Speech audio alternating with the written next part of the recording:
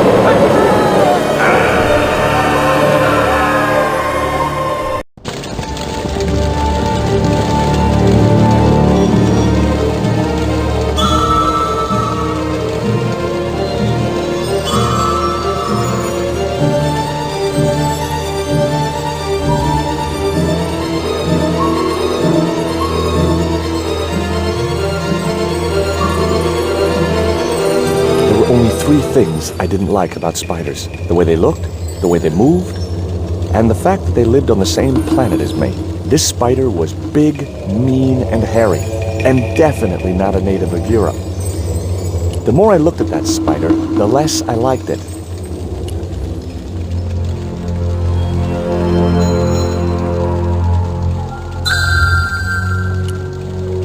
I glanced over the books, vaguely hoping to find a copy of How to Deal with Poisonous Spiders While Tied to a Chair. No such luck. But I noticed one corner of the bookcase was supported by a loose block of wood. Aubier's book collection was exclusively devoted to South and Central American studies. If I didn't do something soon, Aubier's library would be reduced to ashes. Aubier's books covered anthropological and antiquarian subjects. The bookcase was too big and heavy to move. The block of wood had been used to replace the original foot of the bookcase.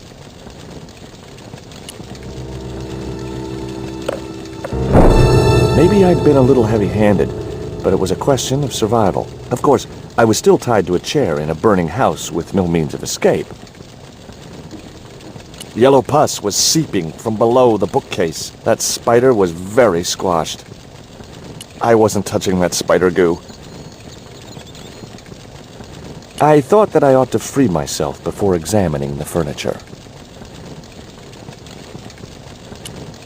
The bookcase had been anchored to the wall by a protruding metal bracket. It had sheared off as the bookcase had fallen, leaving a jagged edge. The metal bracket had a sharp and jagged edge.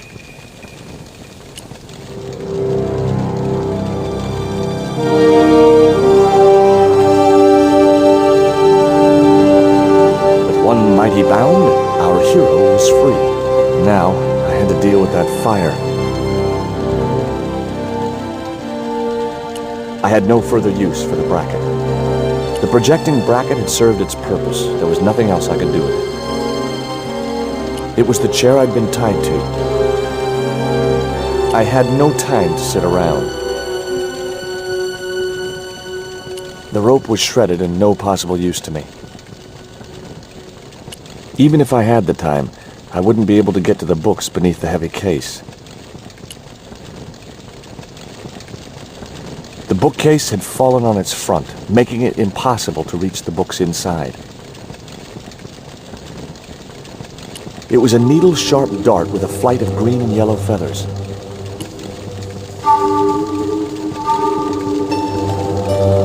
That dart was sharper than a mosquito's business end, but this didn't deter me from getting it anyway.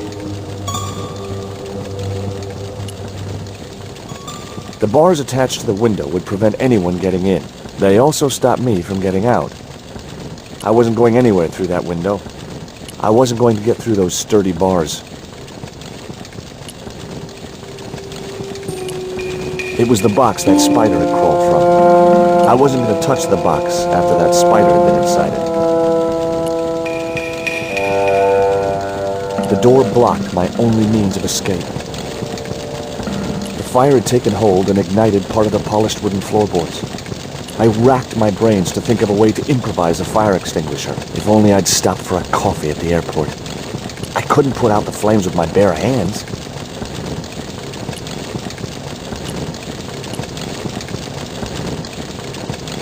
It was a soda fountain, perfect for mixing with drinks or squirting at clowns.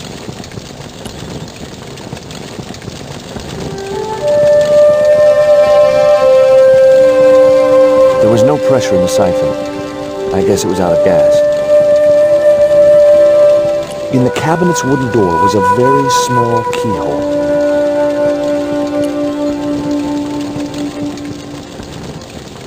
The cabinet was locked.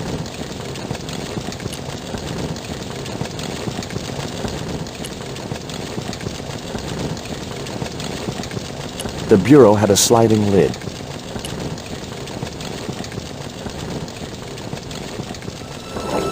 Inside, I found a bottle of tequila. It was a half bottle of extra strong Mexican tequila. Just what I needed under the circumstances. Normally, I didn't drink strong spirits, but today was far from normal. Ew. Disgusting. Not only did the tequila burn like hell, I just managed to stop myself from swallowing the worm. I'd drunk enough of that. What looked like a little shriveled wiener lay on the carpet. Thankfully, it was only the worm from the tequila bottle. Well, I wasn't going to eat it. But life had taught me one thing. No matter how unlikely it seems, the strangest objects have their uses. Even tequila worms. It was a closed drawer.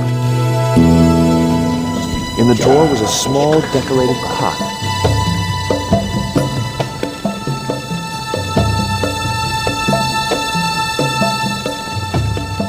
There was nothing else in the drawer.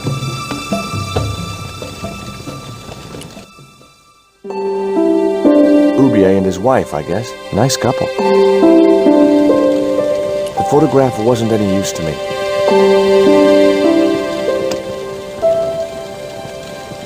The pot contained a key. It looked like a house key.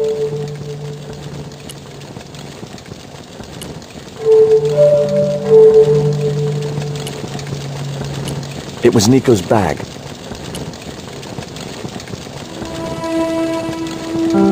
It was a stylish little canvas number containing a lipstick, a handwritten note, and a pair of nylon panties with a large love heart emblazoned across the front. It occurred to me that Nico's tastes must have really changed while I was away.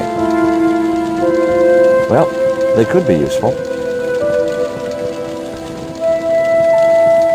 I'd already ransacked Nico's handbag, and besides which, the color didn't suit me.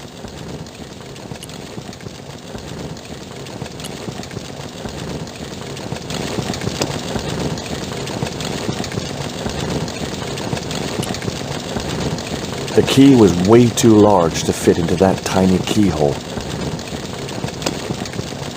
It was the poisoned dart which had stunned Nico. I'd never known anything keep her quiet so effectively.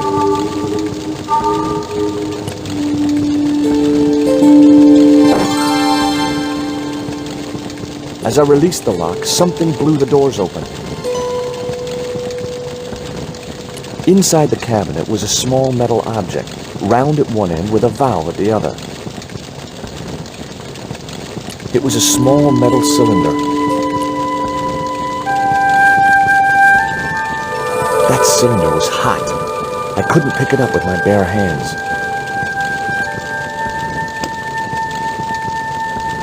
It was a pair of red, lace-trimmed panties decorated with a large black satin heart.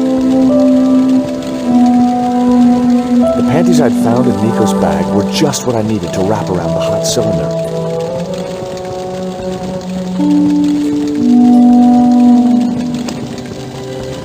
It was a small metal cylinder with a valve at one end.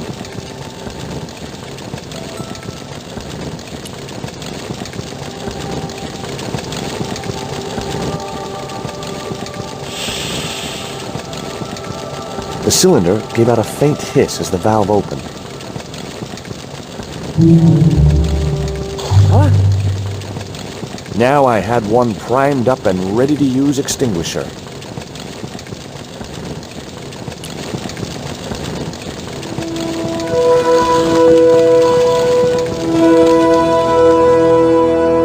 With a well-aimed squirt of a soda fountain, our unshakable hero saved the day.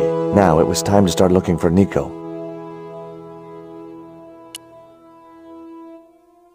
I wasn't going to burn myself on that red-hot doorknob, and it wasn't the time for subtlety.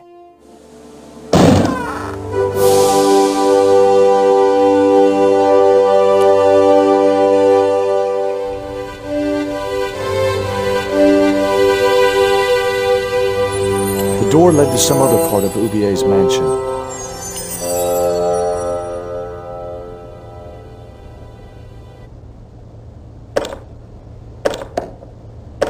It was locked.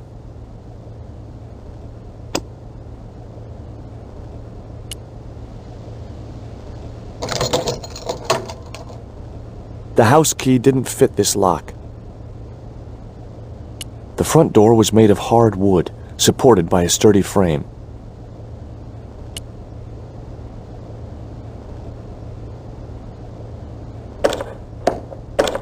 The door was locked. I didn't fancy my chances of kicking this door down.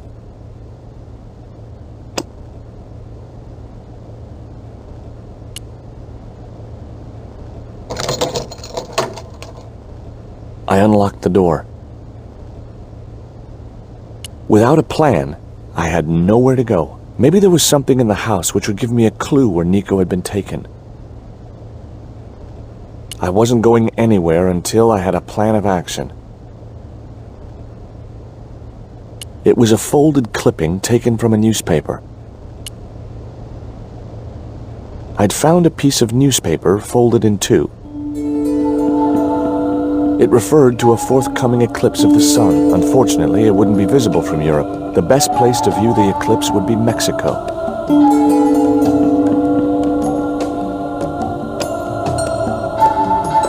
I guess I had no business reading the note, but I figured it might give me a clue to what Nico was involved in.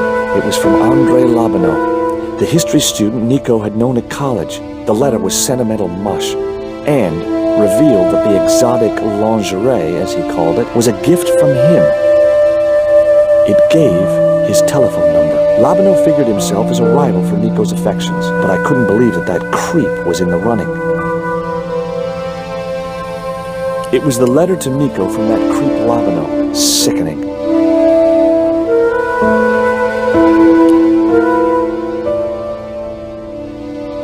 It was Ubier's telephone.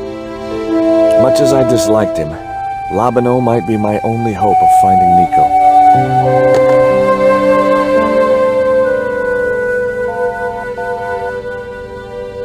Hi, Andre? Who is this?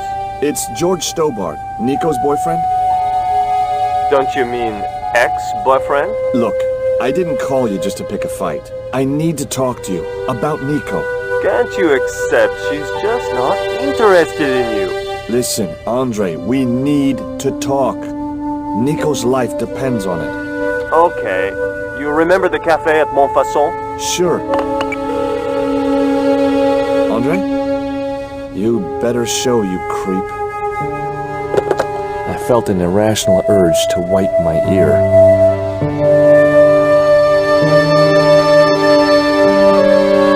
There was no one else I wanted to call.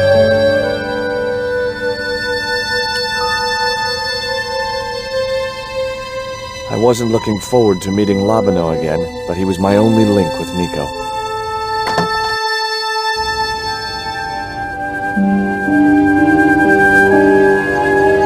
There was no sign of Labino when I got to the cafe. I decided to order a coffee and wait for him.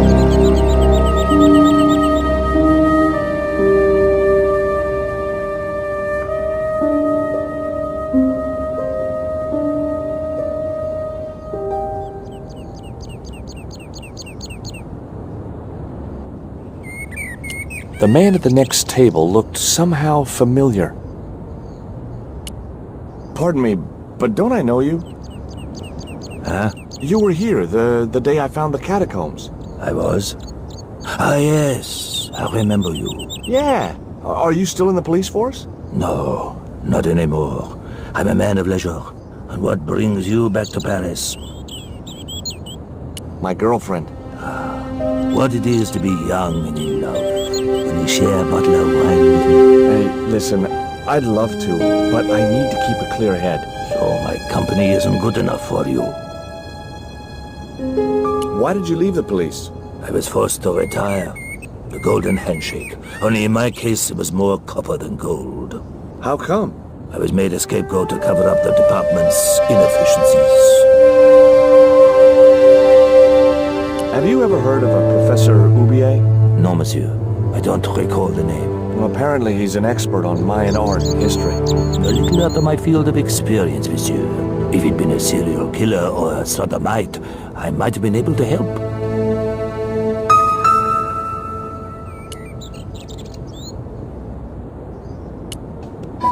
What do you make of this dart? I remember a case where the victim was killed with just such a device. The poison acted in seconds, causing his body to swell up like an inflatable life raft.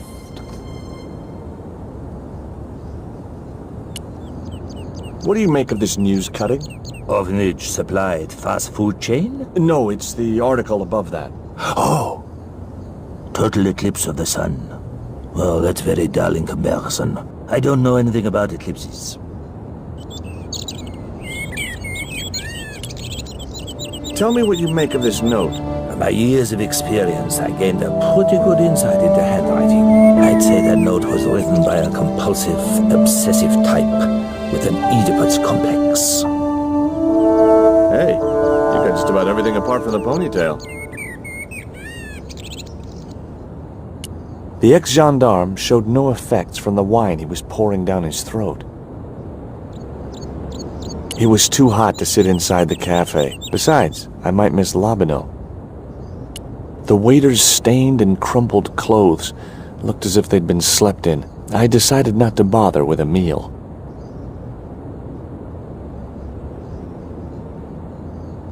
It was a small silver flask from which the man was topping up his glass.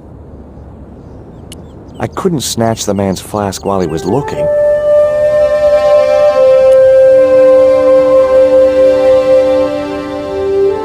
Oh, garçon. He ignored me. I'm sure it was deliberate.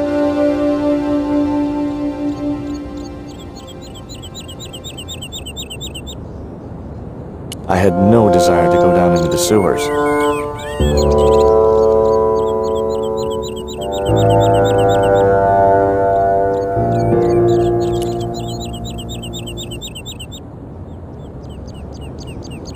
Hey, you. Quoi? I'd like a cup of coffee if you don't mind. When I finish serving this gentleman.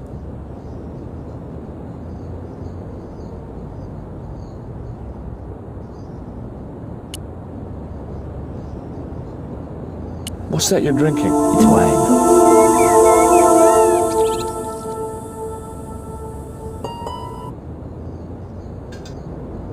Un café. Thanks. Do you know that man over there? I should think so. He's a regular customer. Do you know a guy called André Labino? Oui, I know him.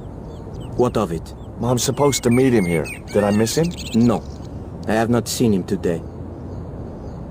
Have you heard of Professor Oubier? Oui, he married that actress, the little dachshund. They used to come here. The nutty professor and the movie star. If Ubier's wife was a movie star, how come I never heard of her? She was big in France. The world doesn't stop at Hollywood. Her stage name was Carol Climax. She died in suspicious circumstances. How did Ubier's wife die? I heard he shot her. And got away with it? He had a good lawyer and they wrote a tight alibi. Why would an eminent public figure like Ubier risk everything for murder? He wouldn't be the first, would he? Besides, people like him always get off. Look at this. A poisoned dart. Ah oui, sure. It's the real thing. Knocked my girlfriend out cold in a matter of seconds. Romantic. Sounds like a real close relationship you have going. What does that guy keep pouring out of his flask? Absinthe. Absinthe? I thought that was highly dangerous and outlawed in France. It is. Don't look at me, I didn't sell it to him. That's all. Thank you.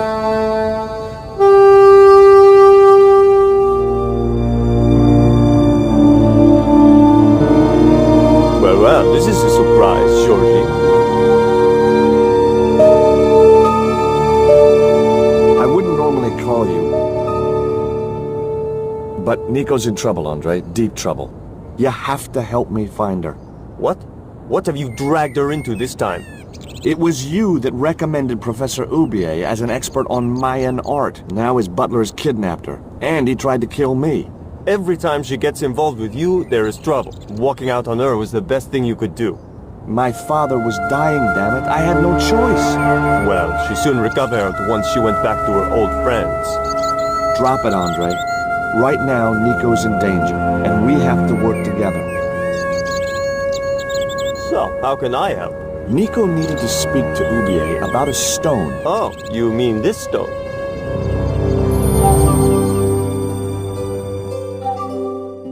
So that's what all the trouble's about. Precisely. Nicole told me to guard it with my life. Well, it's worth more than that, surely. Oh, very funny. What's funny is that your life really is on the line. What are you talking about? The stone is a Mayan artifact, dummy, and the guy who kidnapped Nico was from Central America. It was the stone they were after. Oh my god, you mean I could be in danger too?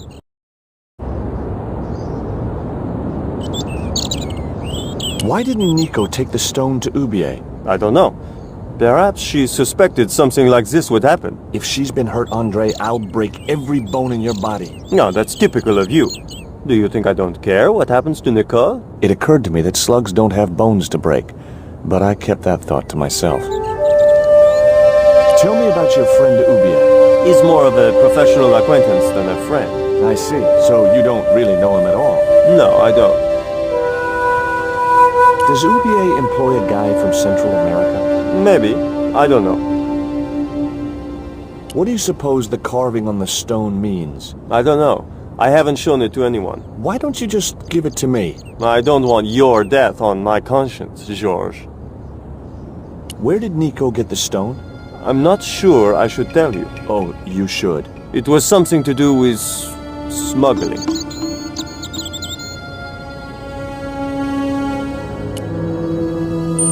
What do you think this is, Andre?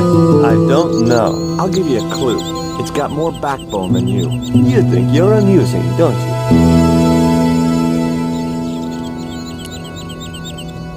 What can you tell me about this pot?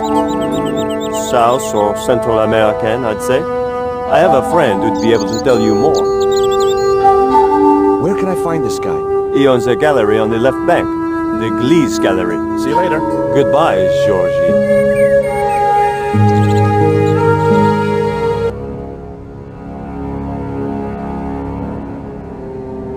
I've had enough of your games, Kala. Tell me what you've done with my stone. I thought your business was simply smuggling cocaine, Karzak. Why are you so interested in that stone? Either you tell me what I want to know, or Pablo here will make you talk. Okay. Well, I figured someone at the university would be able to help.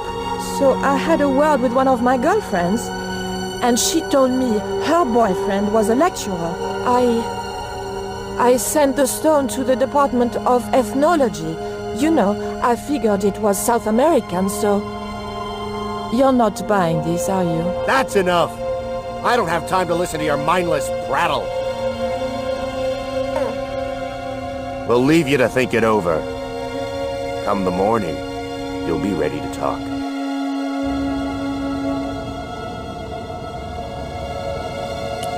You need anything else?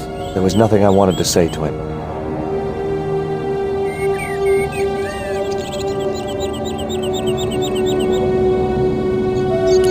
The man was still looking.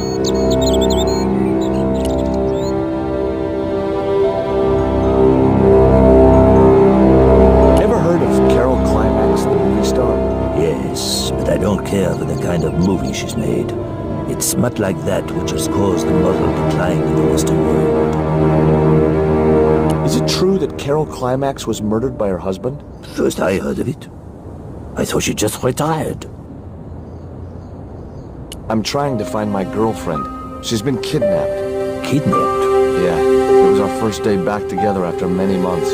That's too bad. My God, that's depressing.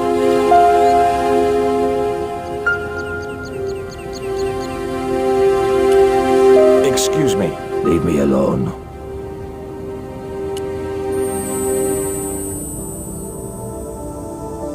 I grabbed the flask and was struck by a powerful smell of absinthe, a highly potent and illegal alcoholic drink.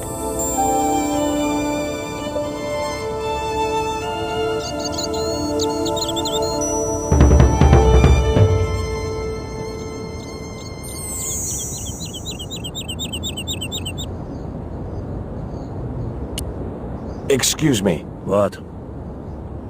I've been looking forward to seeing my girl, but she wanted to rush off to see some professor. I see. And you think she's having an affair with this professor? Look, forget it. It doesn't matter. Do you miss being a gendarme? Yes, of course I do. When I wore that uniform, I commanded respect. Not anymore.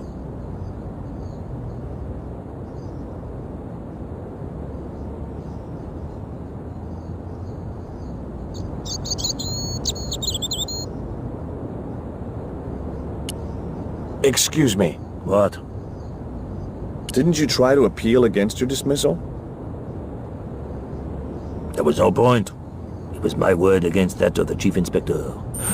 And he was a close friend of the director of the museum I was supposed to be patrolling.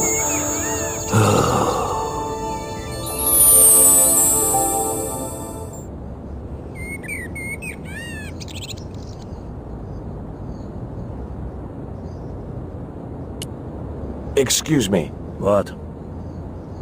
Which museum was it you were supposed to be patrolling? The Cologne.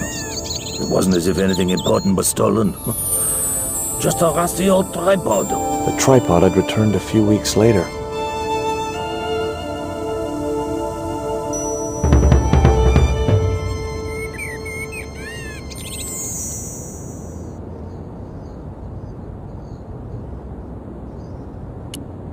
Excuse me. What? I had nothing else I wanted to ask the gendarme.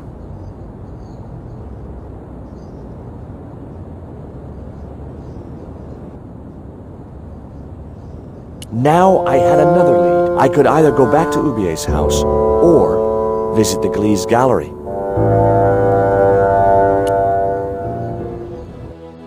The Gliese Gallery had style and class, but very few customers.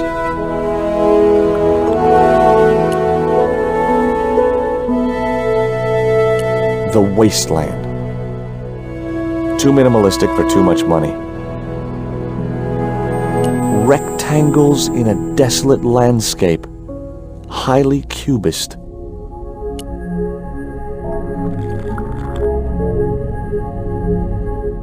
Spheres in a barren waste. Oh, very profound. I could see a pattern emerging in this artist's work. The girls were in a world of their own.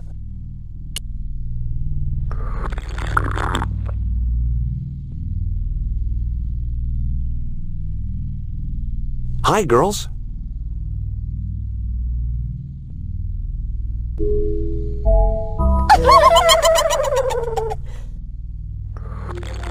What's the joke? あなたはキレてですね。Okay, fine.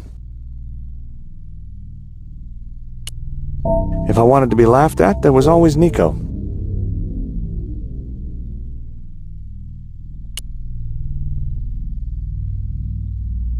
I couldn't believe it. The pots were marked at 5,000 francs each. As far as I could tell, the pots were almost identical to the one I'd found in Ubier's house. At that price, I wasn't going anywhere near those pots.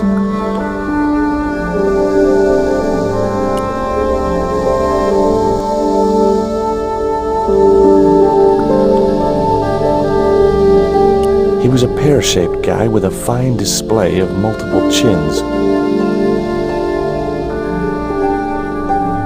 He looked like an older version of Lobino. The same supercilious expression, the same disdain in his eyes, and the same damned ponytail. Are you Mr. Glees, the owner? Good God, no. Then I guess that must be him over there, right? Your powers of deductive reasoning astound me. What's that you're drinking? I'm not sure, but I have a suspicion it might be urine. Glees can't expect a favorable criticism of his gallery when he serves this muck. Have you heard of Professor Ubier? Yes, of course. I was at his house earlier. If you're going to drop names, you could at least name one worth dropping. I thought Ubier was a well-respected man. Why, his last book was nothing but pseudo-intellectual claptrap. The demented ramblings of a drug-dependent has-been.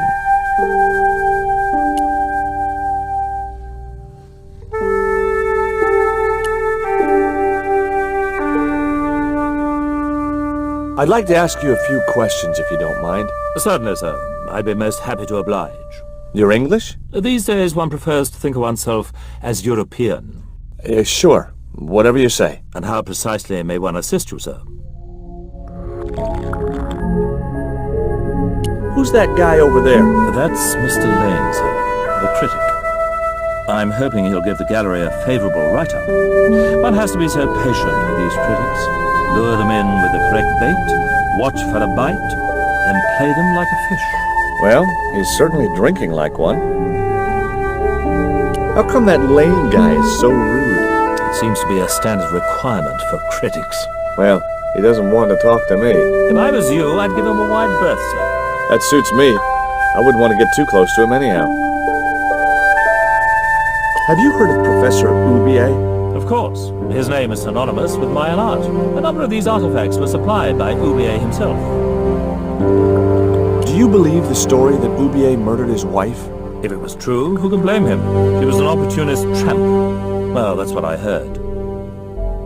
Have you seen any of Ubier's wife's films? Only one. Believe me, I was appalled, shocked, disgusted, and repulsed. Well, you sure got your money's worth. Last time I went to the movies, I wasn't even titillated. Do you get many Central American Indians in here? No, sir. This is Paris. Central America is several thousand kilometers southwest of here, straight across the Atlantic Ocean and turn left. You can't miss it. Well, as it happens, I saw some Central American Indians this very morning. Tourists, sir. Paris is full of them at this time of year. Lane doesn't think much of your choice of wine. Blasted nerve. The priest who sold it to me said it was a good year. I found this news story referring to a total eclipse of the sun. Really, sir? Well, fascinating. I'd like your opinion on this pot. Interesting. Would sir be interested in selling the article? That depends. How much would you give me for it? 300? Possible 325. What?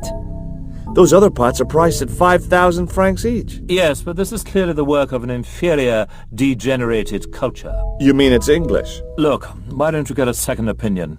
From who? Mr. Lane, the world-renowned art critic and collector. He's an art critic? I thought there was a carnival in town. What I really wanted to ask you about was a black stone. A black stone?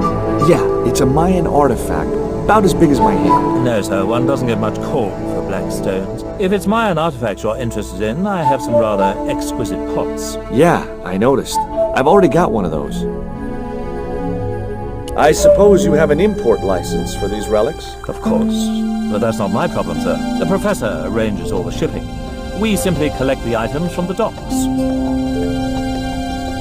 Could you tell me which docks Professor Oublier uses to import the artifacts? Good God, no. I can't possibly reveal my commercial secrets. I have some questions I'd like to ask about those pots. The Mexican collection? Certainly, sir. Where did you get them from? Mexico, of course. I think sir will find the price extremely reasonable. Hey, I'm not interested in buying them. Oh, I see. Well, in that case, you'll excuse me.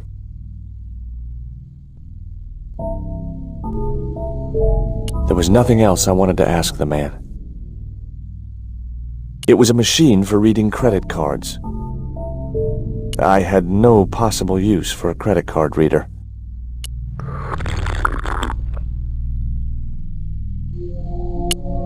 It was a sturdy packing case.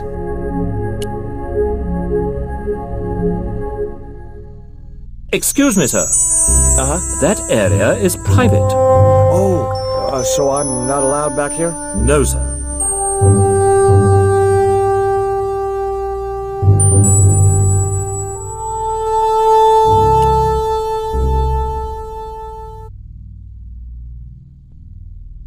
Excuse me, there really is nothing to see back there. Okay, I get the message. It's rather a mess, sir.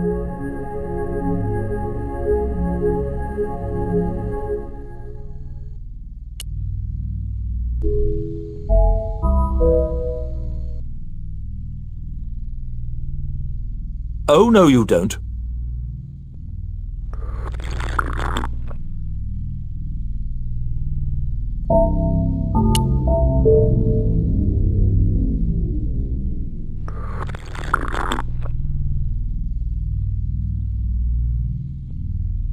Would you give me your opinion on this pot, sir?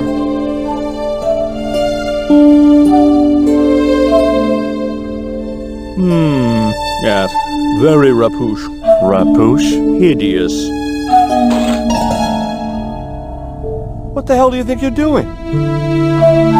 You smashed my pot. Certainly, it was not only worthless, it was ugly and offensive. To you, maybe. Believe me, I was doing you a favor. What's the difference between my pot and all those other pots? Yours is broken. Why, you smug, pompous sloth. Sticks and stones, dear boy, sticks and stones. I wasn't going to waste any more breath talking to that pompous blimp. Maybe I could turn the situation to my advantage, and at the same time, get my revenge. A valuable relic of an ancient civilization lay smashed on the floor. The pot had smashed into too many pieces to retrieve.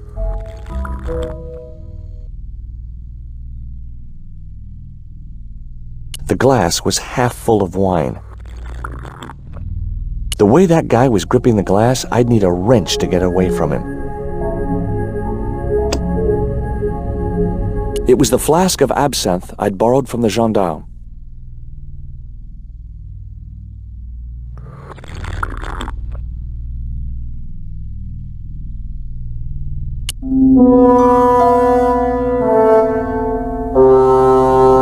I splashed a little absinthe into the glass and hoped he wouldn't notice the change of color.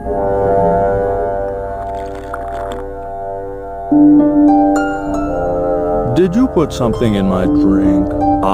Yeah, I did. Well, what do you think? Well, it's certainly an improvement over Gleese's wine. In fact, I could grow to like it.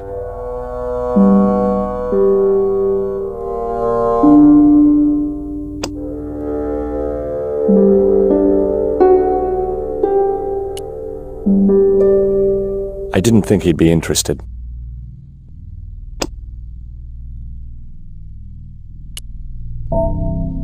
Allow me.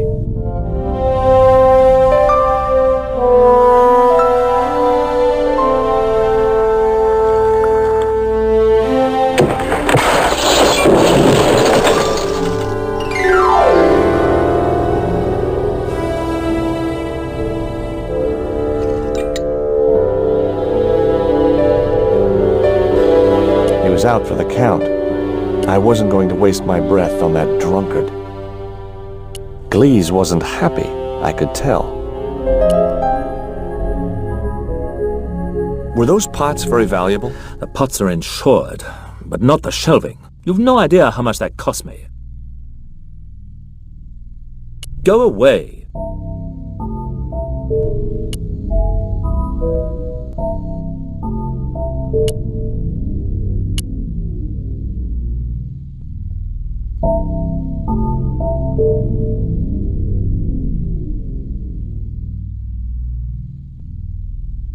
There was nothing in the case but styrofoam packing, but pasted on the side was the remains of a label. The packing case contained nothing but styrofoam chips. It was a label bearing a company name and logo.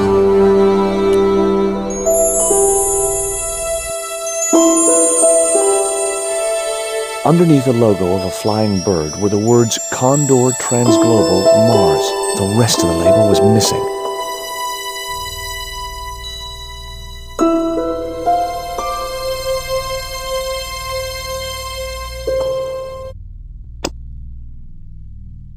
It was the newspaper clipping referring to the imminent eclipse. Wrapped inside it was another small piece of paper. It was a bank statement for Ubier's account from an automatic telling machine. The last 5 withdrawals were for large amounts, and all made in Marseille. It was beginning to make sense. Ubier had organized Nico's abduction. Ubier withdrew money from Marseille. Ubier was connected with Transglobal, who shipped their goods from a warehouse in Marseille. That's how the torn Transglobal label had once read. Marseille, not Mars. It wasn't much of a lead, but it was all I had. I set off immediately to catch the evening train.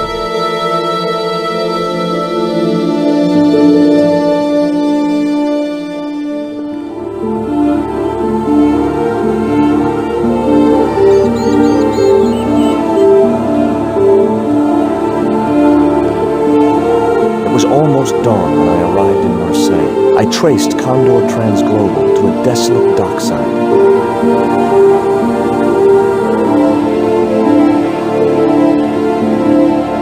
There was a small sign.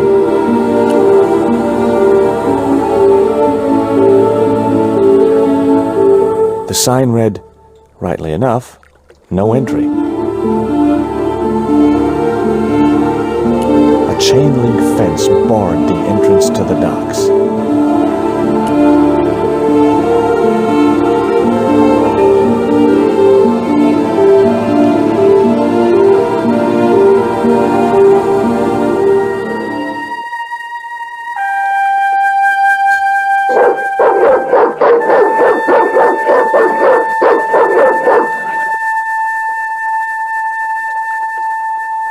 What's the big idea? I don't know. The dog went berserk for no apparent reason. He's trained to do that.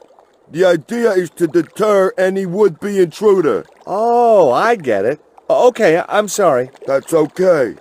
Just remember, he's a trained attack dog. A killer.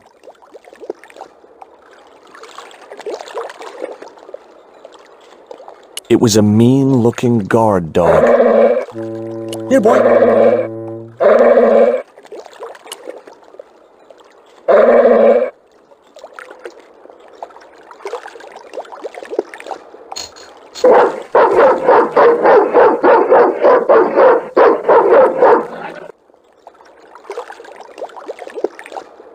Didn't I tell you to stay away from the fence? I was nowhere near it.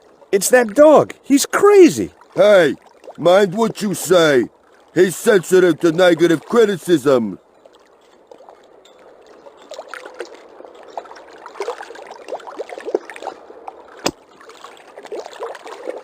Without a way of firing the dart, I would never have been able to propel it fast enough to puncture the mutt's hide. That dog looked like he already had more worms than he needed. He didn't look like a sniffer dog to me.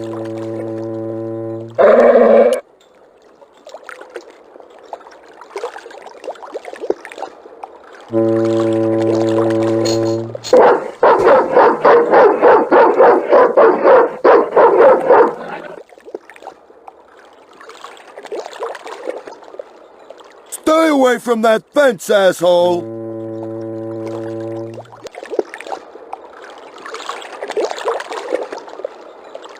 The gates were fastened with a heavy-duty padlock.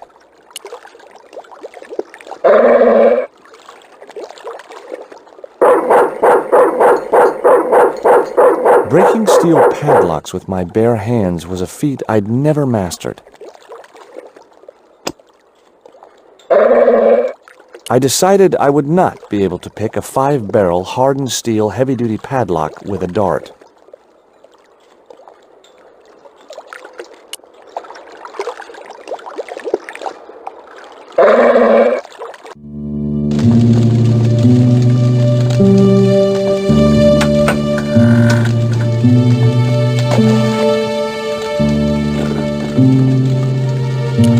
The spike held a stack of papers which appeared to be shipping documents. None of them referred to Condor Transglobal.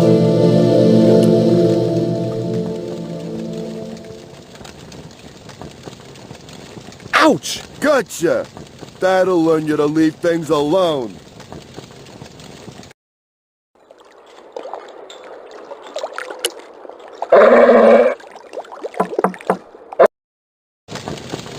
Do you know what time it is?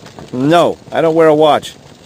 As my dad used to say, I'm not into time, man. Well, you're too early. What time is it anyhow? The big hand's on the floor. Why aren't you in bed? I can explain everything. Never mind, I ain't that interested. What time do you open the gates? 7. Do you mind if I hang out here till the docks open? Please yourself, but you'll have a long wait. It's Sunday, and tomorrow is the start of the national holiday. Everything is closed for a month. Well, wouldn't you just know it? Does that dog belong to you? Nah, he comes with the job. I just feed him every now and then. More then than now, I'd say. What's the dog's name? 20. It's unusual for a dog. It's his registration number. Security dog number 20. Does number 20 have rabies? Nah, just a bad attitude. Like I said, he's a trained attack dog. They took him when he was a puppy and messed with his head to make him the way he is. Ever heard of Condor Transglobal? Sure. They have a warehouse here. Well, could I take a look? Not until after the holidays. Come back in a month. I have to make a delivery to Condor Transglobal. Where's your rig? About half a mile down the road. And you walked here? Jeez, are you some kind of nut? It was easy. I just put one foot in front of the other. Are you going to let me make my delivery? Not without the paperwork. You get the papers, you make your delivery, and I get a fat backhander. I was getting nowhere with the story about being a trucker. Do you know what kind of business Condor's involved in? I'm paid to guard the gate.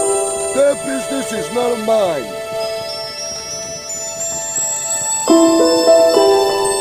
I'm looking for a young woman. At the docks? What kind of woman do you have in mind? You don't understand. It's my girlfriend I'm trying to find. Well, I ain't seen her, and you should tell her the docks ain't no place for a young lady. They're dirty and they're dangerous. I'm certain my girlfriend was brought here when she was abducted. What? Your girl was kidnapped? Yeah. Struck down by an Indian with a poisoned dart. A poisoned dart, huh? I could tell he didn't believe me. This is the dart that the Indian shot at my girlfriend. Sheesh!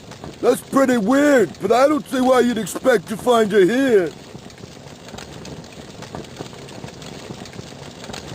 Have you ever heard of Professor Oubier? Me? None of my friends are professors or anything like that.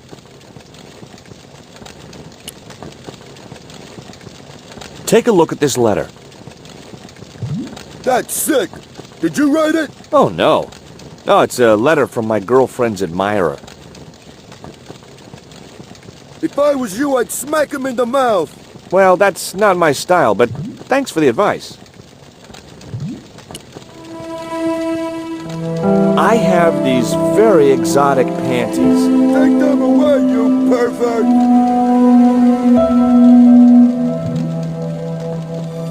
What's cooking? Beans. You know a man can live on nothing but beans. Not this one. Don't you ever get tired of eating beans? Sure I do. What do you take me for? And what's the alternative? Peas. I can't eat them too often, though. They play hell with my digestion. Have you ever considered changing your diet? What's wrong with beans and beer? You need me to tell you? You're pumping out enough methane here to fill a dirigible. I gotta go now, but I'll be back. Can't wait.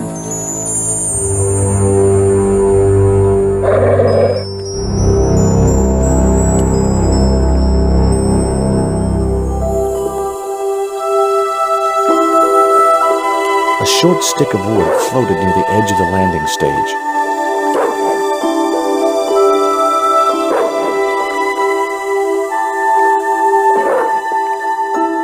The stick had a hook on one end. I figured it was a boat hook for hooking boats. Bobbing up and down in the oily water was the watchman's discarded beer bottle.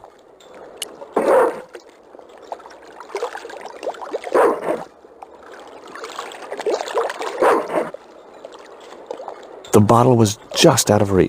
Nothing was going to get me into that water if I could help it.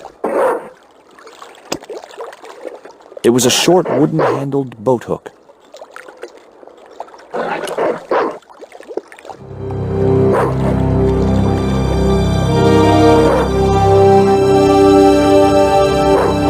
I just knew that boat hook would be useful for something. As for the bottle, even if I couldn't find a use for it, I cleaned up the dock a little. The guard dog was staring at me with a hungry look in his eyes.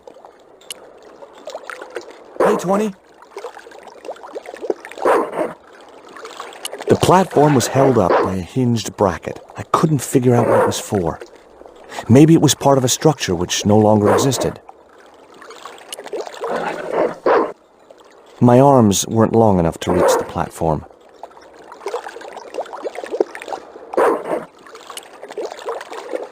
The opening in the floor led up into the watchman's hut.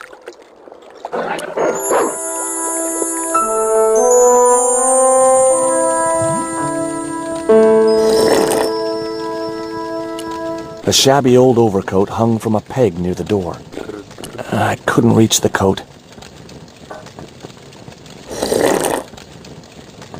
It was the door which led to the docks on the other side of the fence. I couldn't reach the door without climbing into the room. I couldn't reach the documents. It was a box of blank forms. I couldn't reach that far. It was a large bucket filled with coal.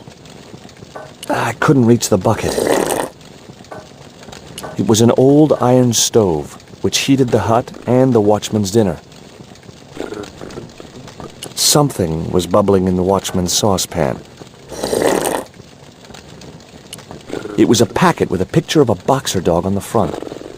I couldn't reach the packet.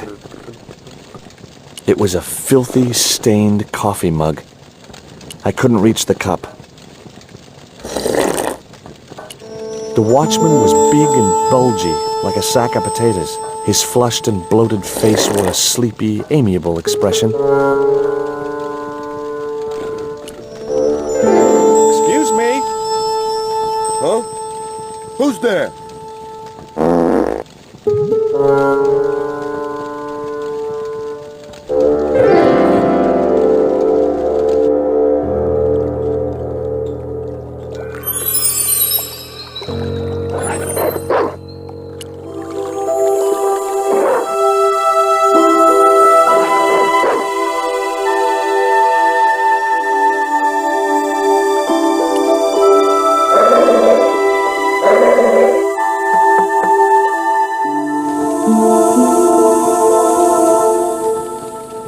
You dropped your beer bottle. Not me, pal. Yes, you did.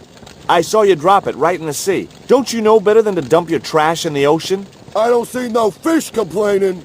See you later.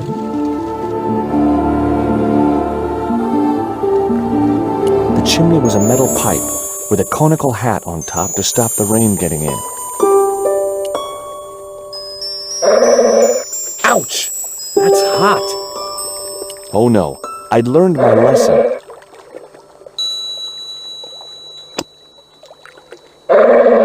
The panties would not have been thick enough to shield this level of heat.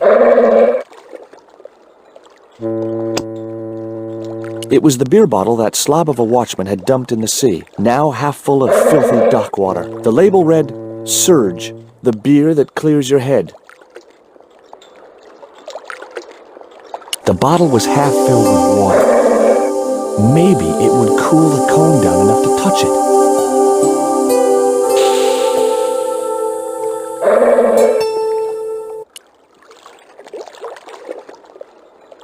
Now I could see into the pipe which formed the chimney.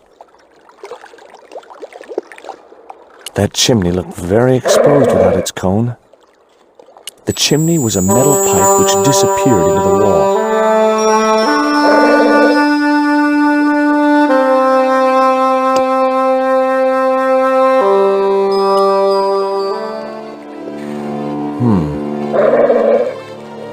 The bottle had blocked the chimney, and the hut was filling up with smoke.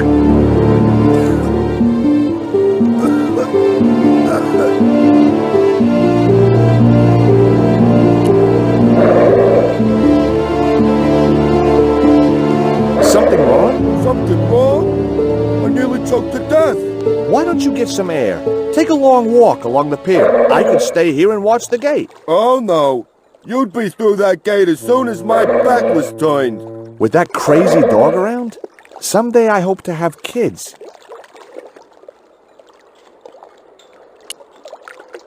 Are you sure you'll be all right? Yeah.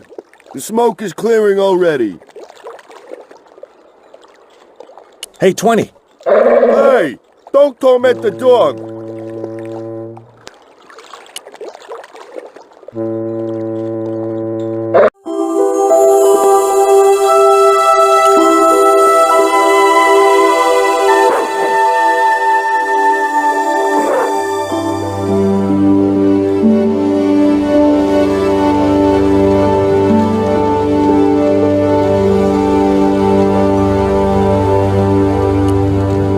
I wouldn't have considered wearing it if it had been the last coat on Earth.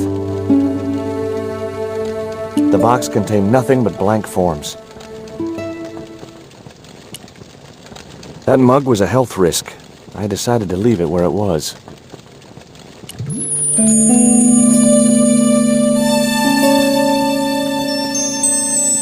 The packet was full of dog biscuits.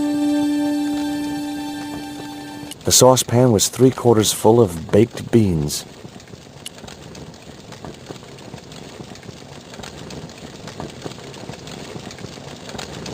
Baked beans in ketchup. Someone had once told me a piece of coal brought you luck.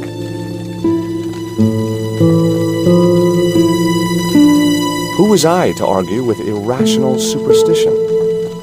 One piece of dirty coal is quite enough.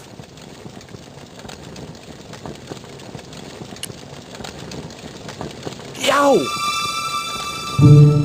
Stove equals heat, heat equals burn, burn equals excruciating pain.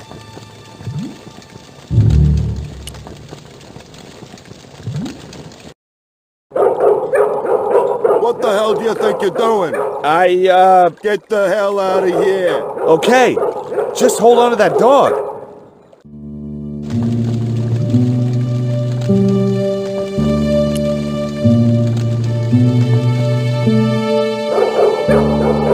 Hey, you wanna end up as dog died? Now, there's an option I'd never truly considered before.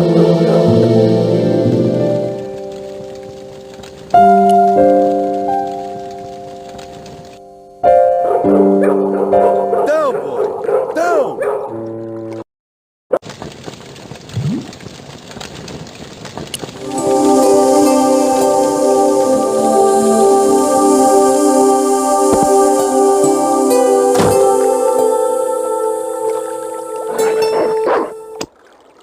It was the box of biscuits I'd taken from the watchman's hut. Gourmet dog.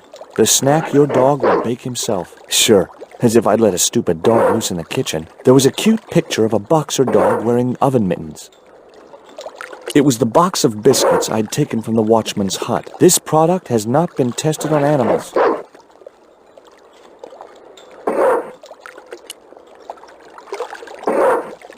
Hey, 20. Come and get it, boy.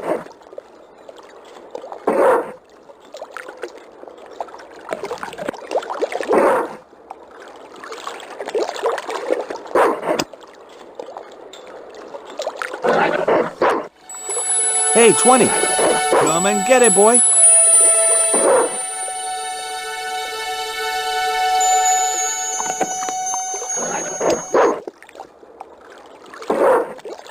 I felt a slight twinge of conscience as I prepared to give the dog a dunking. It soon passed.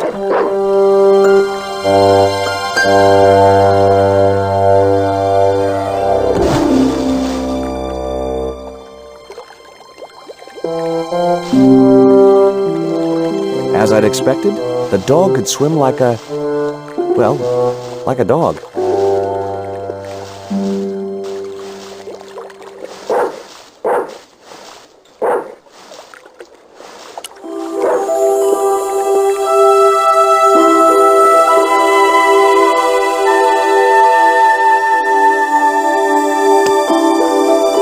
It was the metal cone I'd taken from the chimney of the watchman's hut.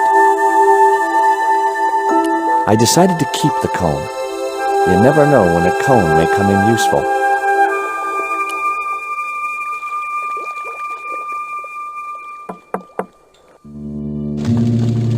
And what's the big idea of busting into my office?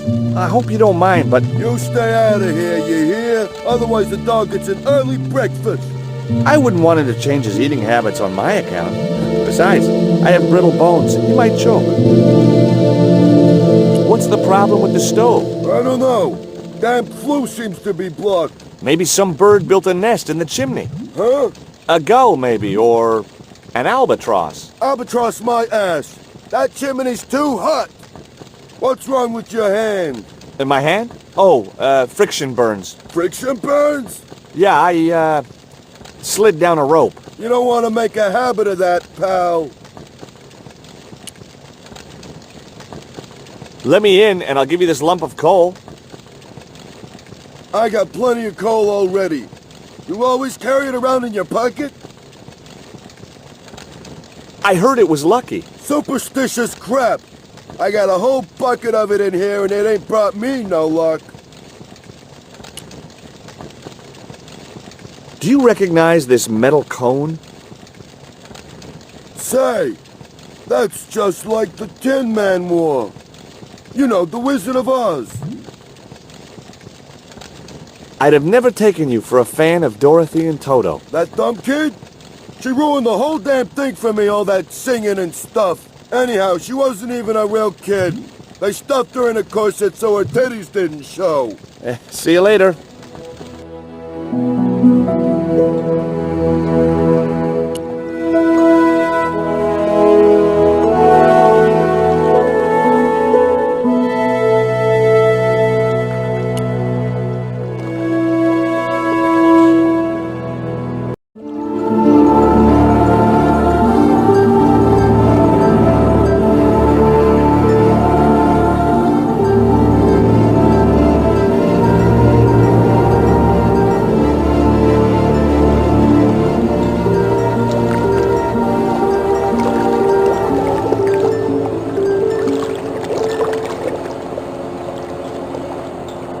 It read, Pont de Nord, fine wine producers. I didn't recognize the label. The sign looked as if it was firmly attached to the wall. Anyway, I didn't really want it as a souvenir. The doors looked 100 years old, but they were still very sturdy. A sturdy chain and padlock hung around the door handles.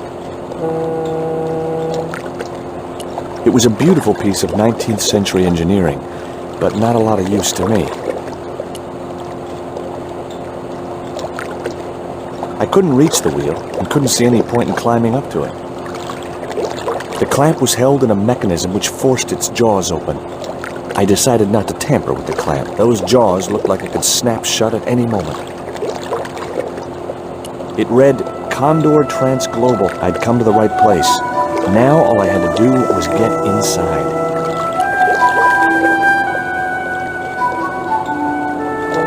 This sign also looked firmly attached to the wall.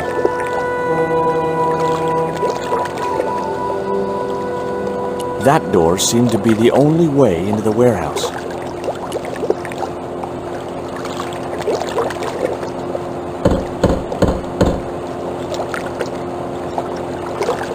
The din must have drowned out the sound of my knocking. There was a little grill set into the door. The grill opened from the inside.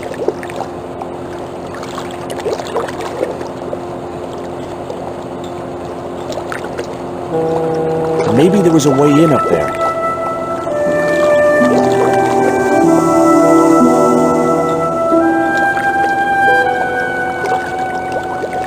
It was a duct from a ventilation fan. The fan was making one hell of a noise. The metal housing prevented me from getting to the fan. The window looked like it hadn't been opened for many years.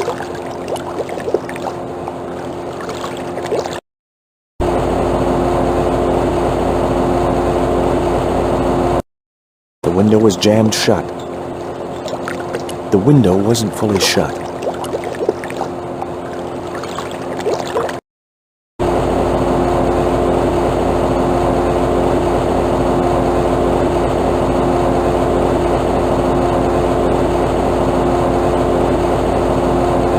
The guy was partly hidden behind a stack of crates. It was the creep who'd kidnapped Nico, and I had a score to settle. I wouldn't have been hurt over the din of the fan. It was a powerful fan. I couldn't reach the blades of the fan, which was just as well. If I'd stuck my fingers in there, I'd never be able to play guitar again. I thought better of tampering with a high-speed fan.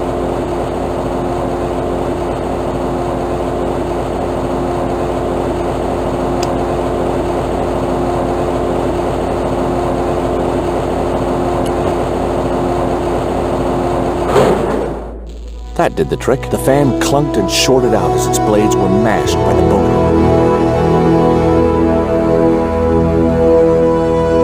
Hey, you make any more noise, I break your arms.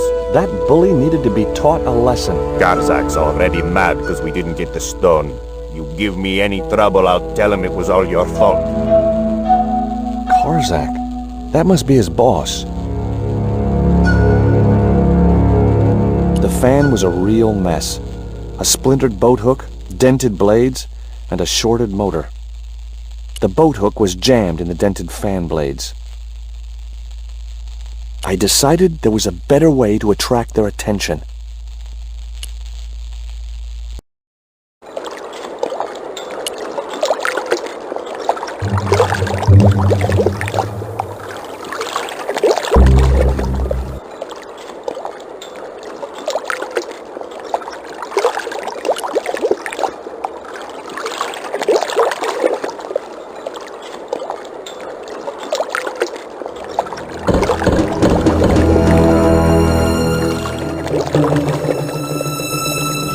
Who is it?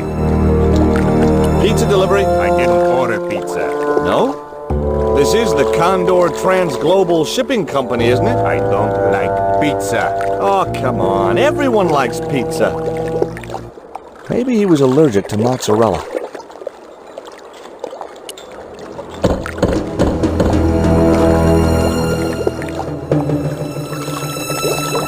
Hey, What now?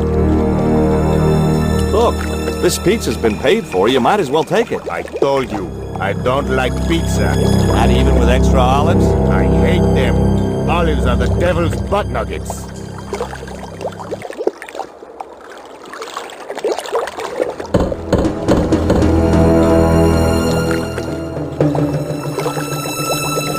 If you know what's good for you, you'll open this door.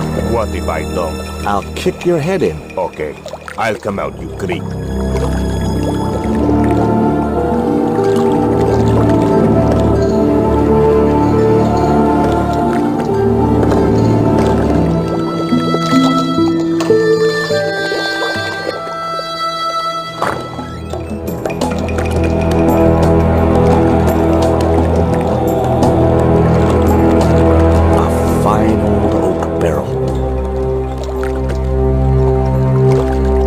clamp consisted of 2 metal jaws which would close when the weight was applied to them.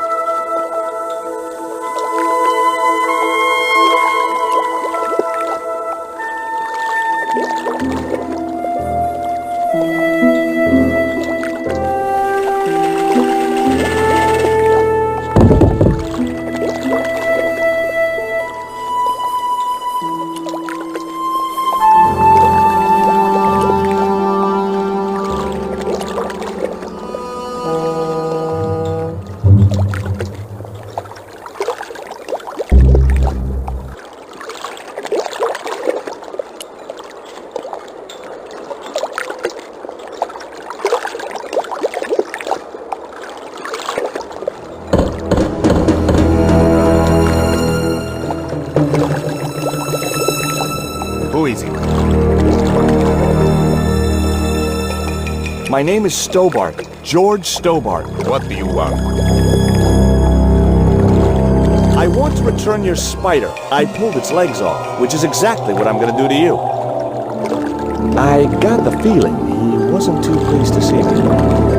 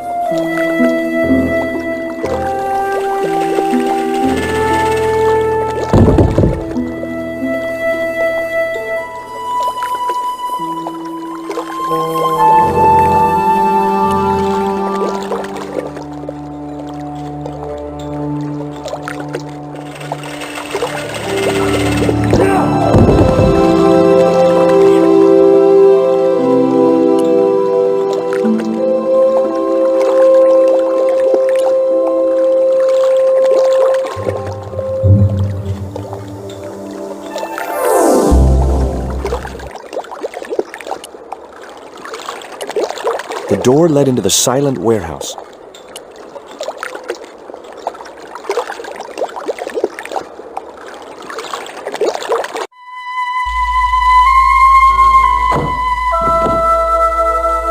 It was an old, creaky, heavy, splintery wooden door. I wasn't going back out there. Oh no.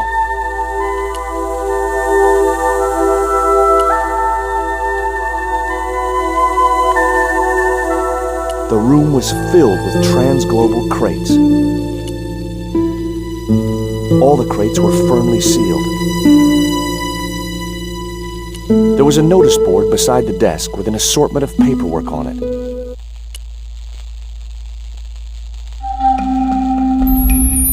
Among the paperwork which adorned the notice board was something which caught my eye. It was a delivery note from Condor Transglobal, and the address was Coromante City. A filing cabinet.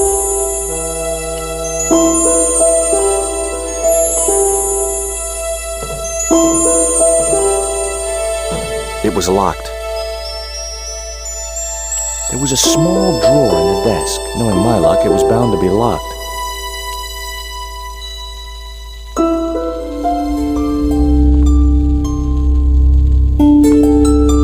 The only interesting thing I found was a small brass key. It was a small brass key.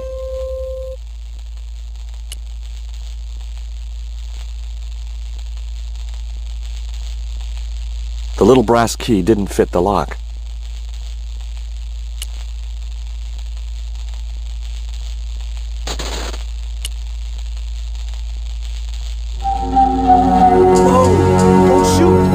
Had a blowpipe. That confirmed my suspicions about what had happened to Nico. I waited for him to shoot me, but it didn't happen. Instead, he seemed to want to tell me something.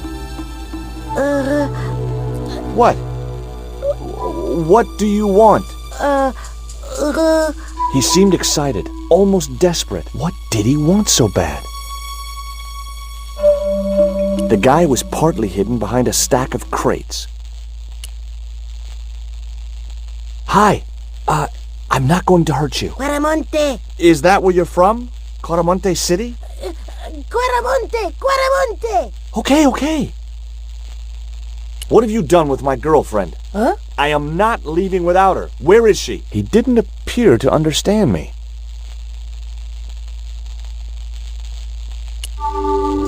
This was the dart you used to knock out my girlfriend. If she's come to any harm, I will count you personally responsible. Lotte capito fnor! Tell me what you've done with Nico, and I'll share these biscuits with you. I knew it sounded lame, trying to bargain with a box of doggy snacks. Besides, how was he to know how yummy they tasted? Do you know what this is? Peito! Lotte capito! Inyakot lagoino mo to?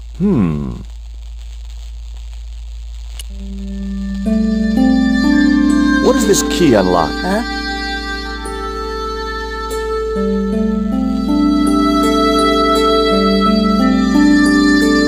Hey, you're manacled. Who did this?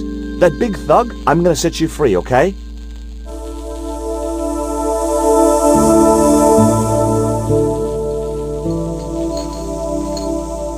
Hey, come back here!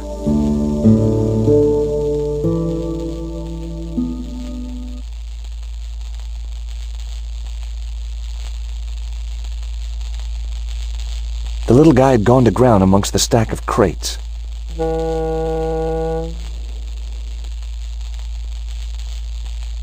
It was an elevator to the upper floor.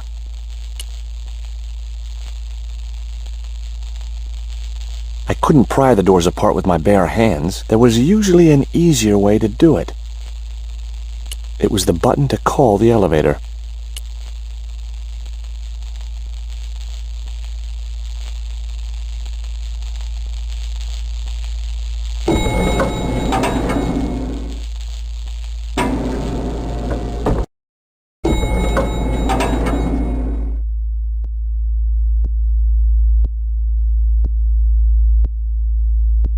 Just in time.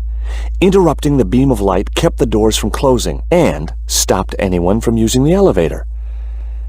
But what now?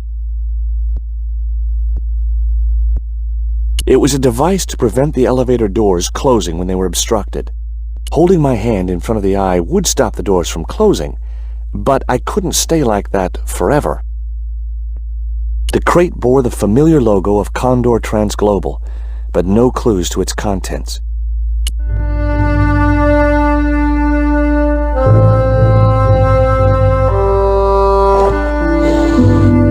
There. That would keep the doors from closing.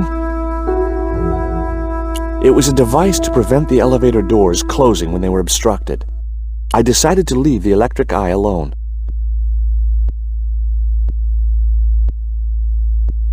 It was the elevator call button. Nothing happened. That was probably because the elevator was already on this floor. An unmarked switch. Tempting.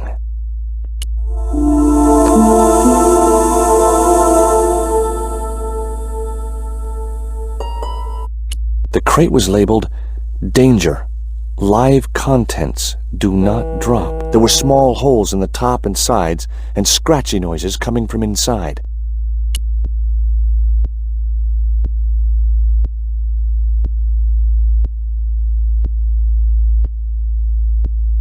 But decided not to risk dropping it and meeting the live contents.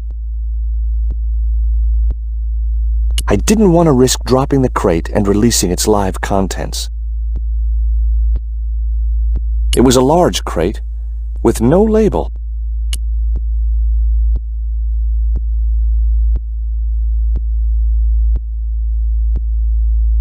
No chance. Whatever those crates contained, they were heavy. The statue looked as if it was Central or South American in origin. The statue looked way too heavy for me to move. It was a pulley attached to a long rail which ran the length of the building. It wasn't much use, though. No rope.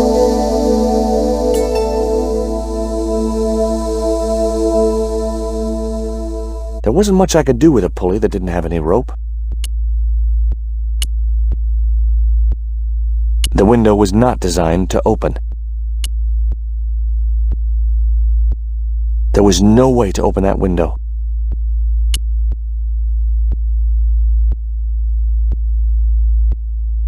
I noticed a faint mark on the wooden floor. There was a barely visible scratch mark on the floor.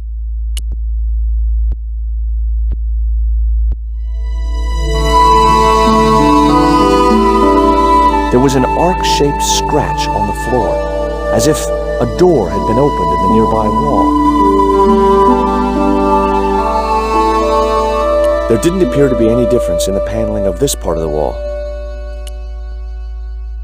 My fingers traced the outline of a secret door in the wall.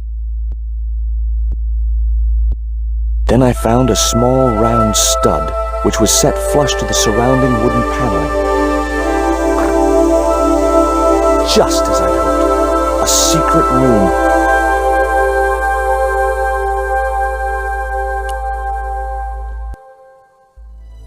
Nico!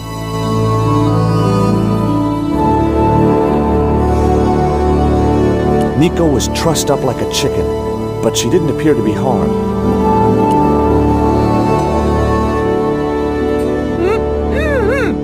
Hold still. This might hurt a little. Ow! Think yourself lucky you don't have a mustache. Thank God it's you, George. How did you find me? I'll explain later. We have to get out of here. Where's Pablo, the big guy? Out cold. Too much wine doesn't agree with him. Are you okay? Of course I'm not okay. Untie me this instant. That look in her eyes told me I'd better get those ropes untied, and fast. What? Get me out of this chair. It was a short length of rope tied tightly around Nico's slim wrists.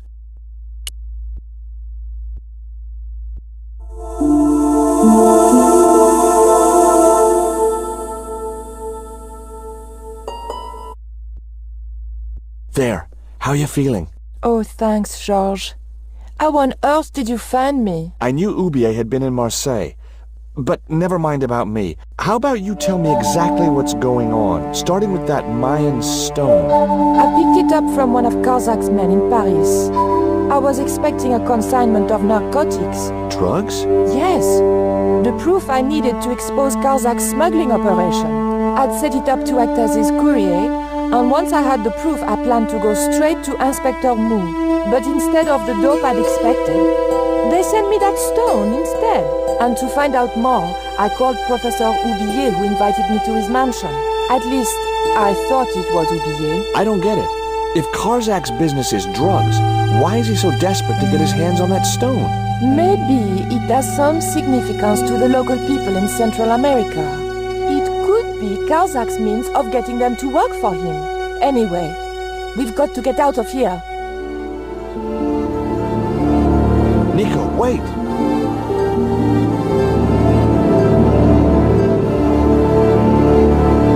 It was a grotesque little statue of a figure carrying a shield and a spear.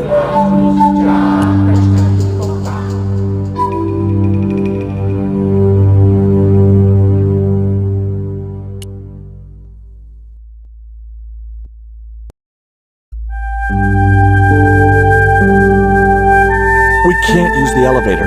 If that thug Pablo's recovered, he'll be waiting for us. We've got to do something. Where does that door lead to? I'm not sure.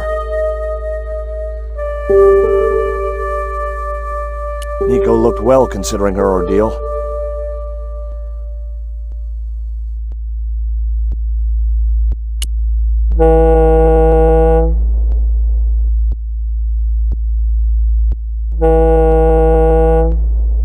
Okay, tell me what you know about Condor. Condor Transglobal exports Aztec and Mayan relics from Central America to Europe. But that's just a cover for the real business. Drug smuggling. What proof do you have? Nothing yet. Do you know where Condor is based? In Central America. A place called Quaramonte. I saw that name on a docket downstairs.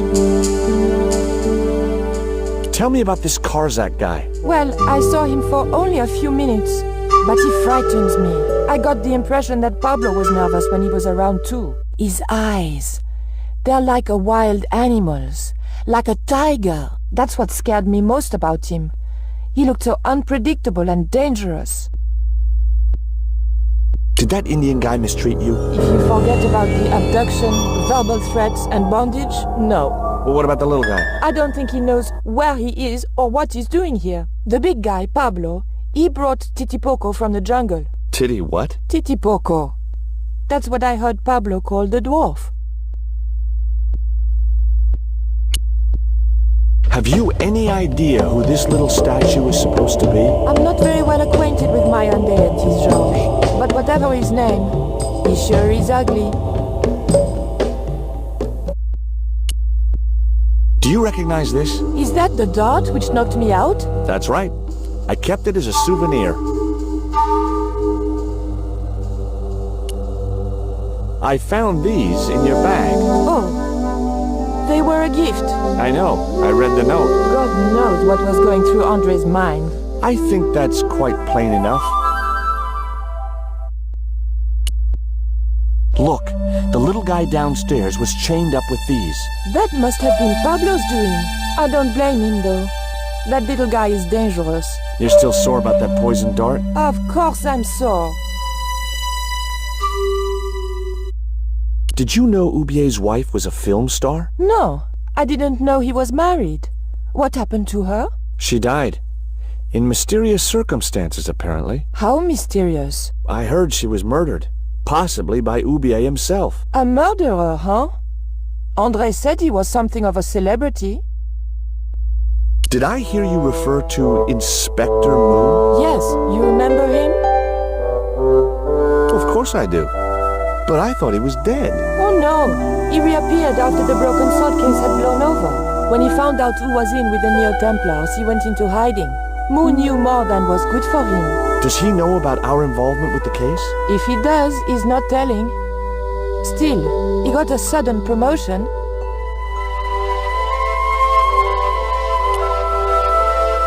There was nothing else I wanted to talk to Nico about at that time. I realized the doors must lead to a loading platform high above the dockside.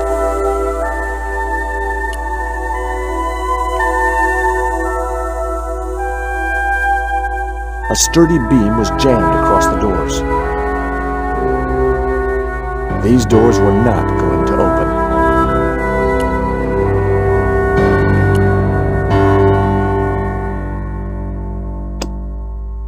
It was the rope the Indian had used to tie Nico to a chair.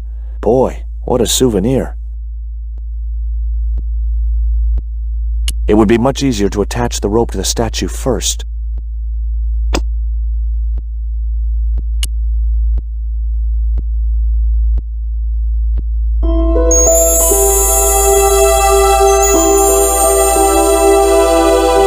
The rope was attached around the neck of the statue.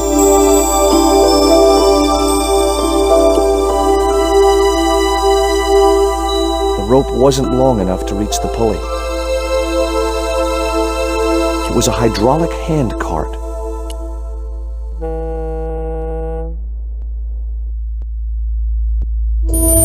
There wasn't enough room to move the handle.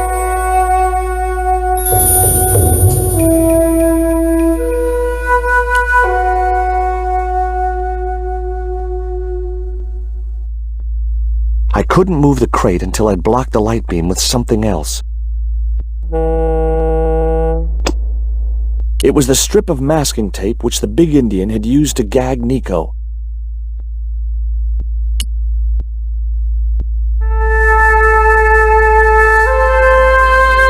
Hopefully, the tape would prevent those doors from closing and stop the Indian from being able to call the elevator. The masking tape I'd placed over the eye prevented the elevator doors from closing.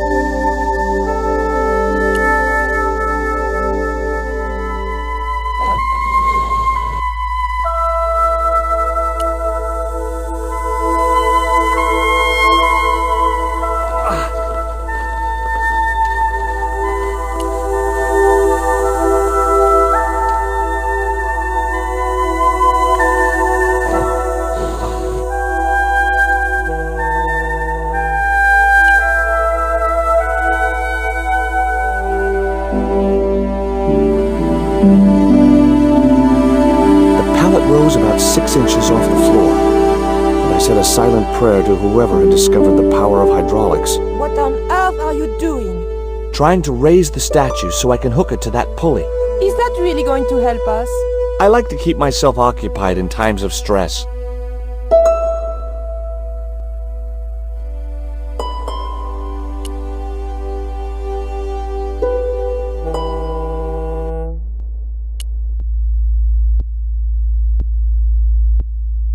The rope and pulley were now attached to the statue.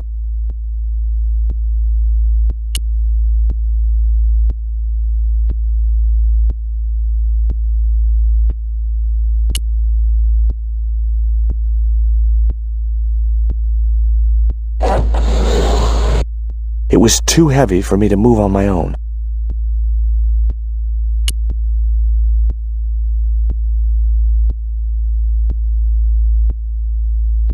Could you give me a hand to push this statue? What for? This, my dear, is our passport to freedom. If you say so, dear.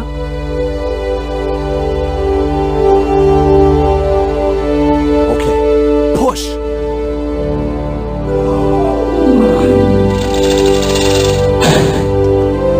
Great teamwork. Nice to be working with you again, Mr. Stobart.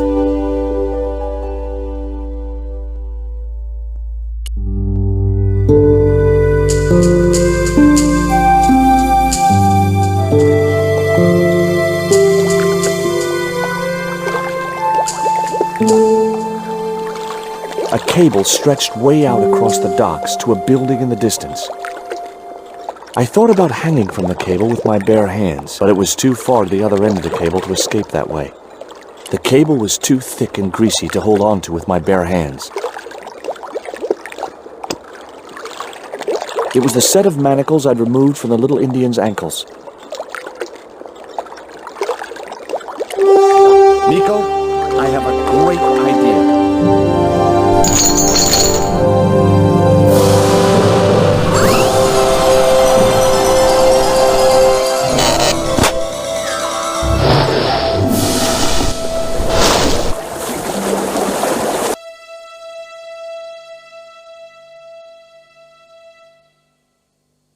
George, where have you been? Never mind that. Do you have the Mayan stone?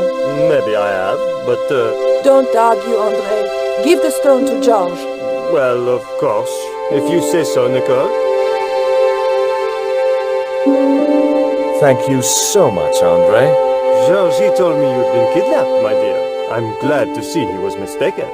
Oh, but it was true. If it hadn't been for George, I wouldn't be here now. It's not finished yet.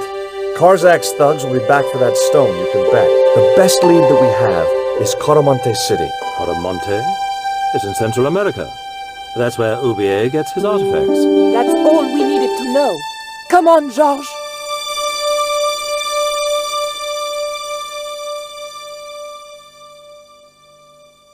Quaramonte, the traveler's rear entrance to Central America.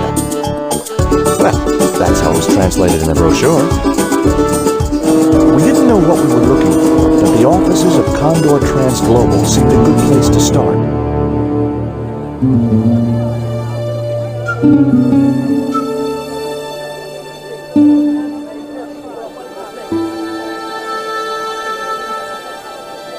Hey, it's market day. I don't see any cabs. Let's ask someone how to get to Quaramonte City. Okay. Keep your eyes peeled for any sign of Condor Transglobal.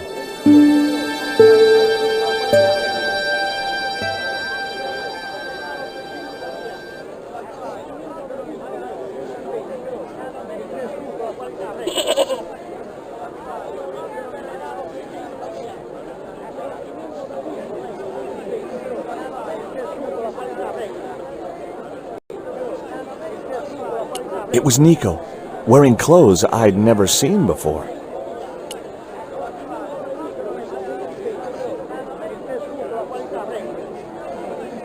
Labano tells me he's been seeing a lot of you. We meet sometimes for lunch, a drink. After you'd gone back to the States, I was pretty lonely, you know. Lonely? You must have been desperate. Couldn't you just visit the zoo or something? Do you have any theories about this stone? I think that design represents a dog, a Mexican dog. So, this is the sacred Chihuahua stone? Sheesh. Take a look at this. Mon Dieu! Where did you get that kind of money? It's not mine. I found that statement at Ubier's house. Take a look at this. An eclipse of the sun. Why the sudden interest in astronomy? I found the cutting in Ubier's house. Apparently, it's only visible from Central America.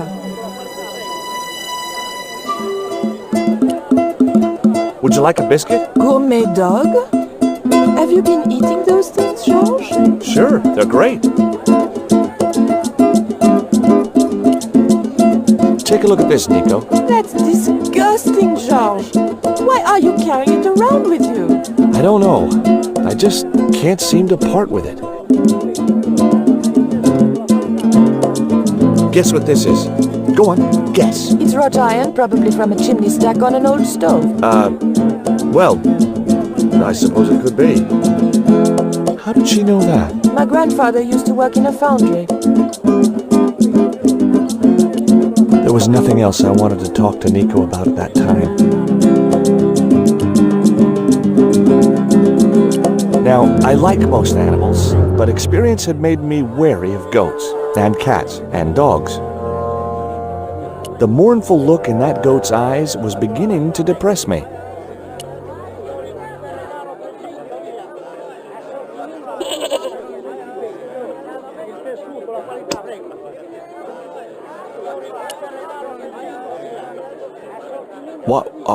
What was that? It's a lump of lucky coal. Coal? I would have preferred chocolate. Any flavor, so long as it hasn't got marzipan in it. God, I hate marzipan. You can talk. I mean, you're a talking goat. Keep your voice down. This is between you and me, right? Well, I guess so. Now, I mean it. You tell anyone you've spoken to me, and you'll be cursed.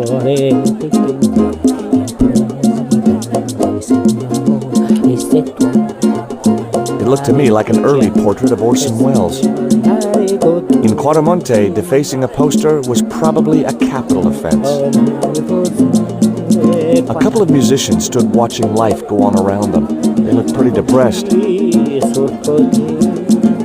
It was the band with no musical talent.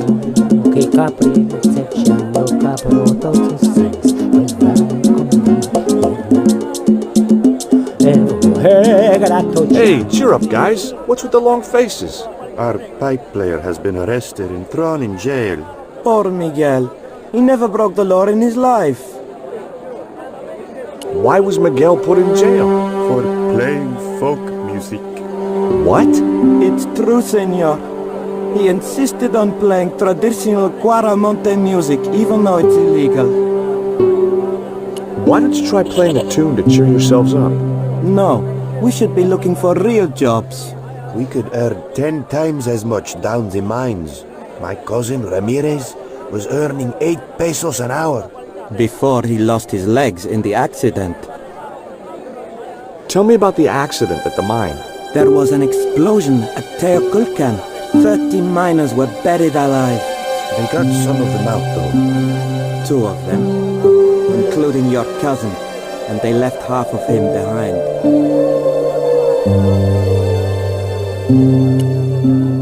Have you any idea what this is? No, senor. Me neither.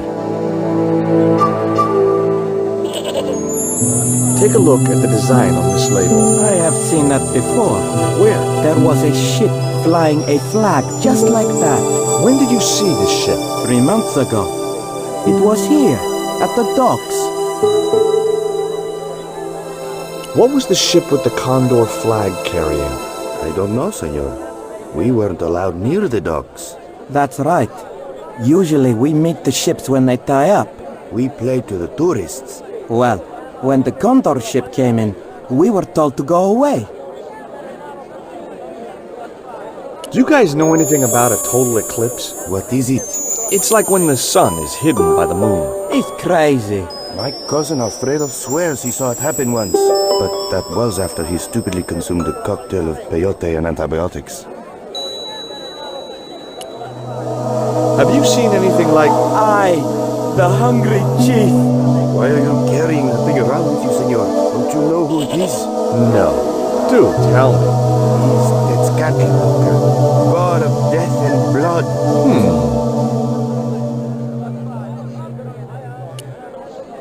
What do you make of this little worm? No good. It's dead. Sure it's dead. You think I'd carry it around in my pocket if it wasn't? Would either of you guys care for a biscuit? A dog biscuit, senor? Are you trying to insult us? No, really. They're good. We'll take your word for it. I had nothing else to talk about. The guy was selling fish.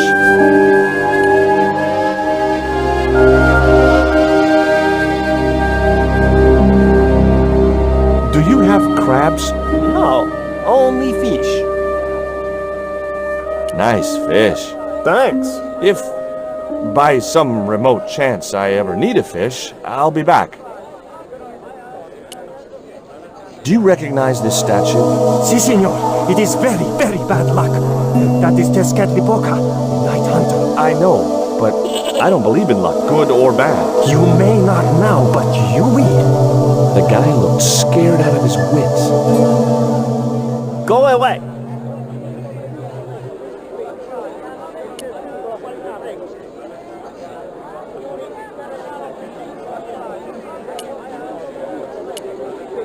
The woman had an impressive display of gourds.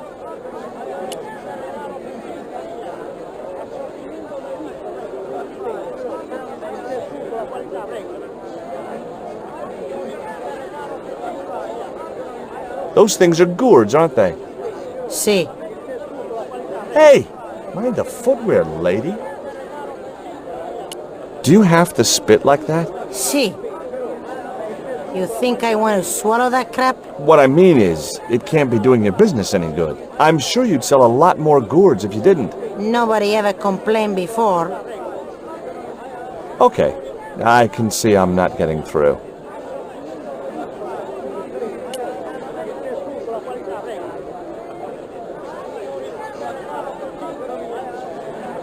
I wasn't gonna get anything out of the gourd lady except spit. The guy wasn't showing much enthusiasm selling his wares.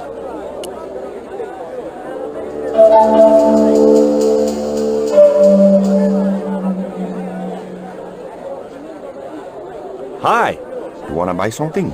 No, not really. I got cabbages. Buy a cabbage, senor. I don't think so. I didn't come all this way to buy vegetables. Listen, have you heard of Condor Transglobal? No. Buy a cabbage. I'll give you a discount on bulk purchases. I'm not into cabbages. Have you ever seen anything like this before? Aye, Tezcatlipoca. Put it away, senor. Tezcatlipoca brings nothing but evil. The poor guy was so freaked, he didn't even mention his cabbages. See ya.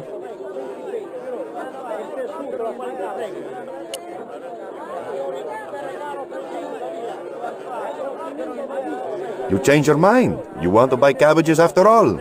How many you want? 2? 3? None. Don't come crying to me if you die of scurvy. He wasn't going to be any help. That guy wasn't interested in anything except cabbages. The old woman was preparing a food that consisted of ground maize and lots of spittle. The maize and spittle concoction looked gross.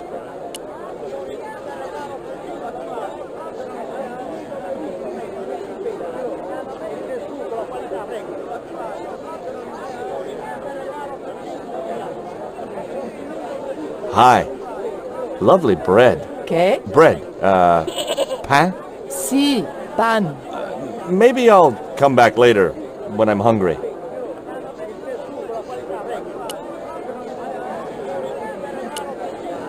Do you recognize the logo on this label? Condor Transglobal?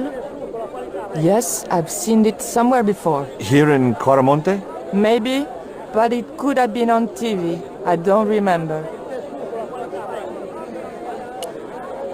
Do you recognize this statue? Por Dios! Put it away! You will bring bad luck to Quaramonte. Okay, I'm sorry. Go away! You carry the curse of Tezcatlipoca. Okay, I know when I'm not wanted. The man was puffing away at a crudely rolled cigar.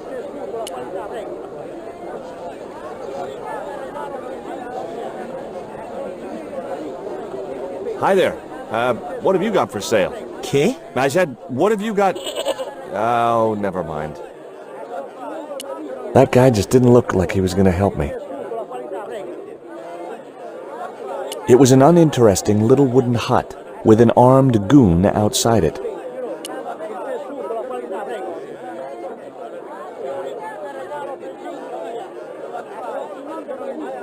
Inside the hut was a chair and a small table.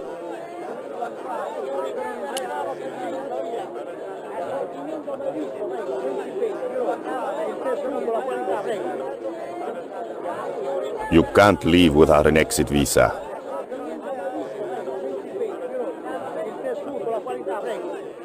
It was an armed guard looking after the barrier. Welcome to Quaramonte. Thanks. Can we get a cab to the capital? This is the capital, Quaramonte City. When's the next ship out of here? But, senor, don't you like our beautiful country? Oh, yeah. It's like a little piece of paradise right here on Earth. Then why you wanna leave? I'm just plain homesick. Like it says in the song. A word of warning, senor. If you feel like bursting into song, bite your tongue. Huh? There are official restrictions on music in Quaramonte.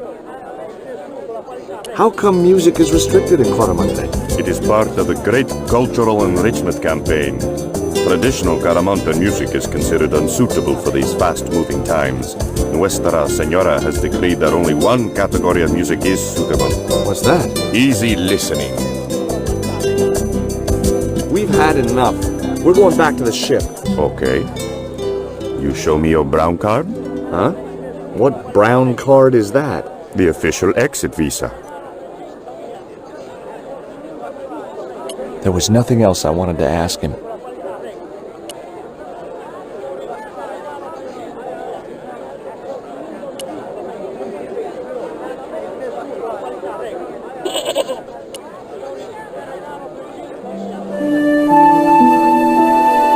George Stobart, Mrs. Henderson. Boy, this is some coincidence, huh? When you've been married to a fruitcake like Dwayne as long as I have, you stop believing in coincidence. I'd met Pearl and Dwayne on the other side of the globe in Syria. He was an army veteran who suspected he was working for the CIA, but wasn't sure. She was less obviously deranged. Is Dwayne here with you, Mrs. Henderson? Why, sure, I couldn't leave him home alone. Since Dwayne came back from the war, we couldn't bear to be apart. So, where is he now? We ain't speaking. Why aren't you speaking to Dwayne? Because he's an old spoiled sport sourpuss. I want to visit one of those old pyramid places, but Dwayne says he has to stay in town. Right. And you don't want to go on your own? Well, there's no point in going to the pyramid if there's no one around to take my picture. Is Dwayne still working for the CIA? If he is, he doesn't know it. He's what they call a snoozer. Don't you mean a sleeper? No, this is different. He used to think he worked for them, but the psychotherapy cured him of that. What he doesn't realize is that now he really does work for them. At least that's the way I understood it. What brings you to Quaramonte, Pearl? What takes me just about anywhere? The market. You drove 2,000 miles to go shopping? Shopping is my role in the economy of the Great Design, George.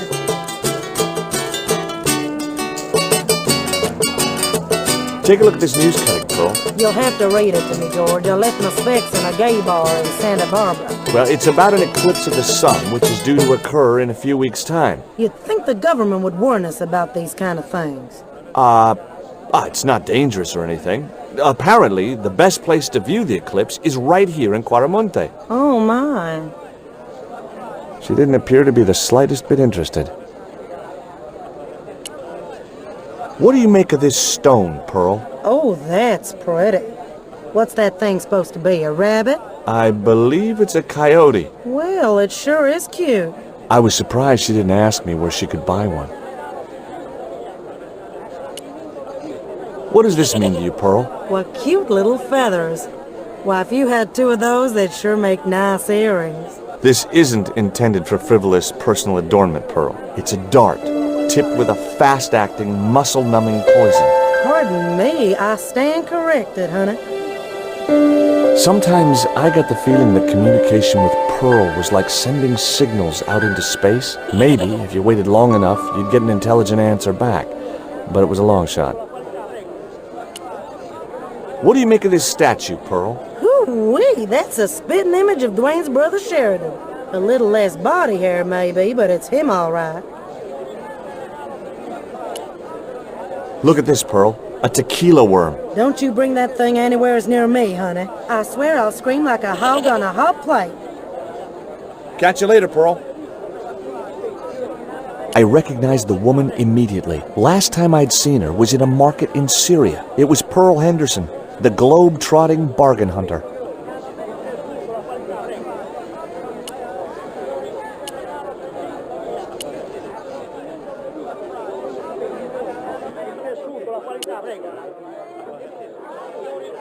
It was one of the windows of the jail.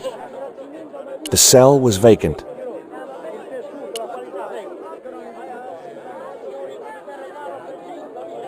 It was one of the cell windows. There was a forlorn-looking guy asleep on the floor of the jail. It was Miguel, the pipe player. Hey, Miguel! He didn't hear me.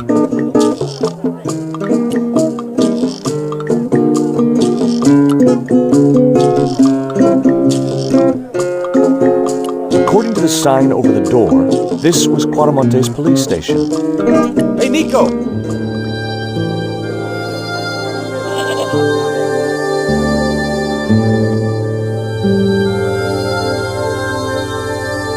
I have done just as I have been instructed, Professor. With the mine closed down, there'll be no one around to observe your excavation. I have visitors. Just remember what I told you, General. There's really no need to make a martyr out of that man.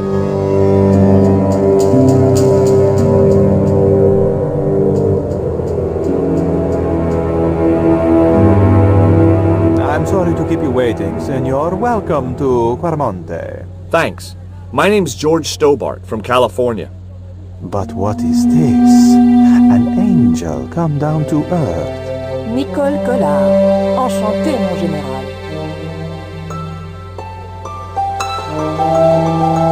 Pardon me, senorita, but I couldn't help myself. Look, we'd like to ask you a few questions. You've come to the right place, senor. Tourist information. General Graciento, at your service.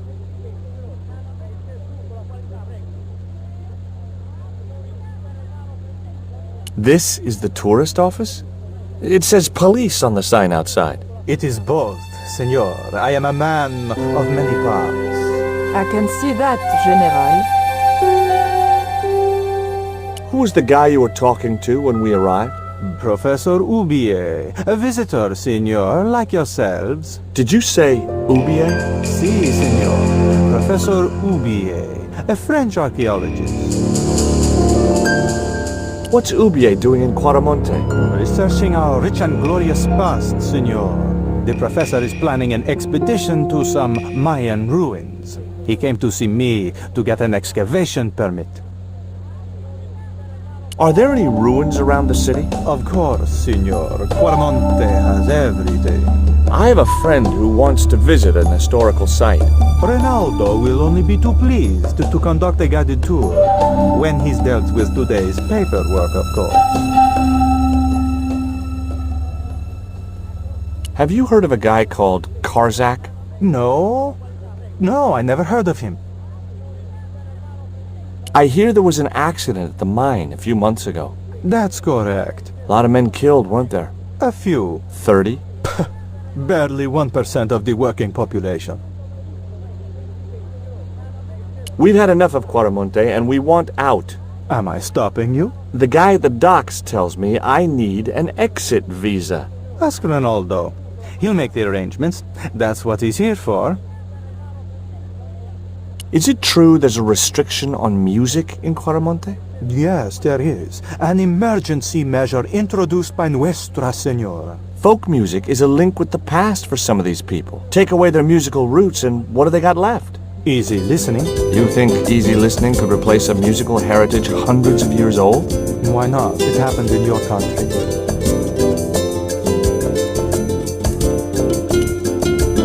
Take a look at this label. Si, senor. Condor Transglobo. Can you tell me where to find their offices? No, senor. I never heard of them, and neither did Ronaldo. Are you sure you never heard of Condor? Oh, yes. The company is registered here in Quaramonte City.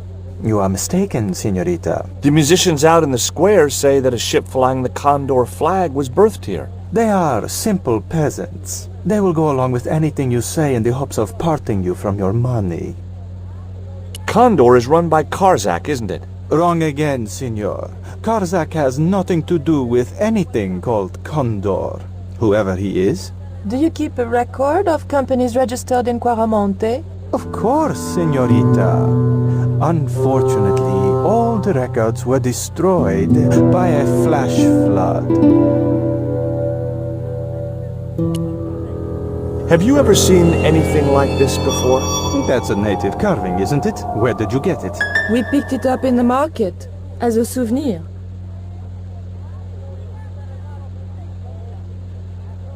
Do you know anything about the forthcoming eclipse, General? Such things do not interest me, senor. What do you think of these panties, General? Oh boy, fabuloso! They're yours if you'll tell me all you know about Karzak. I told you, I never heard of the guy. Do I get the panties now? I told you all I know. You told me nothing. Would you like a biscuit? Are you trying to bribe me? Well, every man has his price. Mine is more than a dog cookie, Senor Stobart. I'll be back. It was the map which the General had been showing to Professor Oubier.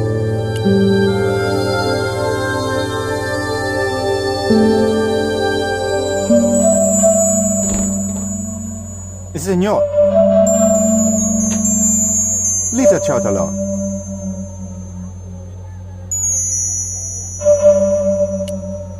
Senor. Sorry, I forgot.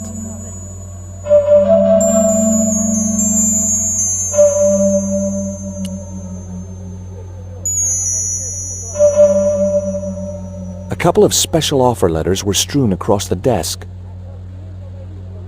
I had no need for junk mail, especially someone else's. The television was showing what appeared to be a low-budget soap. A tall man with long blonde hair was shouting at a woman who was naked apart from a towel. Now they'd been joined by another younger woman. She was blonde too. The guy's sister, maybe. Nope. She was their maid. She's brought a tray with 2 glasses on it. She keeps shaking her head as if denying something. Oh, wow! The wife grabbed her by the hair. Oh, watch that towel, honey. Georges, wake up! Huh? Oh, sorry. I was distracted by that dumb TV show. I can see very well what's distracted you. It's rubbish, Georges. Passion Avenue, my favorite program. Groovy. Yeah, hot stuff. The soap had been replaced by a boring guy just talking to the camera. I decided to leave the television switched on.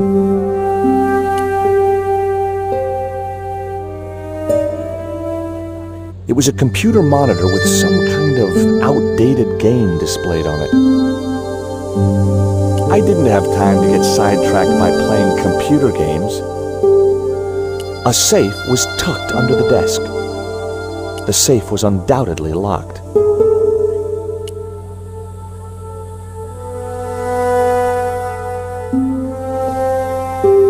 Do you have a map of Quaramonte? A map? I'm sorry, senor, but I don't. What about the one on the wall? Ah, that is an archaeological survey map, senor. Not suitable for tourists. I'll be back. It was General Graciento, Quaramonte's reigning slime ball. I'd asked him all I'd wanted to for now. A gloomy passage led to the rear of the building. I wasn't going to try investigating the passage while the general was sat there. A filing cabinet stood in the corner. The filing cabinet was probably locked.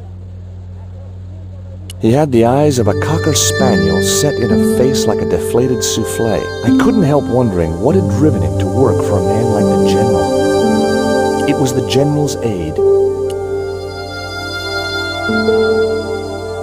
Hi, I'm George Stobart. Hello, senor. How can I help you? I'm trying to get out of Quaramonte. If I had $1 for every time I heard that, I'd be able to buy back half my family. Never mind them. What about my visa? We don't take visa. I didn't ask if you take a visa. I want you to give me a visa. I can't help you, senor. I don't understand these things. Are there any ancient pyramids near Quaramonte? Si, senor. But it's not very impressive. It's in ruins. That's perfect. Would you be willing to give a guided tour of the ruins? I can't. The General would have a fit if I left all this paperwork. Would you like a gourmet dog snack biscuit? I would love one, senor. But I would have a problem with my teeth. Toothache? No, senor. If the General catches me eating on duty, he'll knock them out. Do you recognize this statue? Scantlipoca. The night wind. Take it away, senor. That stone is cursed. You know anything about this eclipse? No, senor. El General keeps me in the dark about most things. So long. I had nothing else I wanted to ask him.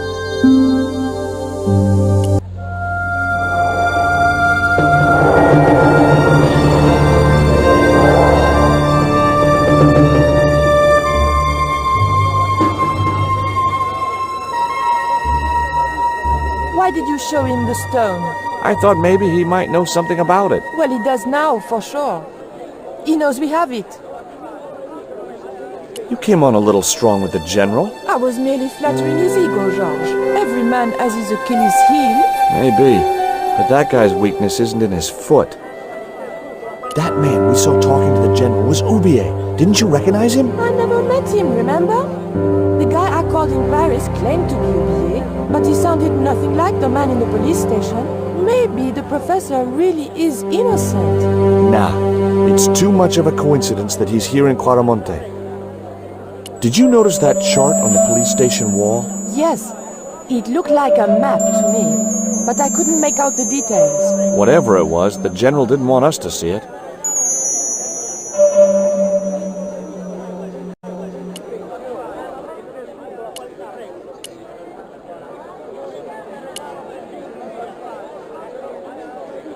It was that suspect archaeologist, Oubier.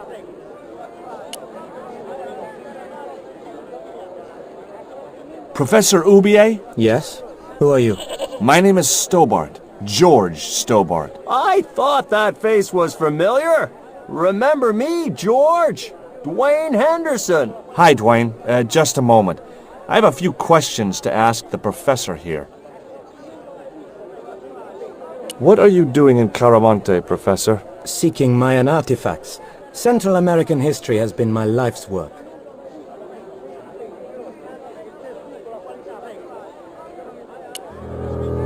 Can you tell me anything about this stone? Where did you get that? This is the stone my girlfriend called you about. The stone that nearly cost Nico her life. I assure you, I don't know what you're talking about. What do you know about my girlfriend's abduction? I don't know what you're talking about. She was invited to your mansion in Paris. Not by me, she wasn't. I haven't been home for nearly 7 months. Have you ever employed a Central American butler or servant? I've never employed any kind of servant, monsieur. Do you see this label? Yes. It refers to a company named Condor. What of it? I traced that company here, to Quaramonte. Do you know where I can find the offices of Condor Transglobal? The company no longer exists. They went bankrupt recently. I have proof that you are directly involved with Condor. I used them as shippers to transport artifacts to a gallery in Paris. Beyond that, I have no connection with the company, which, as I said, no longer exists. Does the name Karzak mean anything to you? Yes, I know him. In fact, if it wasn't for Karzak, I wouldn't be here. What? He's financing my expedition. Can you identify this statue, Professor? Oh, yes. Tezcatlipoca, the Lord of Darkness. A Central American god, right? A supreme deity. Tezcatlipoca means, literally, smoking mirror. There. You see the mirror shield in his left hand? The Mayans believed he could look into the mirror and see into the hearts of men. He was the wind which came howling in the night in search of victims, and victims they gave him by the thousand. Human sacrifices? Men, women, children, animals, anything that bled. The steps of his temple ran red with the blood of sacrifices. The Mayans have a legend that says he'll return one day. I hope I'm not around to see it. Tell me about your wife, Professor. Please, I don't want to talk about her. Maybe you don't, but I do. Why was she known as the Little Dachshund? It was just a silly pet name I used to call her. Somehow some damned reporter found out. Take a look at this, Professor. What have you got to say about that? Where did you get this? Never mind that. How do you explain these withdrawals? I left my financial affairs in the hands of my secretary. Including the withdrawal of funds in cash from your personal account? I trust Gwyneth implicitly. And why Marseille? Why the very place my girlfriend was taken? That's obvious, Stobart. We are both the victims of the same devious plot. What plot? I have no idea. Do you know anything about this eclipse, Professor? Of course. It's not the reason I'm here in Quaramonte, but I'm looking forward to seeing it all the same. What's your interest in the eclipse, Professor? Oh, it's purely a layman's curiosity. History is my subject, not astronomy. But I've been fascinated by the movements of the heavenly bodies since I was a child. I wouldn't miss a total eclipse for the world. Does the eclipse have some special significance for you? For me? No. For the ancient Mayans, it marked the end of the Fifth Age. Perhaps we should be celebrating. Ah, no. The end of each age heralds destruction on a global scale. The fifth is the final age, ending in the total destruction of the Earth. Would you like a biscuit? No, thank you. You should, they're good. I can't do enough of these things.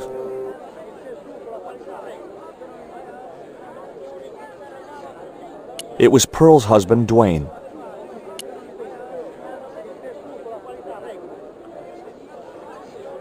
Are you still working for... you know who? Who's that, George? You know I'm retired.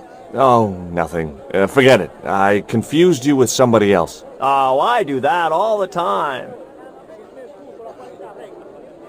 I spoke to Pearl earlier. Yeah? Did she mention that we had a kind of falling out? Yes, she did.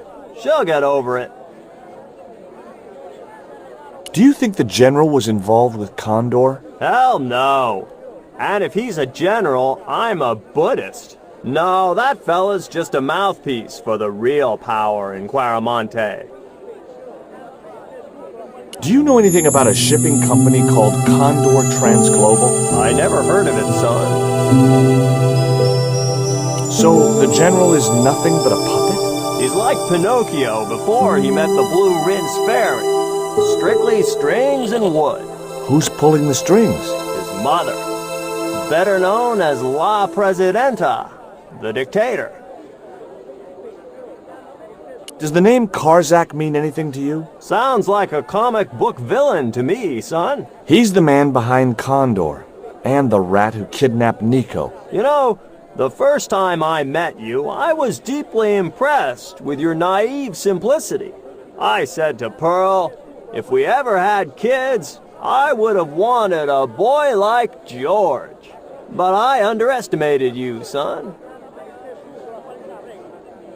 Did you drive all the way down here? Hell no. Pearl did the driving while I followed the maps. The way she handled the wheel, you'd think she'd been trucking half her life. What's in the truck, Dwayne? Oh, just camping equipment.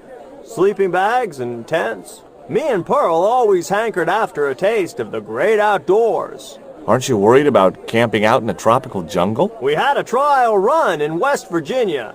This'll be a breeze in comparison. Did you know that traditional music is illegal in Caramonte? Is that so? Seems reasonable to me. No, really.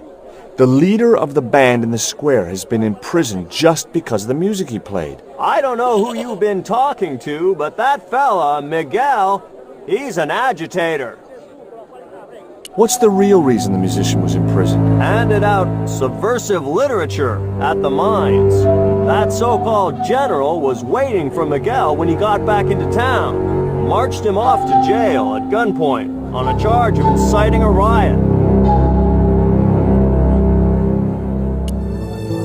Would you like to borrow my lucky piece of coal, Dwayne? What's so lucky about it? Well, we made it to Quaramonte in one piece. When you've been here a few days, you won't look on that as luck. Would you like a biscuit, Dwayne? Oh no, those gourmet dog snacks bring me out in a rash. You've tried them? They were on special offer. Pearl bought a whole crate. When I asked her if she was thinking of keeping a dog too, she just laughed. What do you think of these panties, Dwayne? Lord, hot stuff, George. You buy those for your girl? No, a guy we knew in Paris bought them for her. Oh, you're a threesome then. Why are you looking at me like that, George? Forget it.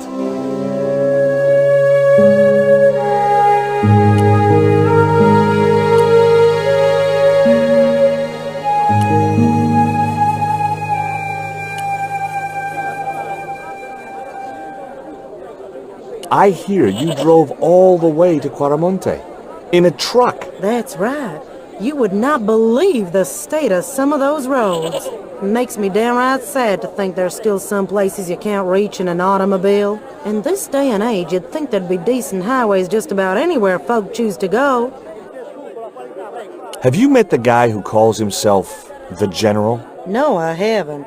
Is he a real general? I guess so. He wears a lot of medals on his chest. The wrong side of his chest. At least for any army I'd ever seen. Catch you later, Pearl.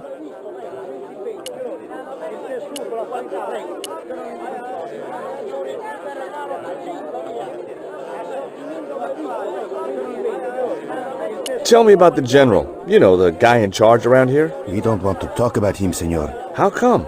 No one can hear you. Well, only that old goat. In Quaramonte we have a saying, don't tell your old goat what you don't want your wife to know. What does that mean? I don't know.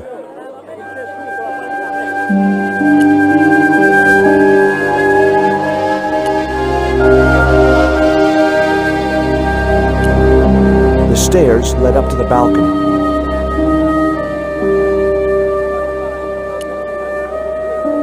Hey, Nico!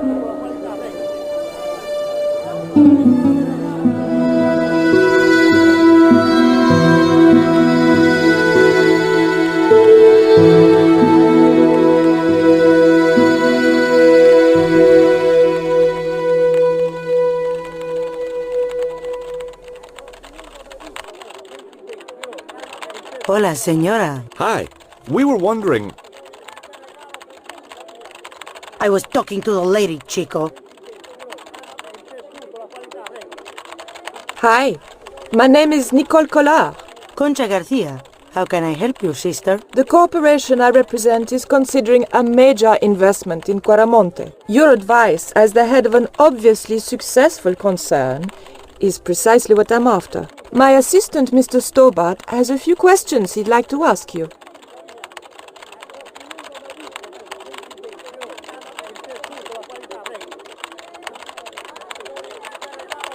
Can you tell me about the accident at the mine? Accident? It was sabotage. Somebody wanted my mine closed down for good. Do you have any evidence that the mine was sabotaged?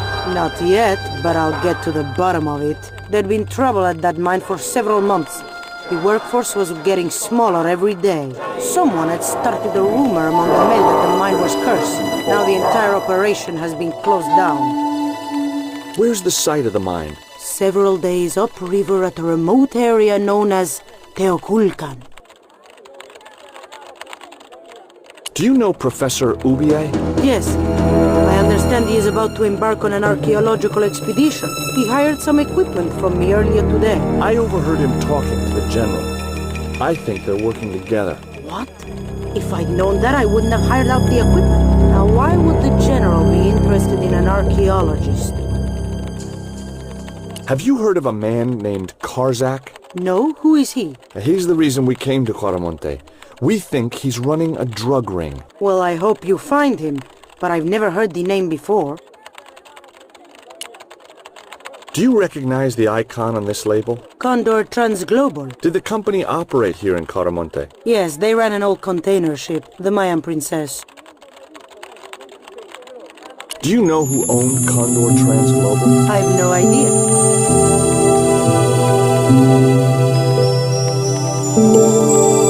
Does this stone mean anything to you? I think it is a spirit stone carved by a Mayan priest, no? I don't know which of their many gods it represents. Can you tell me anything about this statue? It is Tezcatlipoca, the god of death and pestilence. That fetish would be considered by many to be a bad omen.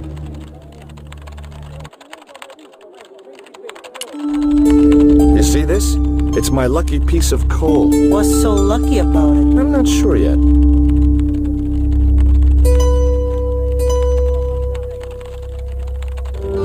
Nice bones.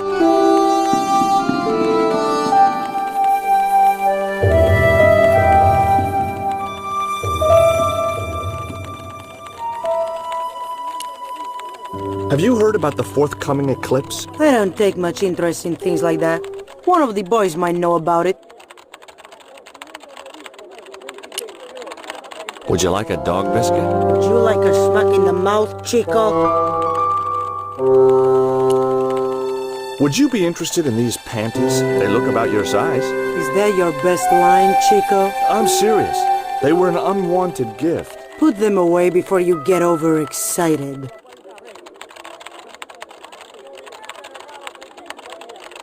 It was Conchita, the owner of the mining company. I had nothing else to talk about. It was a store cupboard.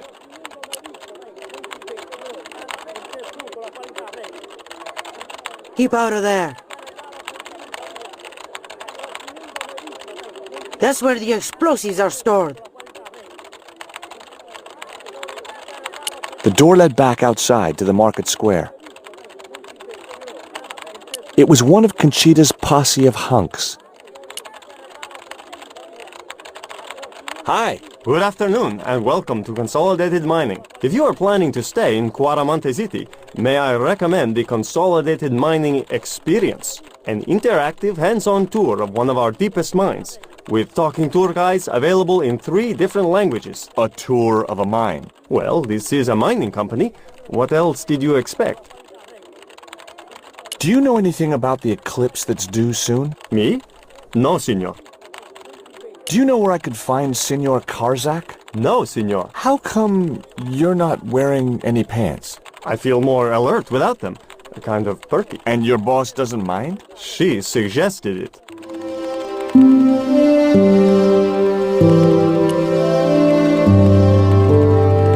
disgustingly handsome man.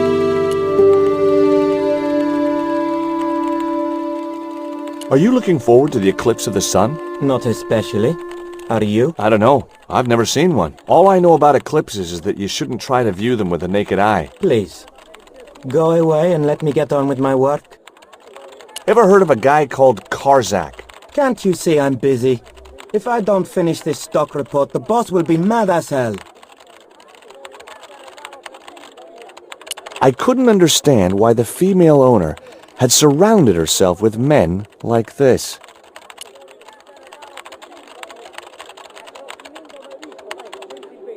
Did you know there's an eclipse of the sun in a few weeks' time? Yeah, Joe told me about it. He's having a party and we're all invited. Me and the boys are dressing up as evil monks. Yeah? Cool. Ever hear of a guy called Karzak? No, sir. The guy was working away like an automaton.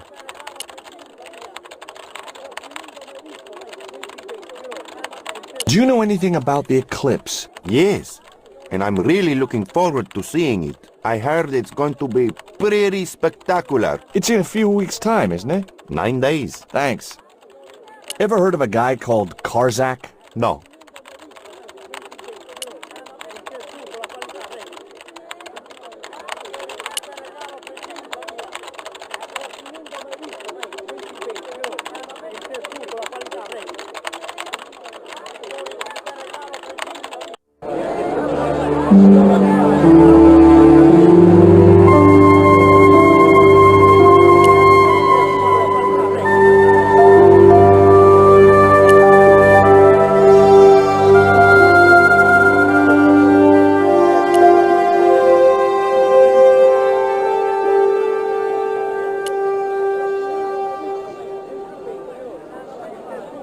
Mr. Henderson had a strange look of determination on his face.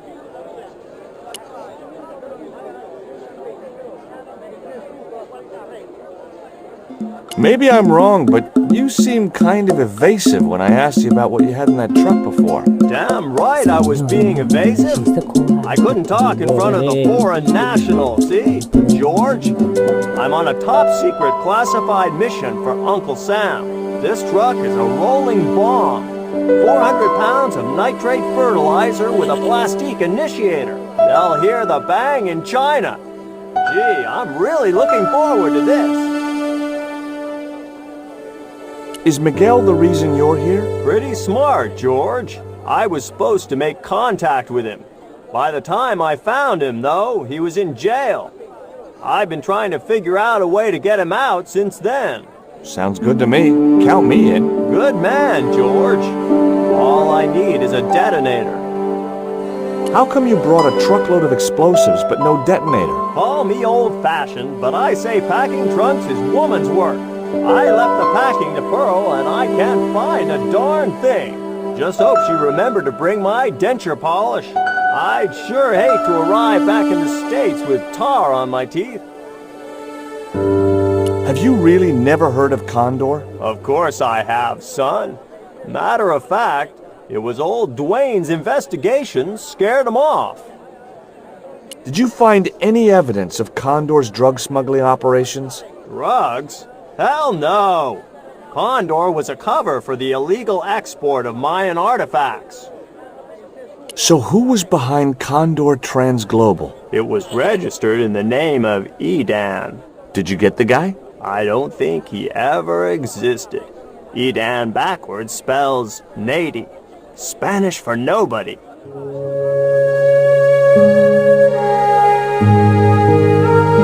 was a friendly-looking guy.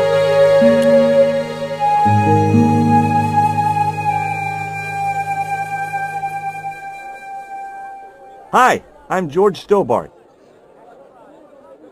What can you tell me about the mining company?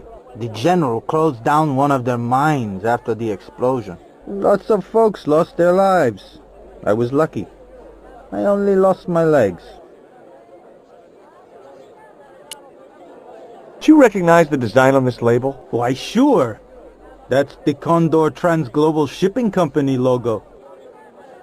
Do they have an office in Cuaramonte? No, but they ship out from here. That's what I thought. Did you see the ship with the Condor flag? No. But the dock is just the other side of the square. Might as well be the other side of the moon. Have you heard about the eclipse of the sun? Sure, I'm having a party to celebrate it. Drop by. Really? Sure. Plenty of food, plenty of wine, and everyone's invited, except the general. Why don't you want the general at your party? Because if he comes, he'll bring those damned music albums from the 70s. Can you tell me anything about this stone? That's obsidian. It's a volcanic rock which has cooled so fast that... Yeah. Look, I'm not interested in geology. You're not? I suppose you want to know about the carved picture on it. That's right. Then the guy you should talk to is the professor. He was here a while ago. What do you think of these panties? Awesome. You wear them? No. Someone sent them to my girlfriend. Thoughtful. Do you know what this statue represents? Should do. I used to carve things like that to sell to tourists. But it scared people around here, so I stopped.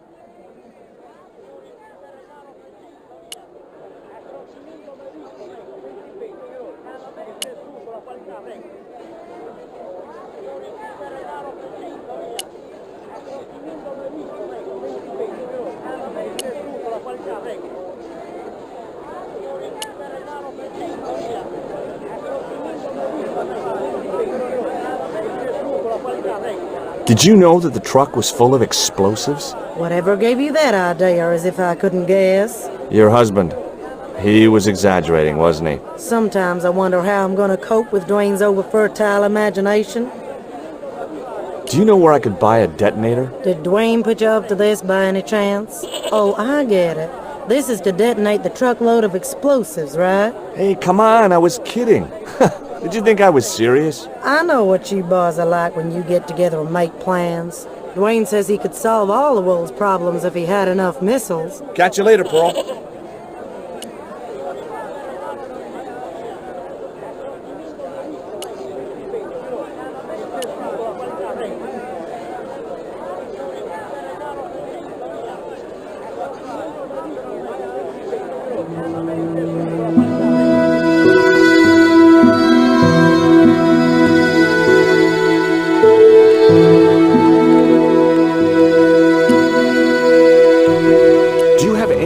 Of detonating device in stock? Sure.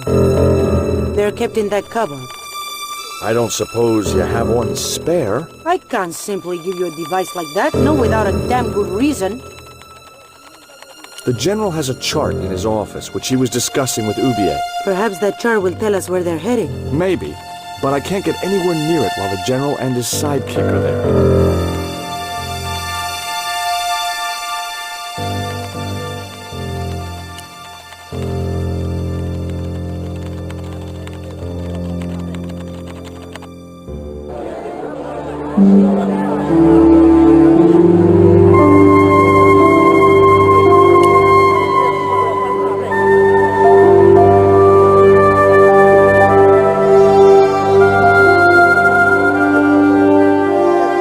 Could you distract the General while I took a look at that chart? You're kidding. Did you see the way he was leering at me? Yeah, you'd make a great snake charmer. Come on, 5 minutes is all I need. Well, maybe. But it's your harebrained scheme. You do the talking.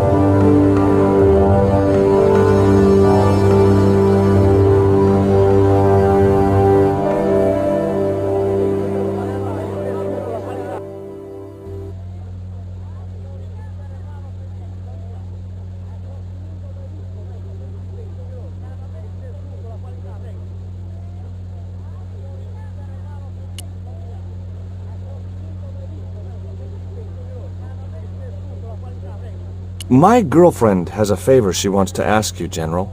For you, my dear. Anything.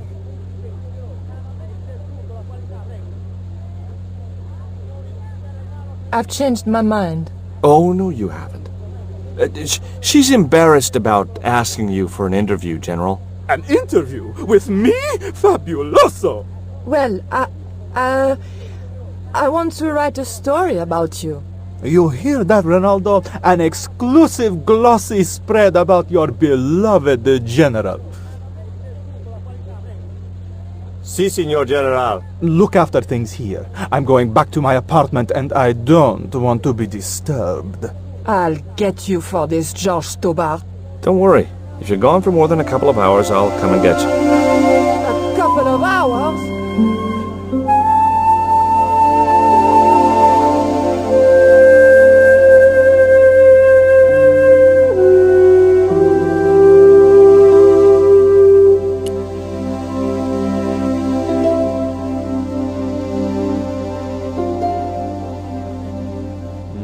No, Signor. The General said nobody must see that chart. He won't know unless you tell him. You don't know him, Signor. He will worm it out of me as easily as he de-waxes his ear. Okay. I'd have to get rid of him.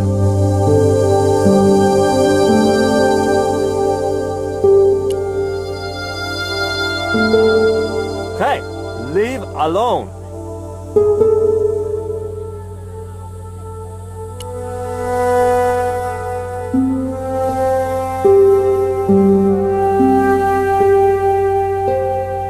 I'd like to visit your prisoner. Condemned prisoners aren't allowed visitors. Condemned? To death. He is to be executed. Knowing my luck, I will probably have to shoot him myself. Amnesty International is going to hear about this. I thought Miguel was arrested for playing the wrong kind of music. Si, Signor, he was. And that carries the death penalty? No. You think we're crazy? While being questioned, he confessed to being an anti-government agent. Would you take my friend to the ruins now the General's gone? I'd be honored, Signor. Thanks. I'll go get her.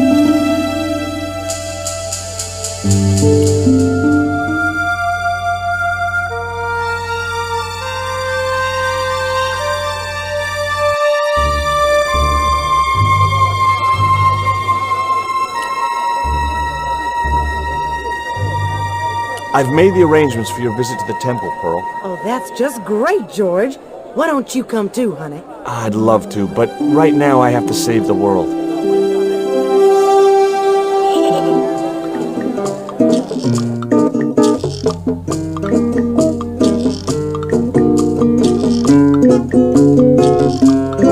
Listen, sweetie.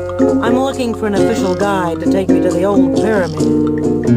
For a lovely lady, I would go to the ends of the earth. For you, I will go as far as the pyramid and back. But what about your husband? What he doesn't know won't hurt him. Let's go, Beanpole.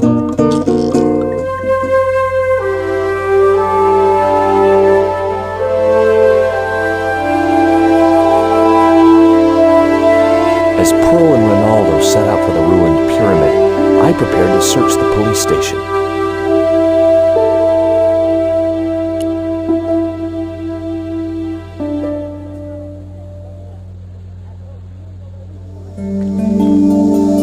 Like a geological survey map showing the land to the southeast of Cuaramonte City.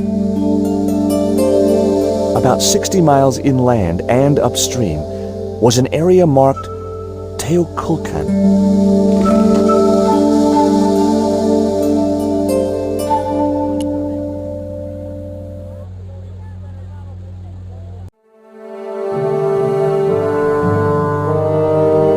Someone had thoughtfully provided little shades for the light bulbs. The rest of the prison area looked like an English public toilet. I couldn't reach the light. It was a length of rope, knotted in a hangman's noose. I couldn't reach the noose. It was Miguel, the musician. I'm George Stobart. You're Miguel the musician, aren't you? Ex-musician, senor. My career is finished.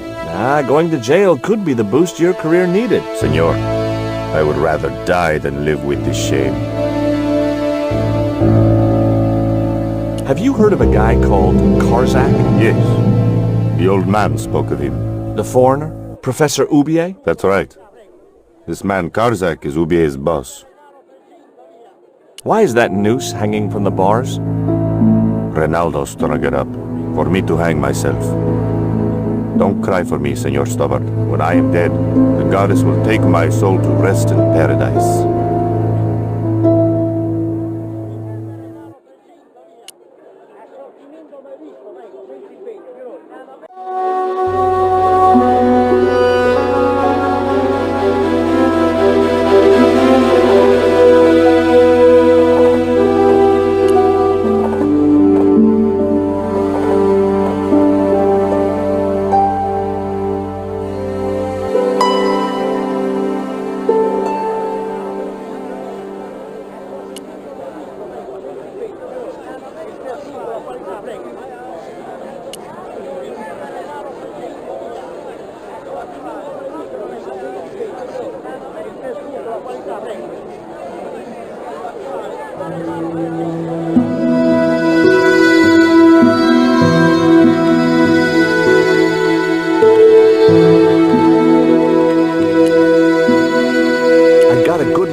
Chart in the police station. It's a map of Quaramonte. Does it tell us where Ubier is heading? Yeah, a place called Teoculcan. That's the site of the mine. I wonder why they're being so secretive about Ubier's plans. One thing's for sure. If the general's involved, they're up to no good. I'd like to talk to that musician Miguel. Take the detonator and get him out of that jail.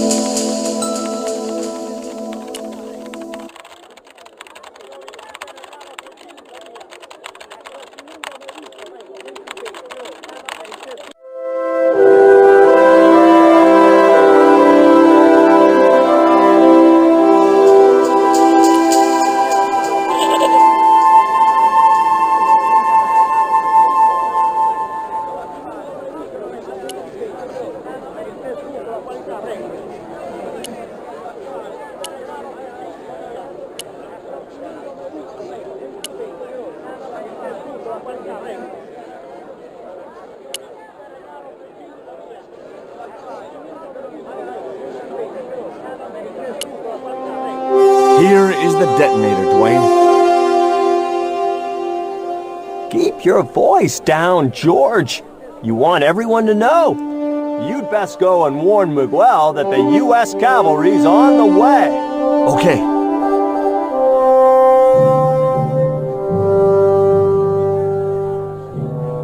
It was Dwayne's truck, packed with high explosive, according to that amiable old paranoid. Reminded me of the time I was in Syria. But that's another story. Stealing trucks wasn't my style.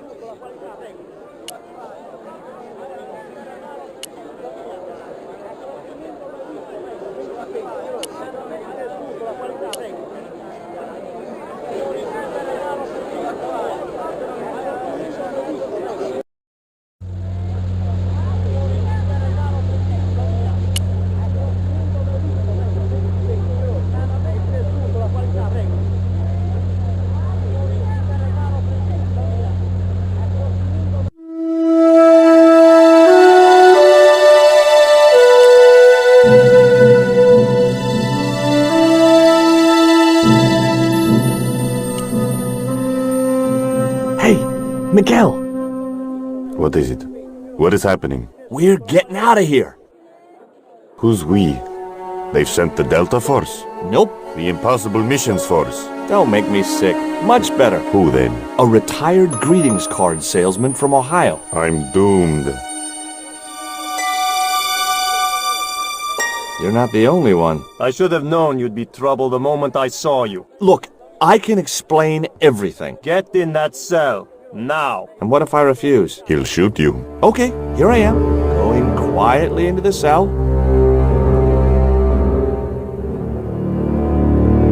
Very wise, not Americano scum. One of the reasons I hate guns so much is the way they make people so damned impolite.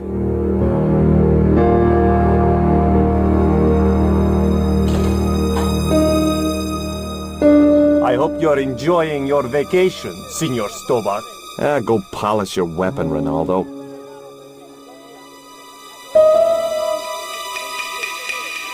This was part of your plan, right? Well, in a manner of speaking, no. I was all out of ideas. It was up to Nico now. So, here we are. You've changed. I thought I would slip into something more comfortable. The stench of cheap cologne rolled over me like tear gas. So, what do you want to know about me? Ask and I will answer. I will deny you nothing.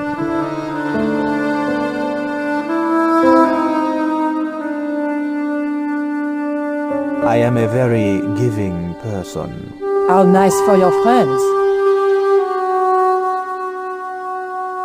Your eyes are glittering like stars. His damn cologne was making my eyes water. I was running out of sofa.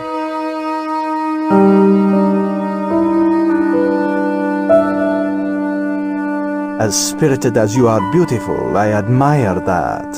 As long as he admired it from afar.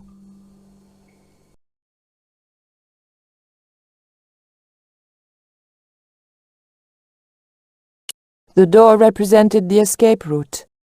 I had to keep him talking. But what about? We had nothing in common. Cutting-edge technology, in 1978 at any rate. I didn't want to watch a lot of tawdry soap operas. A stuffed swordfish.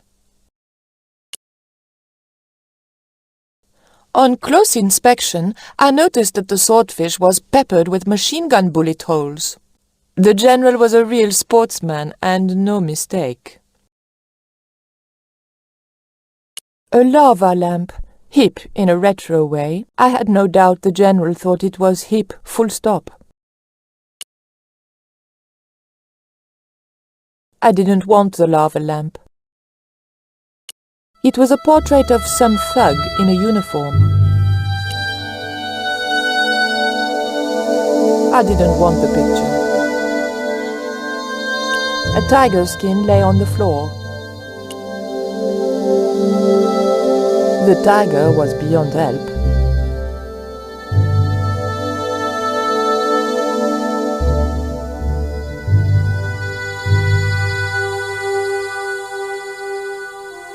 It was General Graciento in full-on lounge lizard mode.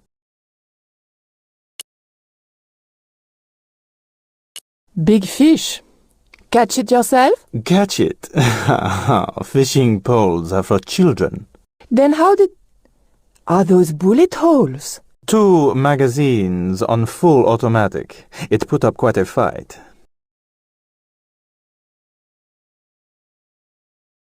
Is that a lava lamp? Sure, it's more impressive in the dark. I'll close the blinds. No, don't do that. Not on such a beautiful day. I, love your TV. Oh, yeah, cool, no? Oh boy, female mud wrestling.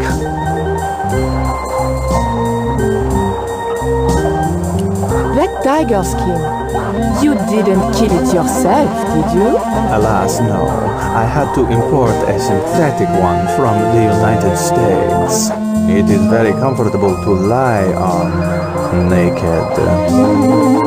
Unfortunately, I'm allergic to man-made fibers. Who's the guy with the hat and the fat cigar? My mother. That's an impressive hi-fi system, General. Would you care to hear some music, my dear? No. Oh, it's no bother. I don't even have to get up. Oh.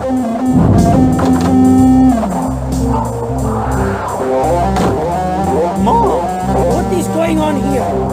Nothing, Mom. I was... I'm in uniform.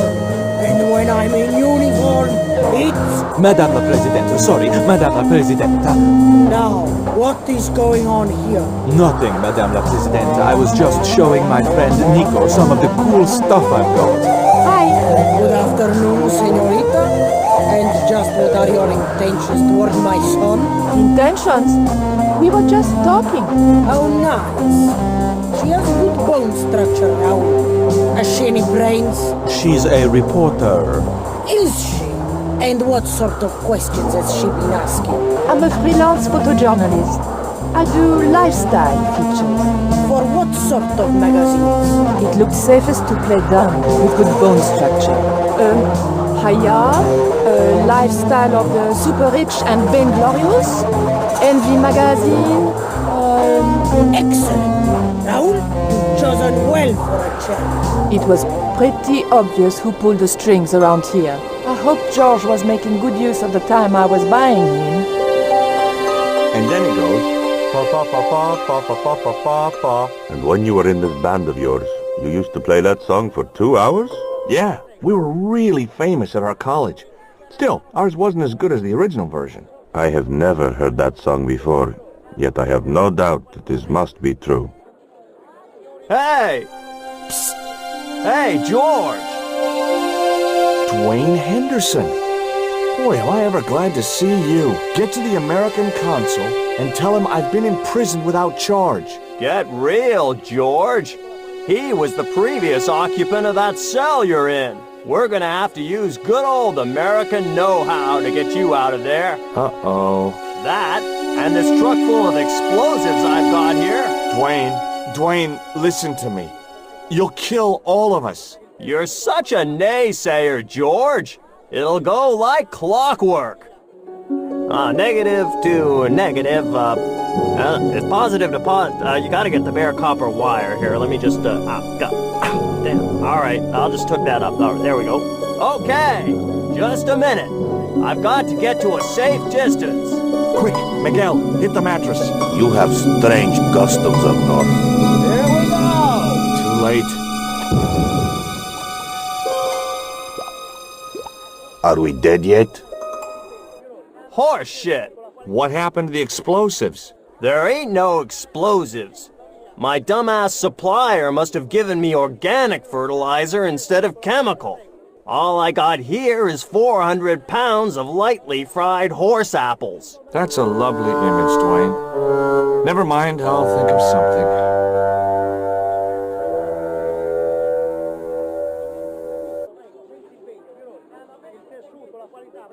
Solid bars protected the small window.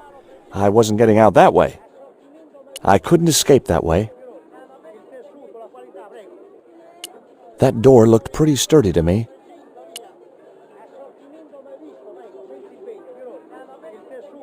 The door was locked.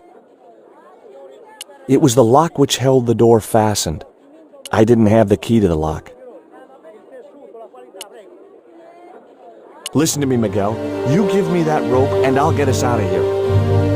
Is there somewhere you can hide from the General? Of course. My friends have a boat ready to take me upriver. But how are you going to break out of here with just a short piece of rope? I'm not sure, but I'll think of something.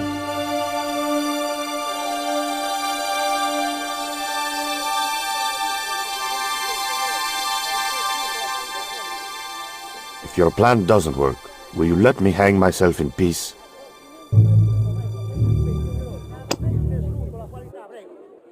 It was the piece of rope which Ronaldo had given to Miguel.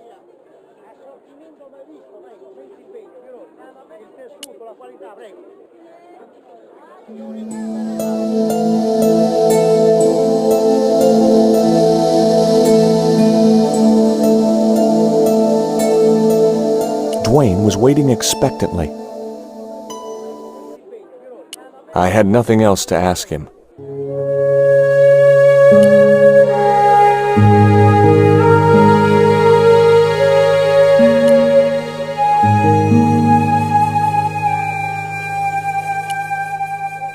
I couldn't escape that way.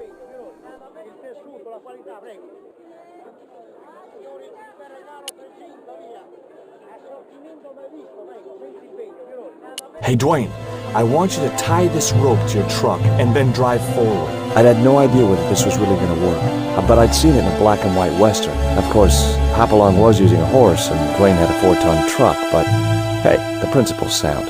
Anything you say, George. Please forgive my mother. She can be a little difficult.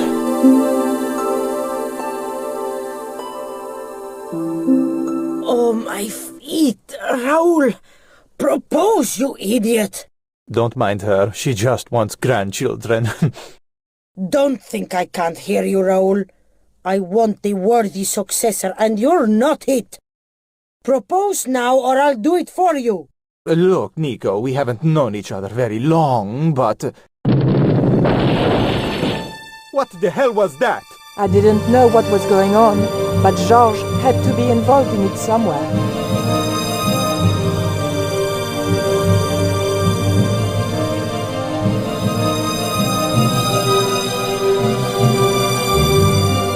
I ain't gonna say a thing, 'cause that sweet sound of falling masonry says it all. Quick, senor, the river. Huh? Wait! What about Nico? Georges, what have you done? You only had to sneak a look at the chart, and it's turned into World War III. No time to explain. Come on!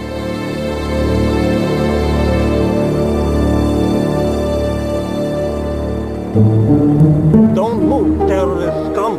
You talking to me, Junior? Yes, I'm talking to you, fat man, and my name's not Junior. A word to the wise, Junior. You carry on waving that pea shooter in my face, and the next person who sees it is gonna be your proctologist. Savvy? General, I am happy to report that I have apprehended the terrorists. Oh, idiot, not them! The other American and the French woman! They're the ones!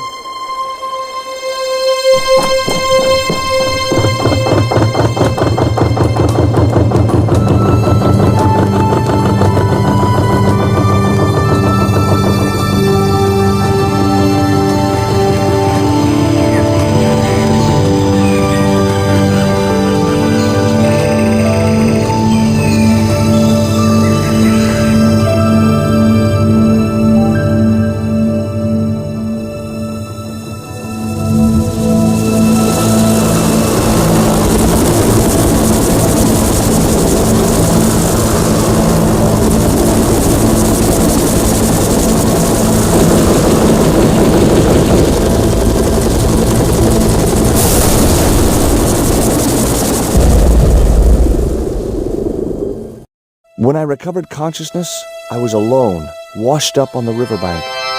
My head was aching fiercely, and my mouth tasted like a swamp. But I followed the sound and discovered a treehouse in a nearby clearing.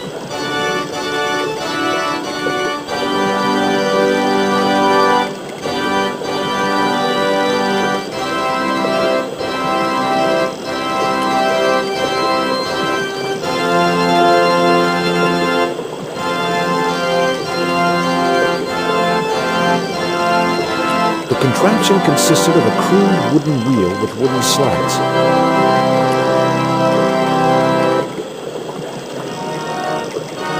The machine was broken. Interwoven vines made up what looked like a drive belt.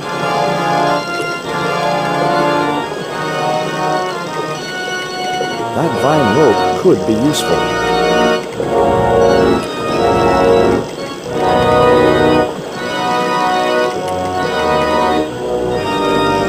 Perfect for a game of poo sticks. It would have been a shame to tamper with the elegant bridge. The water wheel had been built to provide a natural source of power. The wheel had a rim of roughly beaten iron. The iron rim of the water wheel would have torn the skin from my fingers if I touched it. A wooden box was connected to the nearby water wheel. It seemed to be working just fine. It was a large wooden cross.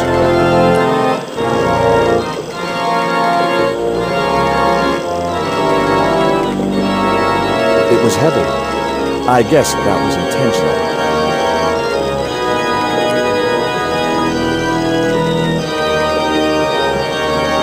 Two round stones were carefully balanced on a wooden structure.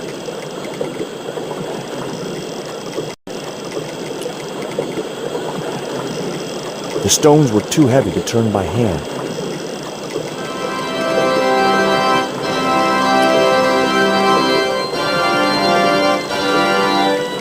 I'd always wanted a treehouse like that when I was a kid. Hello? Anyone home?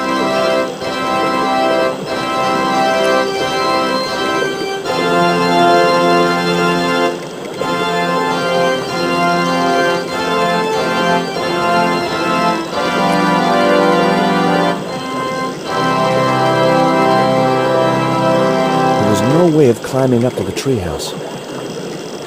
It was a pile of damp leaves. It was Ubier's bank statement.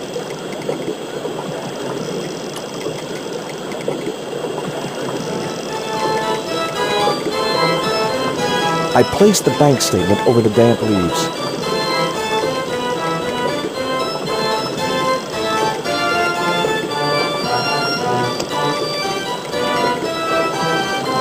It was the flint statue of Tezcatlipoca I'd found in Marseille.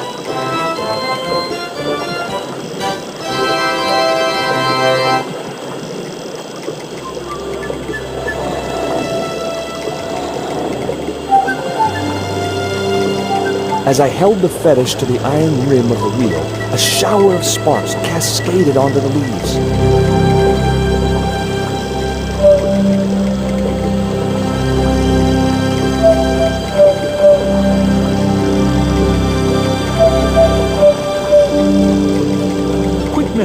Put out that fire. I've got a sick woman up here. Sorry, Father, but I needed to attract your attention.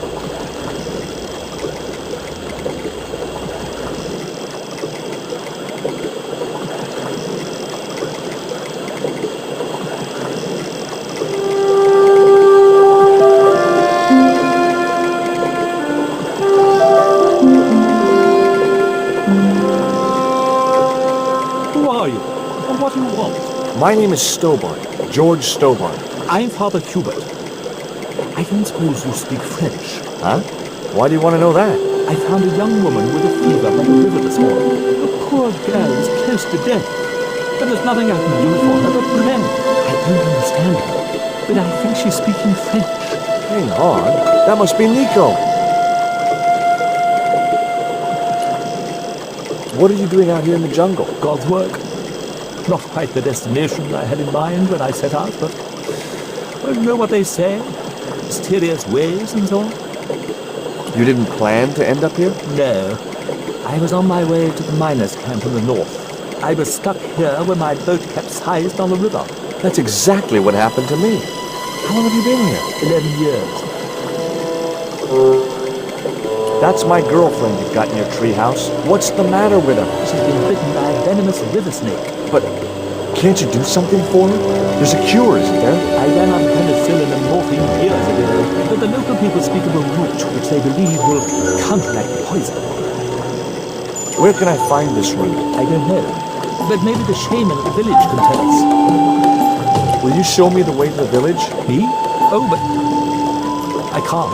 Can't? Nico's life depends on it. You're right. Of course I should, despite my own guilt and shame. But I can't go as a representative of God with a creased collar. A creased collar? You mean you put your personal attire higher than the life of a sick woman? I will not go to that village looking anything but my best. Give me your collar. I'm sure I can find a way to press it. Thank you, my son. In the meantime, I must contemplate my sermon. There was obviously more than a creased collar bothering the priest.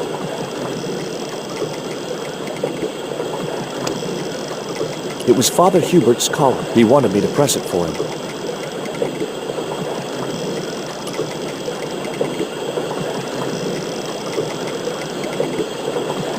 So there I was, hundreds of miles from civilization, doing the housework for a priest. It's a strange world.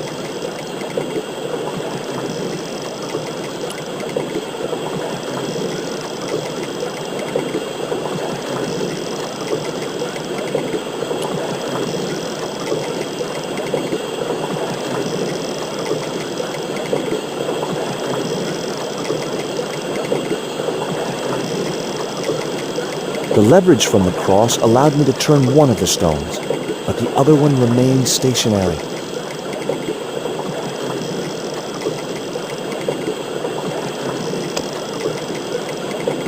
It was a length of rope made of twisted and knotted vines.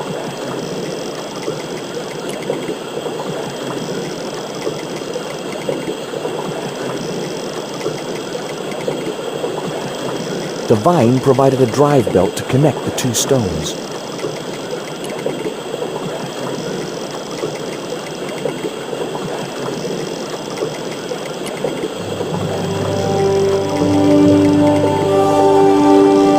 The press worked surprisingly well on the collar.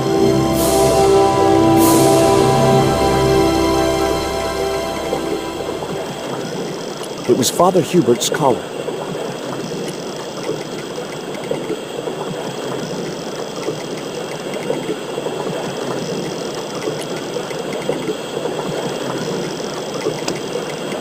It was Father Hubert's collar, and very nicely pressed it was, too.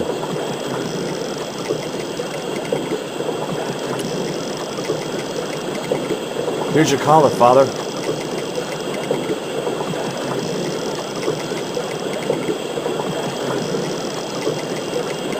Thank you, George. You probably think it a little odd of me to make such a fuss. Oh, no. If I'd been living in the jungle for 11 years, I'd be completely screwy, too. Screwy? Yes, perhaps I am. Ever since my last visit to that village.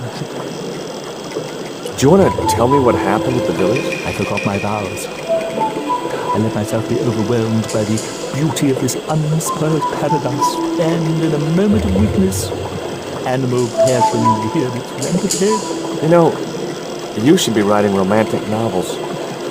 Did you experience some kind of a physical liaison at the village? Yes, I'm ashamed to admit it, but I found myself doing the monkey dance.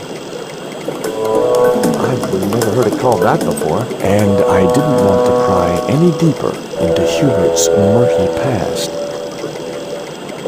Now you've got your collar back, will you take me to the village? I've still not finished my sermon. Look, Father, I still don't know why you're so reluctant to visit that village, and it's none of my business. Whatever the reason, it can't be more important than saving Nico's life. You're right. I must be crazy. We must make haste if we're to reach the village before nightfall. By the time we reached the village, it was sunset.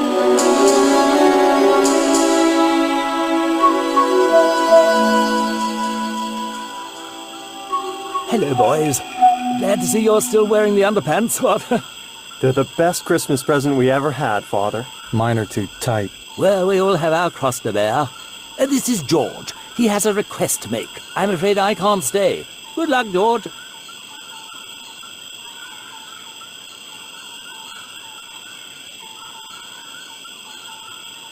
That's a relief. I never feel comfortable with him about. Me neither. These damn pants keep riding right up my butt. So, what do you want?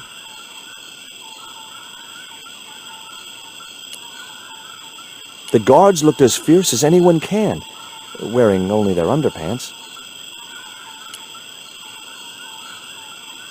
Stop! This is a private village. You can't go in there.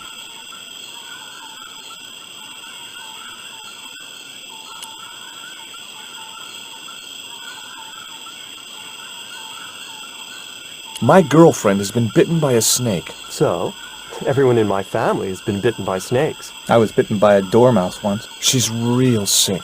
I hoped your wise man might have medicine. Wise man? You must have the wrong village. Are you going to stand by and let my girlfriend die? Of course not. What do you think we are, savages? We'll start the preparations for a cremation feast. Father Hubert said there was a wise man in the village who could help me. Ooh, he must mean the old man, the shaman. I'd like to see the shaman, please. You can't just go walking in there and demand to speak to the shaman. Why not? You have to observe the protocol. The shaman demands tribute. Tribute? You mean like a gift? That's right. The eternal question. What do you give a man who has everything? Give me a clue. What kind of things does your shaman like?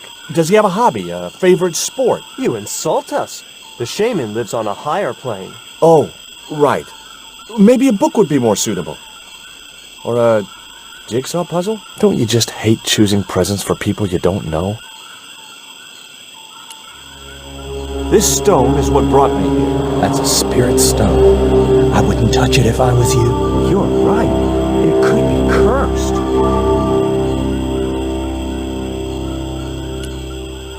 Would your wise man have any use for lipstick? Not in that color. Haven't you anything in black? Of course I don't. Look, I know it's not much, but I want your shaman to have this. Do you expect him to eat that? He's an old man, you know. He might choke. This cone could have 1,000 uses. Yeah? Like what? A protective helmet? I don't think so. Here, he'll like these biscuits. If you say so.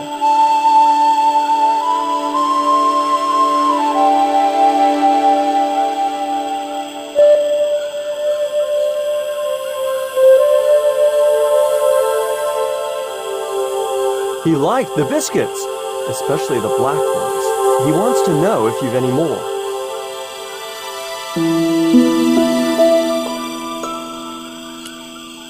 There wasn't much point in sending the empty box back to the shaman. The box was completely empty.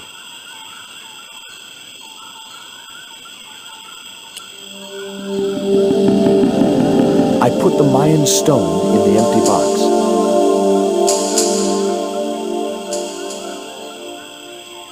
The box contained the Mayan stone.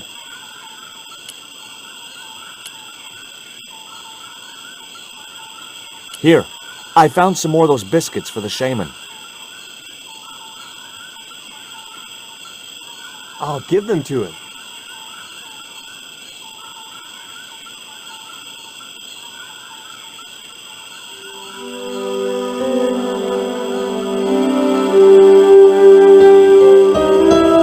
The shaman wants to talk to you. I hoped he would.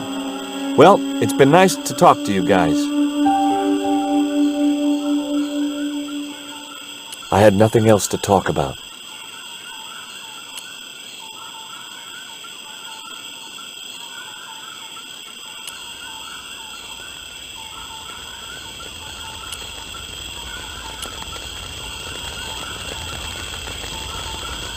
The woman was grinding a sticky mess of corn in a bowl. That woman certainly wasn't the reason I'd come to the village. The man was busily weaving a cloth. That man wasn't the one I'd come looking for. It was the focal point of the village, the communal cooking fire. The fire was too hot to approach, even if I'd wanted to. The old guy was obviously the shaman of these people. Hi, my name's George Stobart. Please, sit down. Welcome, George. Thanks. It has long been foretold that a white man would bring the Coyote Stone to this village. I don't suppose this would be any use to you. It sure would. This wax on a stick will change our lives. What do you want it for? To decorate our bodies for the monkey dance. Why is Father Hubert so reluctant to visit the village? I don't know. He used to come here a lot, but then he just stopped. You'd think he'd want to spend some time with his kids. Did you say Father Hubert has kids? 3 girls and 5 boys by my reckoning. All conceived in the same week at the Feast of the Monkey Dance. My girlfriend's been bitten by a snake. And you want me to heal her? That's the idea. Can you do it? I'm not sure. My gums aren't what they used to be. Listen, my girlfriend's in a coma. Please, old man, give me the root. What root? Father Hubert told me of a root which could cure the bite of the river snake. There's nothing sacred with these people. That was our secret. known only to members of my tribe. If that route is my chance of saving Nico's life, then I want it. Fast. There is time yet, George Stobart. Time to learn why you were called here. Fine.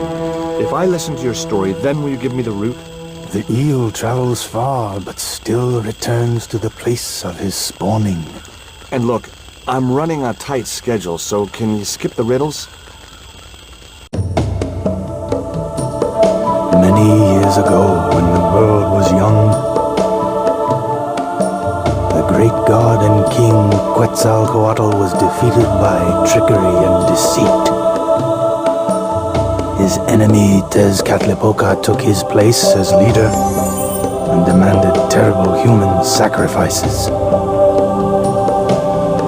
A group of loyal priests found a way to trap Tezcatlipoca.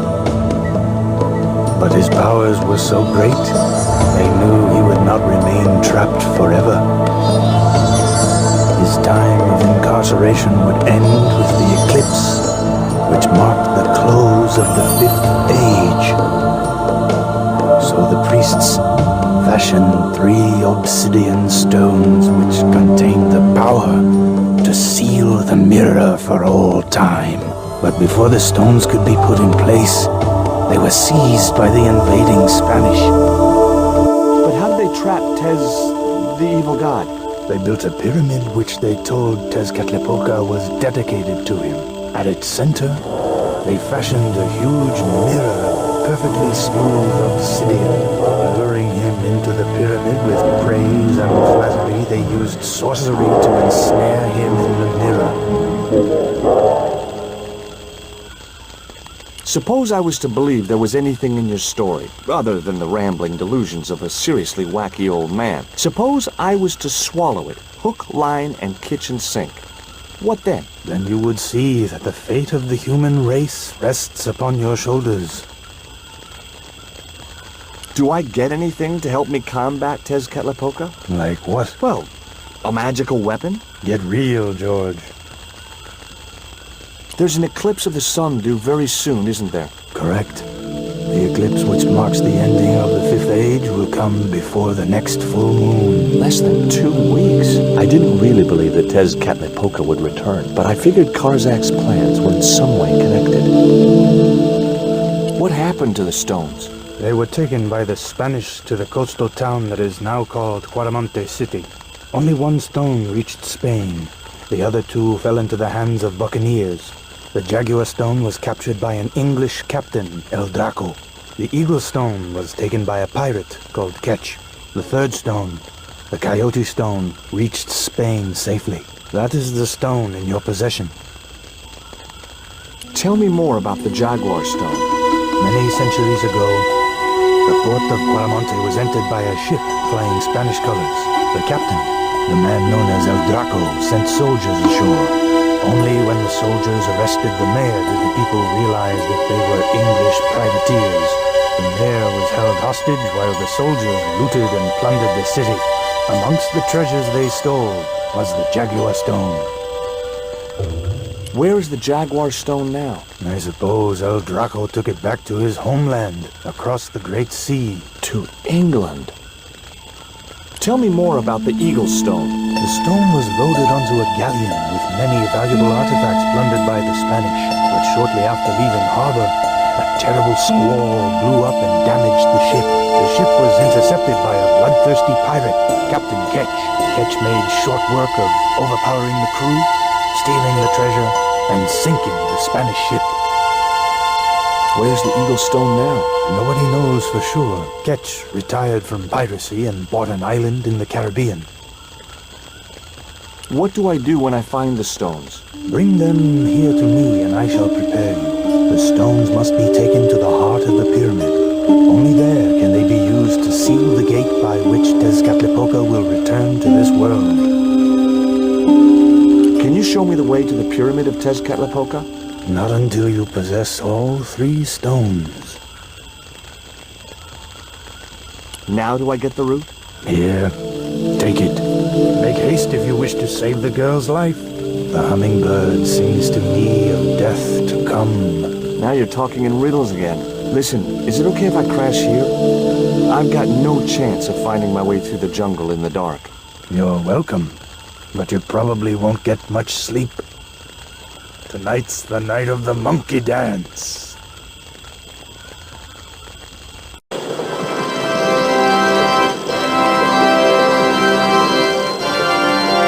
I left the village at dawn and stumbled back through the jungle in a post-party daze. It was just like sneaking back to my parents' house when I was younger, except Oakland didn't have monkeys or parrots.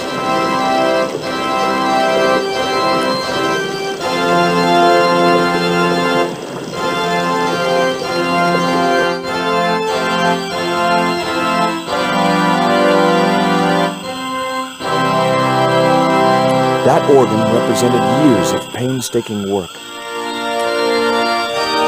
I wasn't in the mood for playing the organ.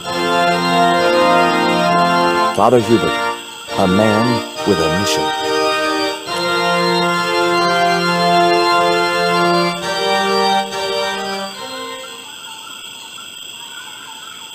The shaman thinks you should go visit your kids. So, he told you? Look, Hubert, having an extended family is nothing to be ashamed of. If I was you, I'd be ashamed of not being there for them. It's that damned monkey dance that led me astray. Yeah. A sight like that must be difficult to forget. I've got the route, Hubert. So what are you waiting for? Give it to the gal. Right.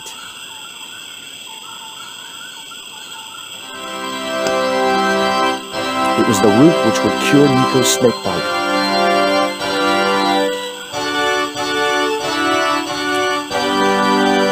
The snake bite had affected Nico badly.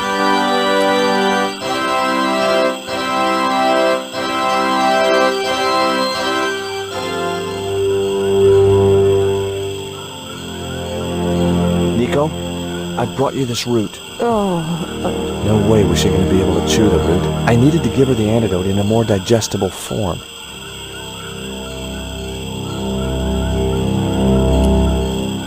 Nico? I don't think she even recognized me. There was no point in disturbing her while she was that sick.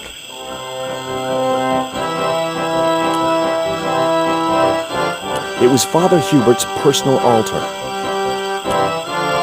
I thought it best not to defile the altar while Hubert was looking after Nico. I wondered what Hubert had used to make his candles. I didn't have any use for Hubert's candles.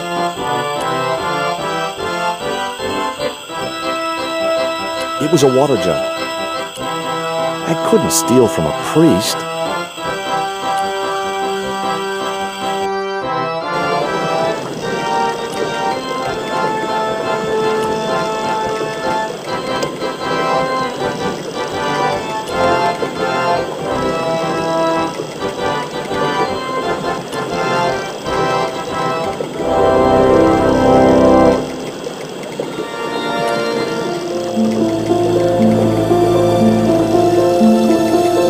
Juice from the root was soaking into the ground.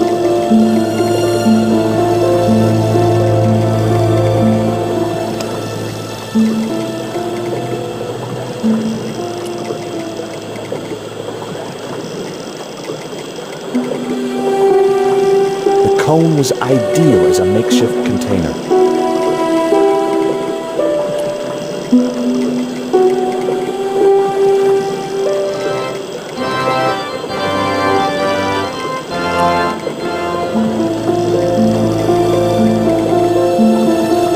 As the liquid was squeezed from the root, it collected in the cone.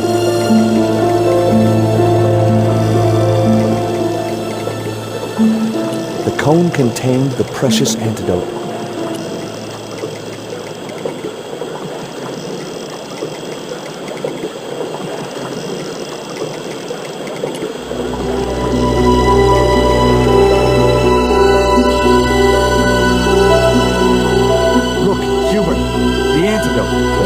What are you waiting for?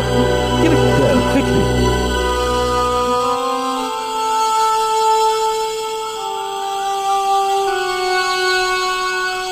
Nico. Here, drink this.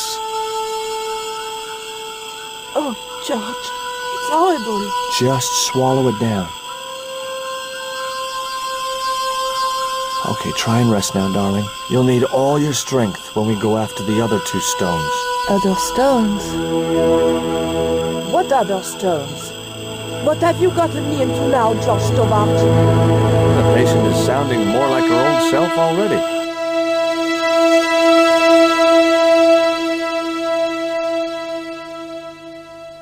Nico recovered quickly from her fever. To save time, we decided to split up and look for each stone independently. I traced the pirate Ketch to a remote island in the Caribbean with the fortune he'd amassed from piracy. He'd retired to a place that was later called Ketch's Landing.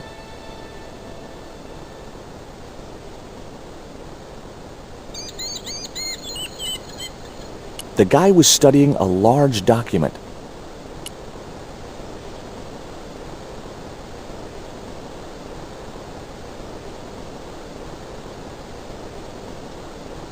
Hi, is this Ketch's Landing? Yeah, that's right. My name's George Stobart. You're a surveyor, right, Mr. Bronson. And of course I'm a surveyor. Why the hell else would I have a theodolite? I don't know. Hobby, maybe? Yeah, right. What brings you here, anyway? I'm searching for an ancient Mayan artifact. What is it? Some kind of jewel? No, it's obsidian. A black stone with supposedly mystic powers. You're nuts. This is similar to the stone I'm looking for. What makes you think you'll find it here? Because when the stones were stolen in the 17th century... Hold it! The stones have been lost for 300 years? Approximately. And you're hoping to find them again? You're nuts. And why here? A wise old Indian shaman told me he saw the stones in a vision. Ha ha. That's rich. Listen, I got work to do, okay? Look at this. An article about a total eclipse of the sun. Oh, yeah? Listen, I don't want to be rude, but it just comes naturally. I really don't care. Catch you later, Bronson. Bronson was studying his drawing. It looked like a set of plans. I just had to sneak a look at those plans.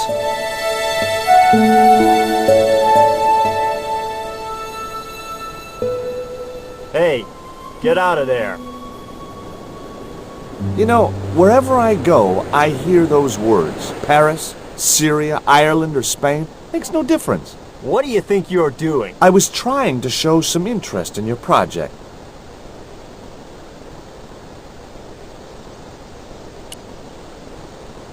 I just had to sneak a look at those plans.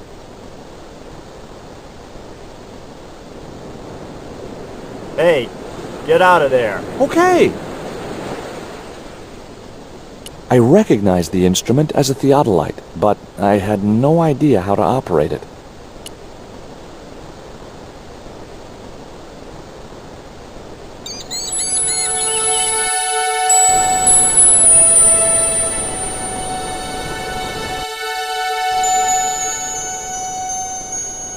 It was a net left to dry in the sunshine.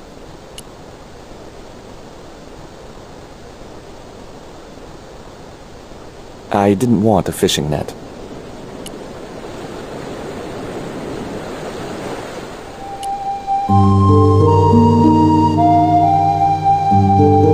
It was a seaworthy little craft, in bad need of a coat of paint, but spotlessly clean and maintained. I didn't know the first thing about sailing a dinghy. The kid looked about 11 or 12. He was fishing with the intense concentration of someone who had all the time in the world.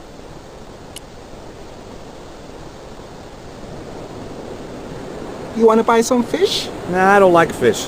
What's your name? Rio. It means river. What about you? George. It means... well, it's just a name. No school today? No, sir. What about your education? I can fish, sail, and swim. I've been looking after myself since I was 6, and I'm bilingual. Aren't you a little overqualified for a beach bum? Well, you know, there's a lot of competition. Is it true that Captain Ketch lived around here? That's right. That's his house up on the hill. It's a museum now. Yeah? That's exactly what I need. Thanks, kid. You won't get inside, you know. The old ladies close it down. Who are these old ladies you mentioned? Miss Frost and Miss Mina Ketch. How come the old ladies closed the museum? It's Branson's doing. Him have the plans for redeveloping the museum. They kind of regret it, you know. The man's a crook. Will you help me get those plans? I don't want to go nowhere near that man. He promised to drown me when he found the fish I left in his sleeping bag. What do you know about Captain Ketch? Just what everybody knows around here. He was a pirate and get himself hung. Do you know anything about pirate treasure? Man, that's all stories.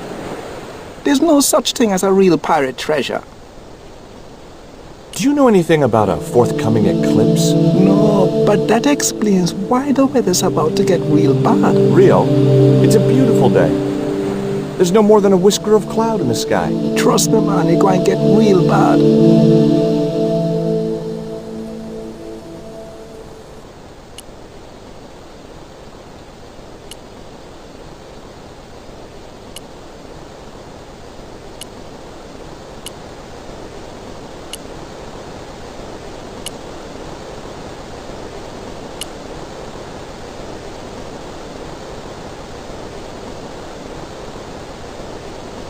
What do you think of Rio? Fish boy? If he comes near me again, I'll throttle the little squirt. Calm down. What's he ever done to you? Socked me in the back of my skull with some kind of fish, that's what. Tell me about the two old ladies. Who? The Ketch sisters.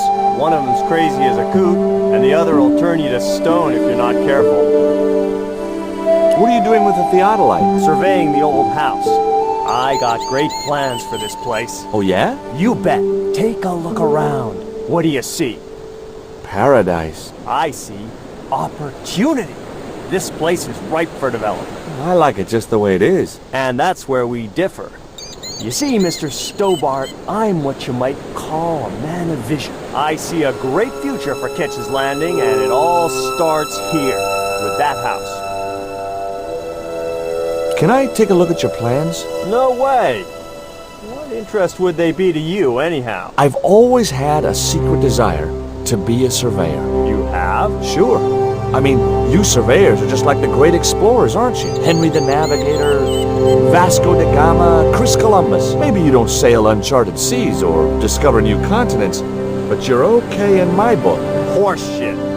You just stay away from those plans, you hear? How do you survey a house like that? I put a target reflector on the end of one of the flagpoles up there on the house. I sight on it from various locations through the theodolite, record the angles along the baseline, and triangulate them to give me the exact position of the target. Understand? Why the end of the flagpole? Wouldn't it have been better on a corner of a wall or something? Are you a surveyor? No, my degree's in law. Then shut up. Catch you later, Bronson.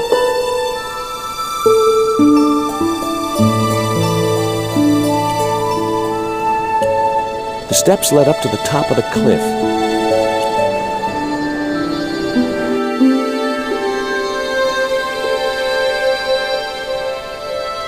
A cute little putty-tat. Actually, no. It was a mangy old flea bag. It was busily torturing a red ball. Hi, Puss. Wanna play? Hey, cat. Watch where you're putting those claws. I wasn't going to risk further laceration by the cat's claws. Two old ladies were sitting outside the house, enjoying afternoon tea. Hi, my name's George Stobart. Good afternoon, Mr. Stobart. Would you care for tea? No, thank you, ma'am. I don't like tea. Is that your cat? Yes, it is. It's Ruddles. Do you like cats, Mr. Stobart? You bet. Especially spit roast. Can you tell me anything about Captain Ketch? More than you can tell me about your great-great-great-great-grandfather, no doubt. You're his descendants? Certainly. Captain Ketch was born in Dorset, England, in the reign of King Henry VIII.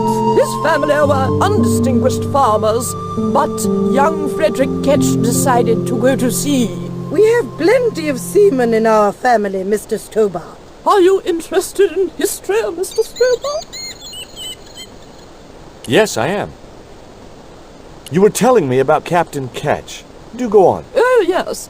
He sailed under Hawkins. Jim Hawkins? John Hawkins, one of the great traders of the Elizabethan age. In 1568, Frederick Ketch was a young man serving aboard the Jesus, Hawkins' flagship. They sailed from England to Africa and across the wide Atlantic to these islands. Ketch was never to see the shores of England again. How come Ketch never made it home? Because the Spaniards sank the Jesus in an act of treachery.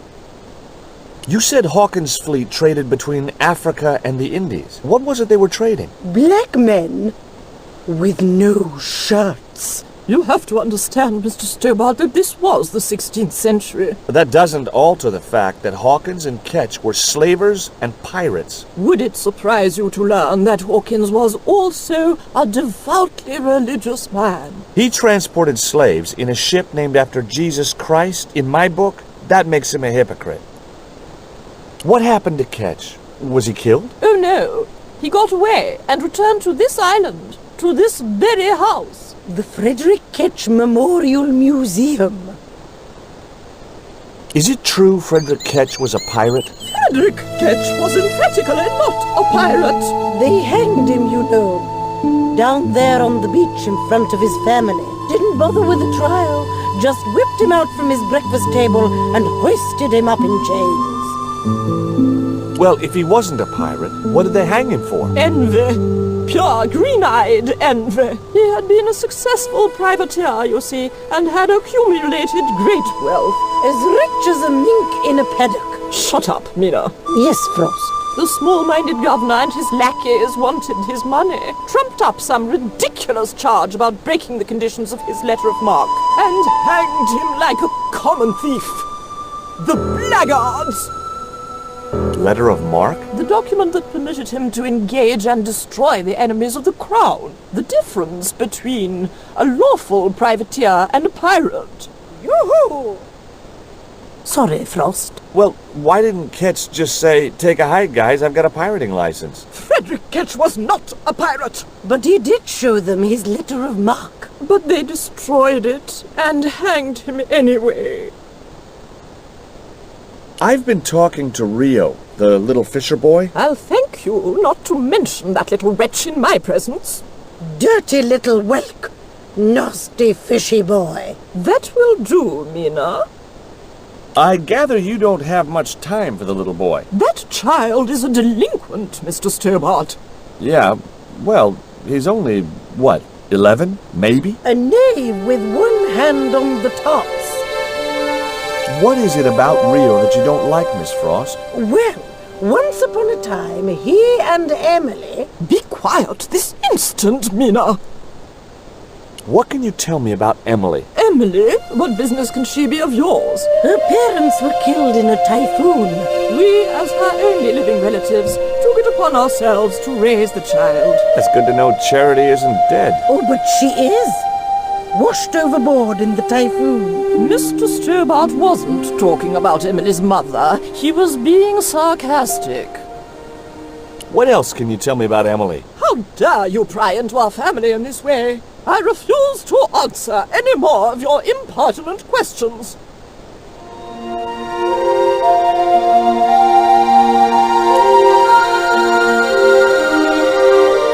It was an old house.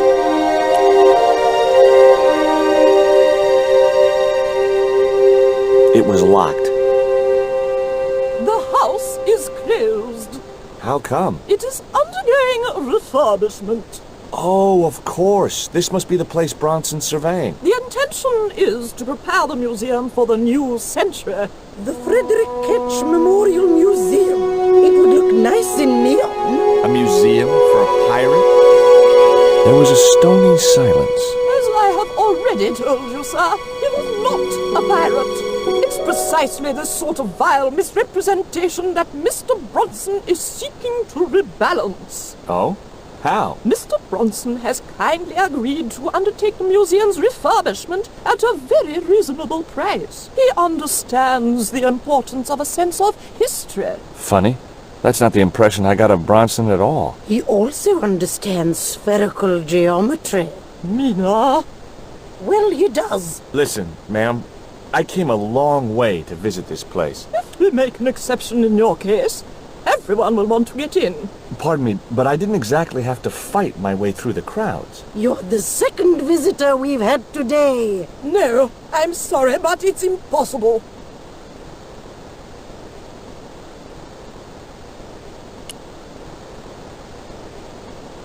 It was locked. Young man! Okay, I know. It was a closed window. The window was locked. The house's windows looked out over the bay.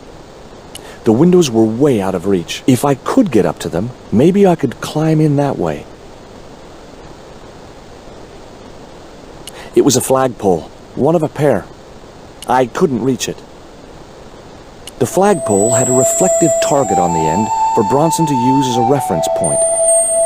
I couldn't reach the flagpole, and a bush stopped me from moving the ladder across.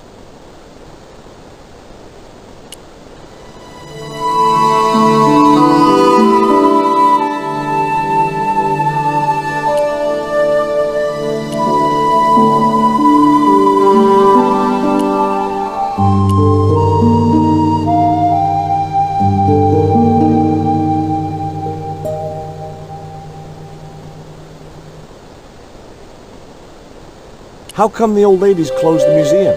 It's Bronson's doing. He made the plans for redeveloping the museum. Oh, I know all about Mr. Bronson's plans. I think Bronson is trying to cheat those sweet, vulnerable old ladies. That's a little unfair, isn't it? Okay, he's trying to cheat those seriously demented, poisonous old ladies. You have to admire his acumen. Tell me about your friend Emily. Why are you so interested in Emily Ketch? Emily Ketch? A descendant of Captain Ketch, the pirate? Yeah. Well, it doesn't bother you? Why should it?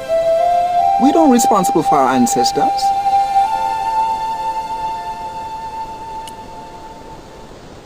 There was nothing else I wanted to ask the boy.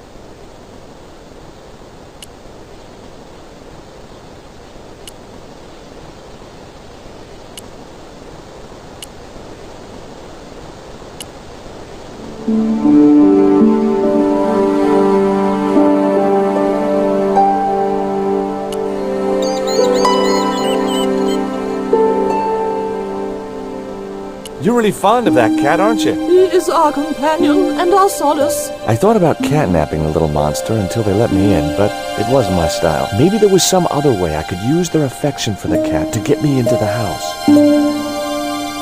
Okay, it was time for diversionary tactics. I thought I saw a little girl down on the beach. You must be mistaken. He must be mistaken. Mustn't he, Frost? I'm sure I'm not. A little girl and that young fisher boy. What? It's not possible. What were they doing? Oh, the kinds of things that all little boys and girls get up to at their age. When I was a little girl, we used to play cows and milkmaids. Well betide you if you're lying to us, Mr. Stobart. Heaven help you.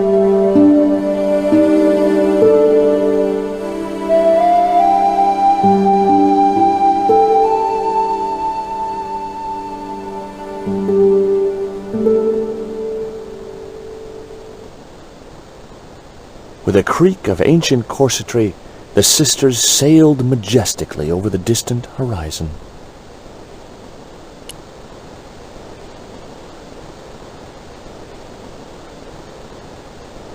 It was a sturdy, extendable ladder.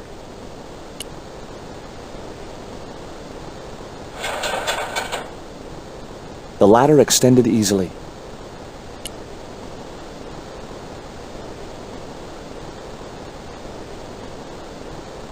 Just my luck.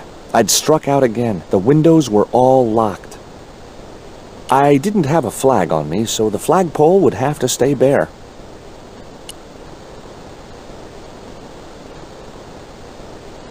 I couldn't reach the flagpole, and a bush stopped me from moving the ladder across.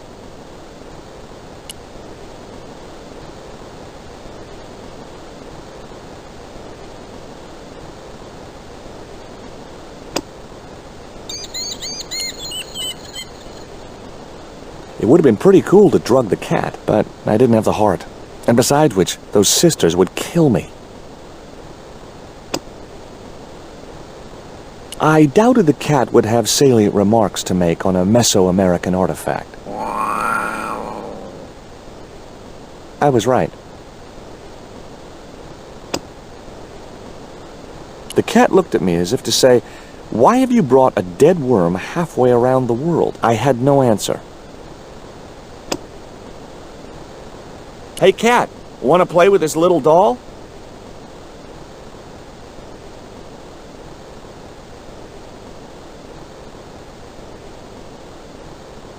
It wasn't exactly enthralled at coming face to face with the great god Tezcatlipoca.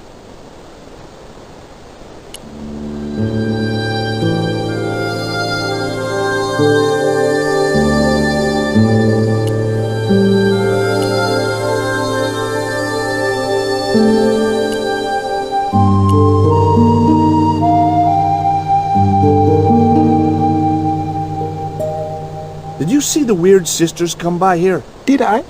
They look madder than usual, so I hide until they're gone by. Just as well. They thought you were playing with Emily. Boy, were they steamed. Emily? You're madder than them. Can you let me have a fish, kid? I thought you say you don't like fish. It's not for me. It's a present. For the old ladies? Well, it makes a change from flowers and candy. No, it's for their cat. Okay. What do I get out of it? I can pay you. I've got Quaramontian dollars, French francs, and traveler's checks. You must be joking. The nearest bank is 3 islands away. Will you give me a fish if I give you these, Rio, are these ugly, tasteless nylon panties worth a fish? No, man. Will you give me a fish if I give you this, crayon? You can do some great pictures with this. Crayon? That's the Rapouche number 24 lipstick. New this season. You know a lot about it. You'll be amazed how many fashion photo shoots we get round here. Do you want it? No, man. These supermodels are always giving me this kind of thing for my sister. Is this worm worth a fish? Could be good bait. How did it die? I think it drowned in tequila. Just like my Uncle Gabriel. Yeah, I'll have that. Okay, I'll get you a fish. It might take a while though.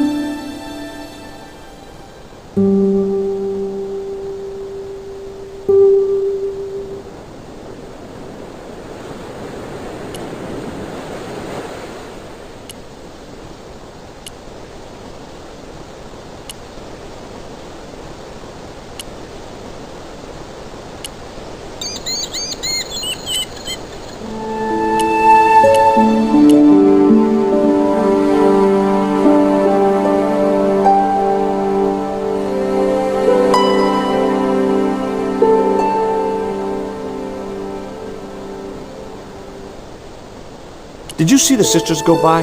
Yeah, they wanted to string that Fisher brat up. Of course, I told them where to find him. A fink as well as a creep. Nice. But he'd managed to vanish somehow. Catch you later, Bronson.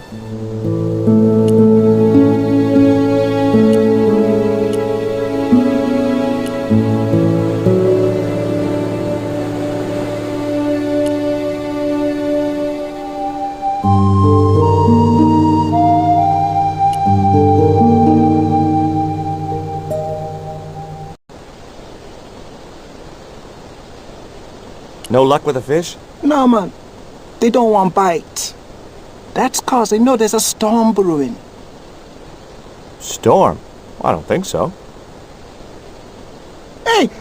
I caught a bite! You have? It's a big one! A real big one! Reel him in, Rio.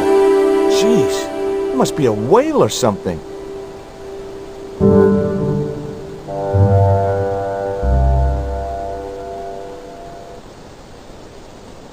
rustiest whale I ever see. I still need a fish, Rio. Okay, make me try again. Maybe you better change your bait. It was half a rusting bicycle frame. The only serviceable part of the bicycle's wreck was a rubber inner tube. You just never know when you're going to need stuff like that.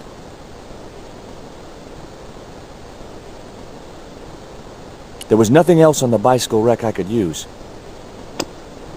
It was the old inner tube from the bicycle which Rio had fished from the sea. 3 feet of slightly perished rubber. Bound to be useful for something.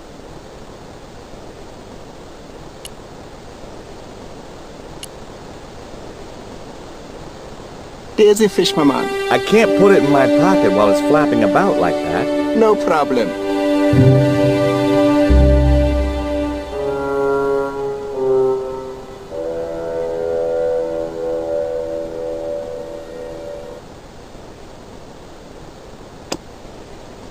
The fish was wet and slimy and decidedly dead.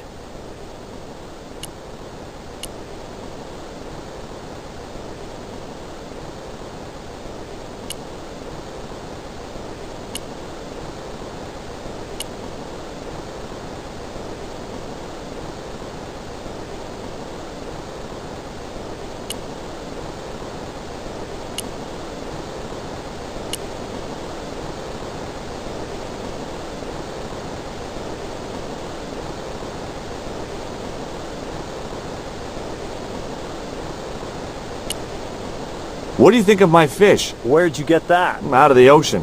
It must live there, I guess. Smart ass. Why are you carrying a dead fish? It's dead? Oh. Catch you later, Bronson.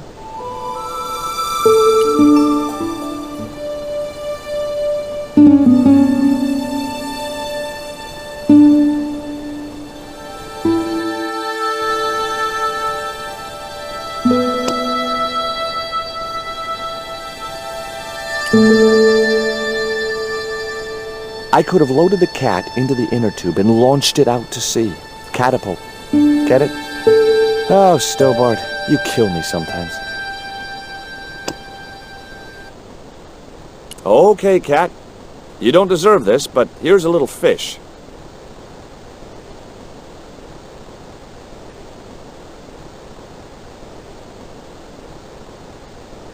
The little monster ate the fish, but never strayed far from the ball.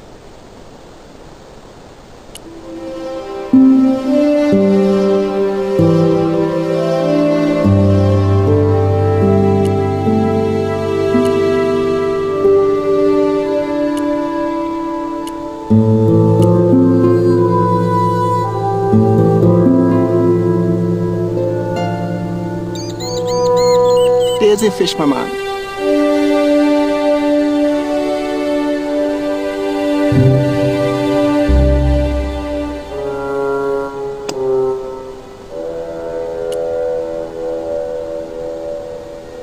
What you've got there? What can I do with an old inner tube? I know what I'd do. I'd take the biggest catapult you'd ever seen and use it to smack Bronson with a fish from a safe distance. Those ballistic fish shenanigans of yours are gonna get you in deep trouble someday.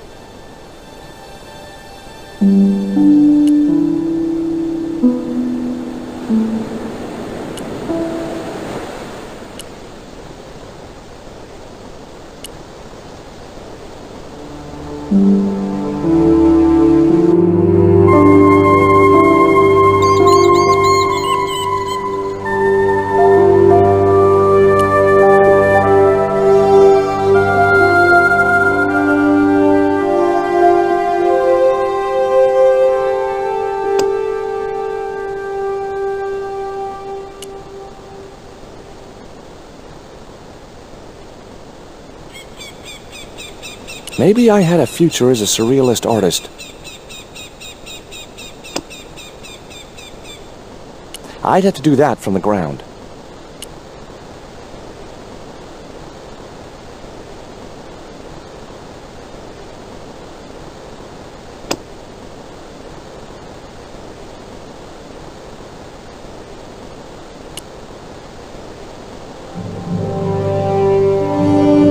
That should get the old cat dancing. I just hoped it didn't give itself a cardiac.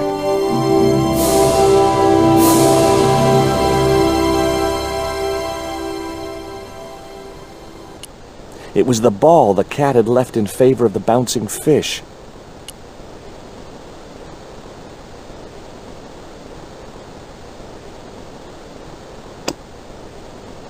It was the ball I stole from the cat.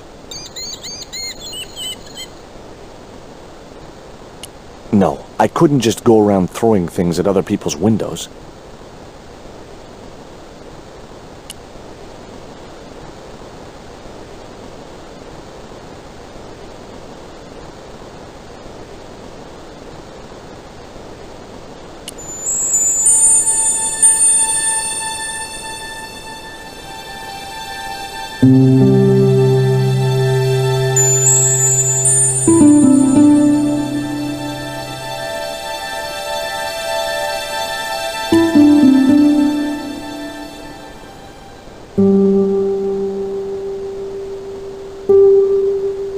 A large tree stood beside the house, with a suggestive U formed by the branches. I couldn't think of any reason to climb the tree.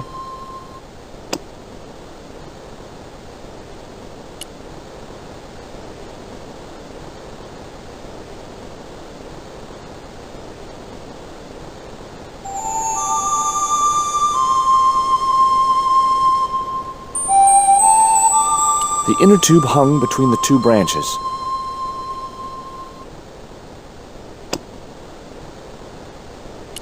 I put the ball in the catapult. Took aim. Yes!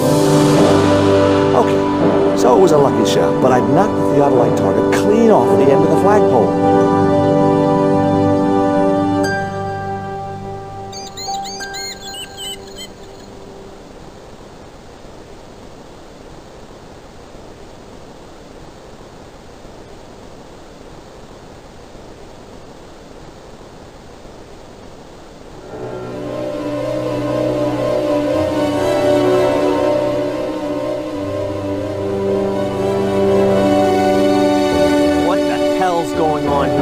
Hi, Bronson. Nice to see you, too. You again. Have you been screwing around with my theodolite target? Where is it? I had to climb out of the window to put that one on. Damn it, I'm gonna have to go through all that again. Not this time. The house is locked up and the sisters aren't here. Hell's teeth! I'll have to put the spare target on the other flagpole. A whole morning's work wasted. I'm gonna fix all this and then I'm gonna fix you, you hear? Yeah? Fine. I'll be waiting.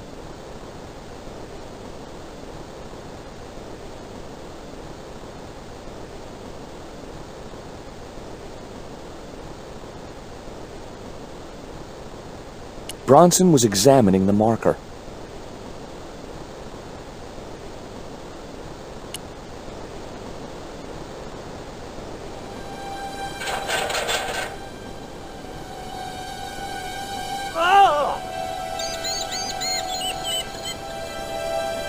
What you doing, Bronson? Just hanging around? I'm gonna kill you for this, Stobart! Get me down from here! What, so you can kill me? Gee, you talked me out of it, Bronson. I felt a little guilty about leading Bronson up there, but not much, obviously. Bronson was dangling from the flagpole like the worm on Rio's fishing pole. Hey, get me down! What's the magic word? Please! Oh, bad luck. I was thinking of Alakazam. I had no more to talk to him about. You know, hanging from flagpoles suits you. Get me down! Not until the old ladies have heard exactly what you had planned. I had no more to talk to him about. I'd had enough of taunting Bronson. It was Bronson's surveying target. He must have dropped it when he had his accident. The marker was a bright, shiny thing, and I have a weakness for bright, shiny things. It wasn't going to be much use without the theodolite, though. It was the electronic marker which Bronson used with his theodolite.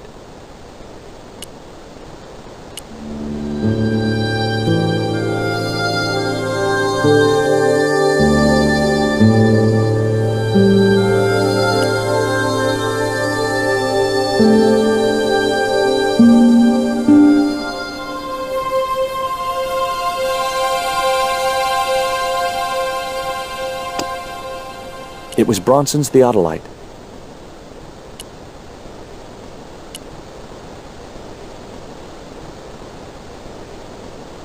With Bronson out of the way, I could finally get a clear look at the plans. Engineers' drawings didn't mean much to me, but one thing was clear.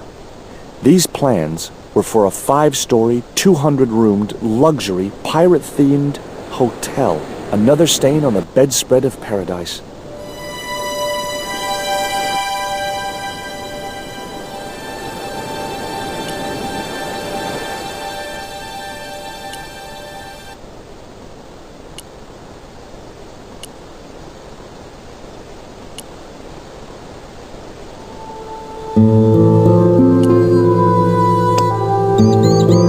It was Bronson's plans for the Hotel from Hell.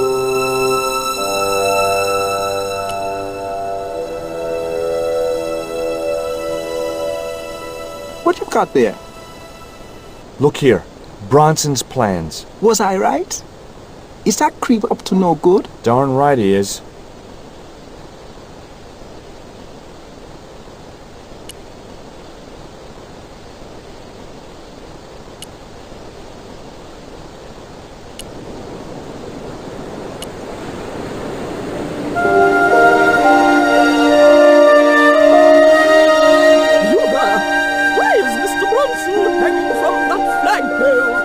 He climbed up there of his own accord. Then help him, you stupid man! Quickly, before he falls!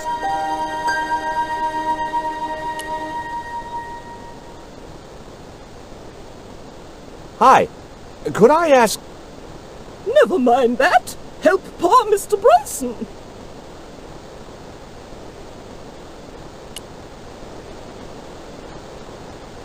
It was a pretty strong flagpole to support Bronson's weight. Bronson looked about as pleased as could be expected.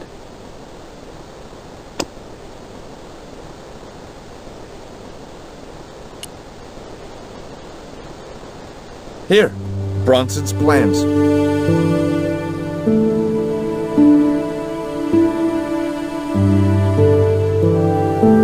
This means nothing to me. She's not wearing her reading glasses. Ah, wait. Yes, I see now. I see it all too clearly. That man is planning to build a huge hotel. Bronson is a confidence trickster. Mina, we have been duped. I'm glad we didn't sign his contract.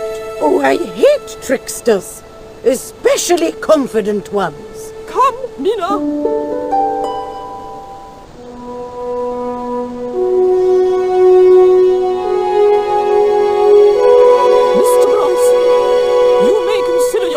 Persona non grata.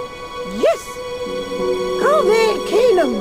Kindly disentangle yourself from our flagpole and eject yourself from our property this very minute. Disentangle! Eject! Hey, cut that out, you crazy old bat! How dare you! Mina isn't crazy, she's just engagingly eccentric. Yeah, as a bedbug. Ouch! Lovely as this little vista is, I'd be really grateful if you could let me into the museum now. Certainly, young man. We are most grateful to you for exposing this scoundrel, Mina, the Lock.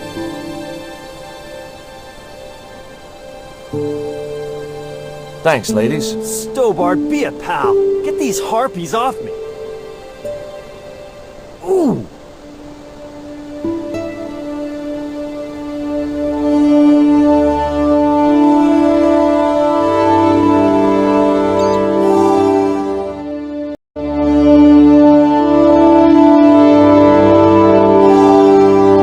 George was basking in the sun-drenched Caribbean, I went to the It was a long shot, but I thought I'd start my search for the Jaguar Stone at the British Museum.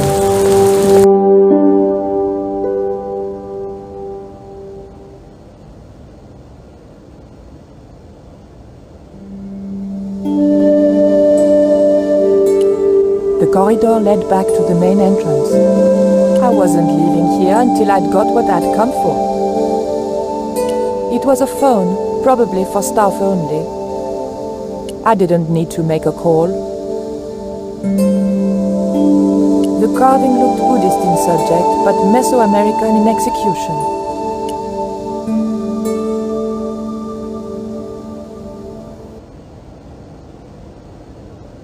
I wanted nothing to do with that statue.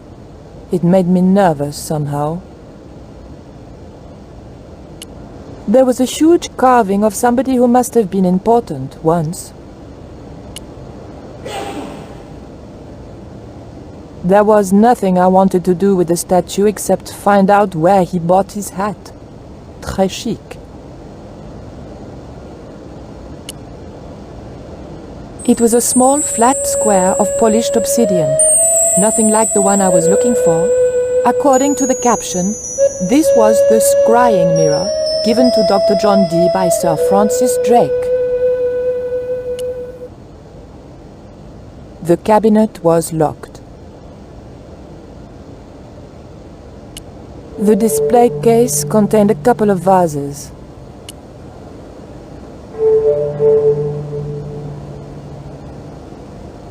Perhaps I'm a Philistine, but old vases bore me.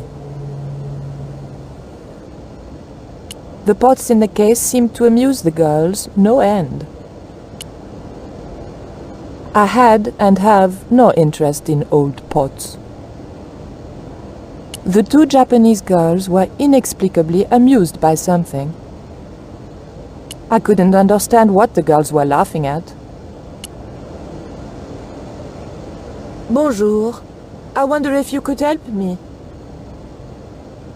Ohayou gozaimasu. What's so funny? Oh, never mind. I doubted the girls would be any help to me.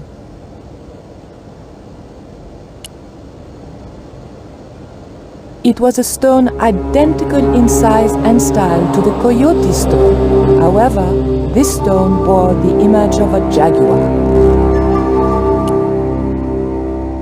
The cabinet was locked. The mask looked more African than American. I didn't want the mask, although it certainly reminded me of somebody. It was a woven wall hanging with a South American design.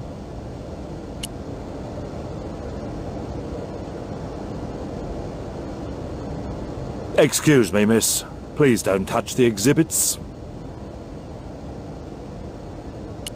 The carving looked Central or South American in style, perhaps Aztec.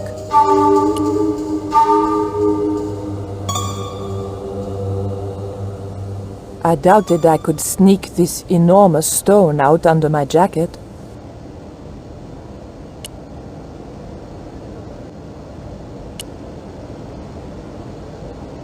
The attendant didn't show it, but I sensed he was watching my every move.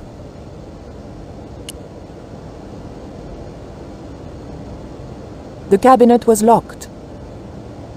The cabinet contained a dagger decorated with Mayan designs.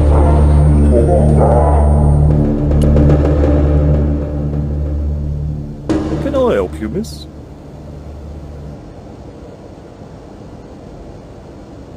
Have you ever heard of an English sea captain called El Draco? El Draco? Not a very English name. I think that's what the Spanish would have called him. It was about the time of the conquistadors. 16th century. Oh, I know. That's what the Spanish called Sir Francis Drake. Francis Drake? Have you got anything here that belonged to him? Indeed, miss. We have a couple of artifacts he brought back from one of his journeys. What can you tell me about the scrying mirror? Ah, that belonged to the alchemist and part-time Elizabethan spy, Dr. John Dee. It was brought back from the New World by Sir Francis Drake and presented to him. It's Mayan, you know. What is a scrying mirror? It's rather like a crystal ball, and you can't see anything in it. Apparently, he had a partner who used it to talk with angels. If you ask me, you were barking mad. It didn't look anything like the Coyote stone. This one was like a little black shaving mirror. Is the scrying mirror the only piece of obsidian Drake gave to you? Funny you should ask. There's another called the Jaguar stone. He never liked it though. Said there were angels in the mirror, but devils in that stone. Can I take a closer look at Dee's mirror, please? No, you cannot. That's why the cabinet is locked. They tried some newfangled interactive scheme. And you can guess what happened. Bloody kids ran off with half the exhibits. Hands-on experience, my foot. In my days, it was hands off, I ask you. What do kids know about ancient Mayan civilization? Nothing. Can you tell me something about the Jaguar Stone? Certainly, miss. The so-called Jaguar Stone was brought back from the Americas by Sir Francis Drake and presented, with, as you already know, the more famous scrying mirror, to John Dee. The old loony didn't like the stone, though. Reckoned it was tainted by the devil. Come along, miss. I'll show you the mirror. I've already... Oh, never mind. There. John Dee's famous scrying mirror, given to him by Francis Drake. Do you know if this mirror has any relevance to Tezcatlipoca? Who? I can't even say it. Oh, there's someone here who'll be able to help you better than me.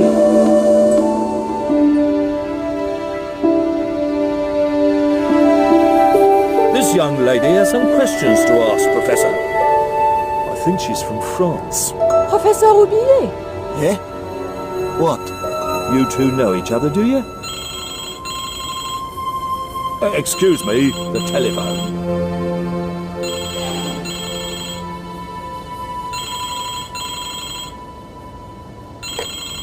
We meet again. Mademoiselle, France, eh? Yes, I believe that's where you live, Professor. I have a house there, on the outskirts of Paris, but I haven't been back for many months. What can you tell me about the Jaguar Stone, Professor? It's obsidian, from the Chichen Itza region. I thought you were going to stay in Quaramonte to witness the eclipse. Alas, business comes first. An important consignment of artifacts on loan to the British Museum. But I intend to return to Quaramonte in plenty of time.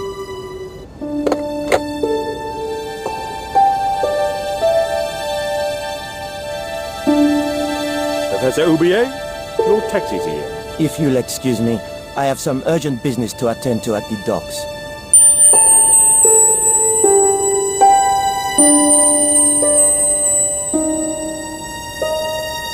Can you answer me some questions about the Jaguar Stone? Certainly, miss. If you just step this way.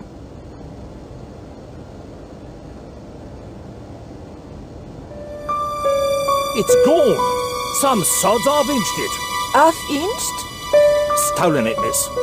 Never mind. The silent alarm will have been tripped. I'm afraid nobody can leave until our crack security team gets here. How long will that take? Could be a while. I think it's their tea break. The thief could be miles away by then. Don't you worry about that, miss. Just don't try to leave.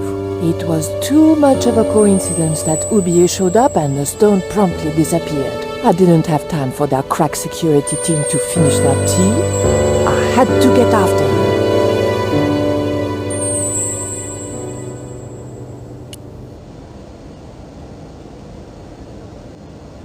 I didn't steal the stone. I was nowhere near it. So who do you suppose did steal it? It must have been the Japanese girls. Did you see them touch the cabinet? Not exactly. But they're laughing about something. All girls giggle. Especially Japanese ones. It must have been Roubillier. Huh. Begging your pardon, but he's a man of letters. A professor. So was Moriarty. Man of letters or not, he's your culprit.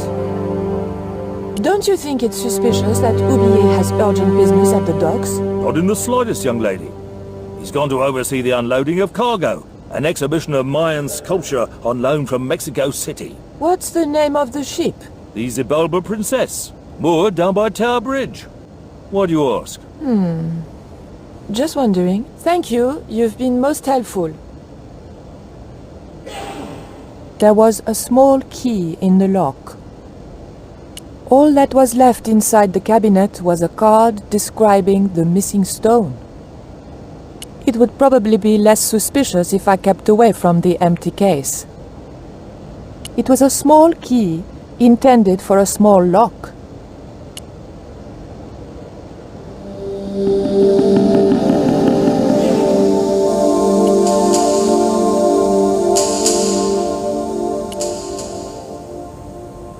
Look at this. The thief left this key in the cabinet. Oh dear. Oh dear, oh dear, oh dear. That makes the theft an inside job, right? Oh dear.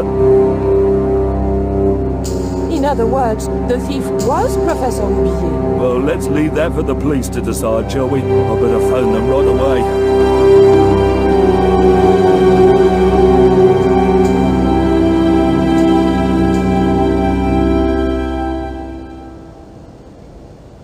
Hello? I knew I had nothing to worry about if the police were called. Yes, I'll hold. But I had to catch up with Hubillier, and fast.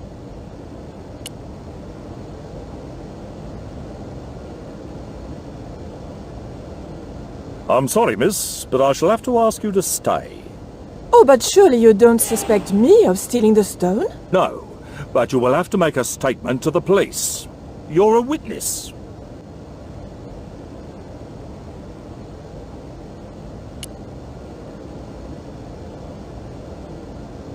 Please, miss, don't go. Okay.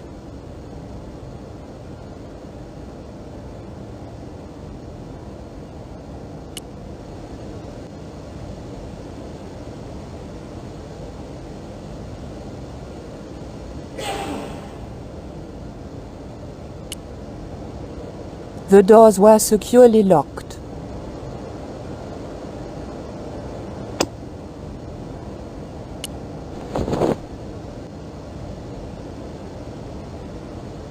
There was nothing very useful in my bag, just a single hair clip. It was a hair clip. It was the key to the museum display cabinet. There was nothing useful in the bag.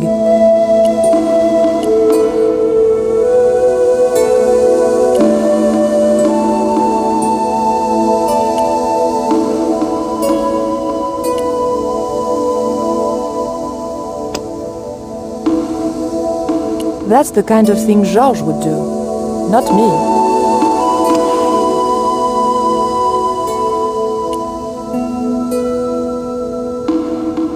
The key didn't fit this lock.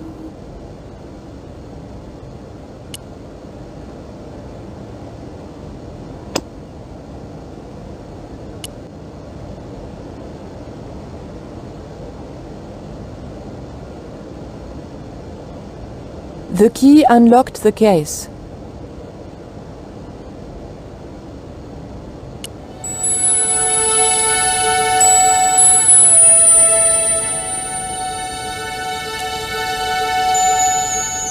I locked the case again and took the key. It was an obsidian dagger, thin and razor sharp.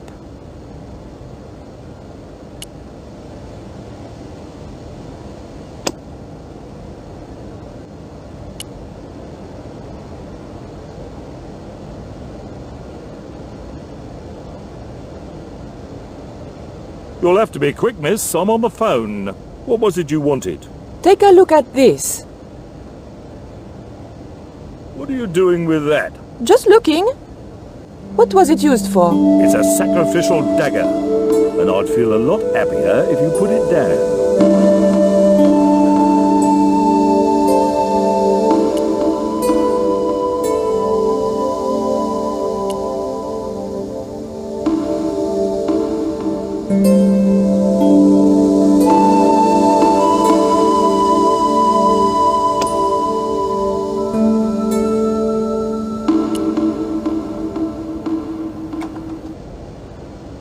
I levered the handle open with the thin dagger.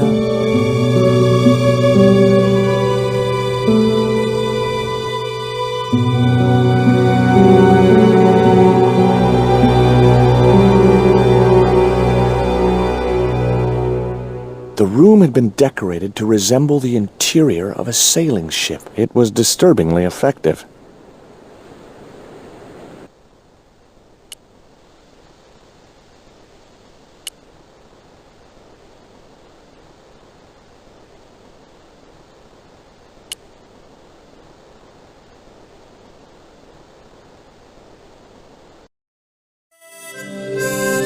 Captain Frederick Ketch, 1570. Around his neck was a cross.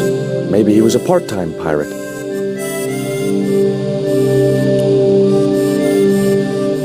It was the portrait of Captain Ketch. The portrait might have made a nice souvenir, but it was too large to carry. Maybe that wheel was from Ketch's ship. Suddenly, I was 12 years old again. Hard a port, bosun! Aye, aye, Captain Stobart! She cannot take it, Captain! The lad's dead! Abandoned ship!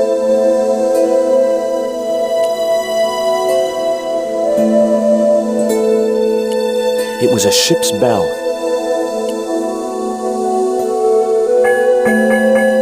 Two bells and all's well! Pirates were cool.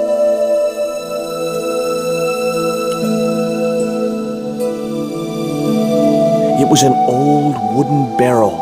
Maybe it was from Ketch's ship.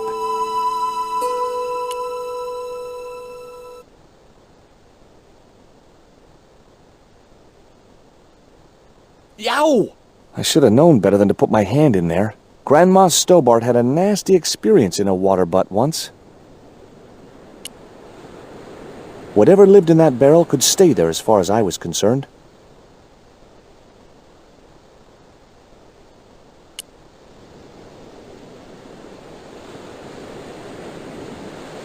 It was Captain Ketch's sea chest. Its battered appearance hinted at salty tales of maritime adventure and swashbuckling. Long months at sea with a rum-sodden, mutinous crew, hardtack and scurvy. And this chest, full to the brim with Ketch's loot, pearls, diamonds, emeralds, and doubloons. On the other hand, it could have been full of spare blankets.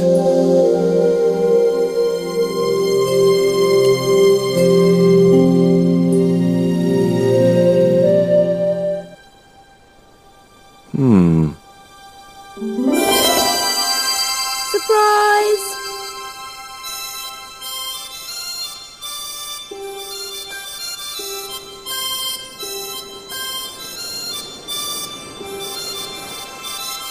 What the?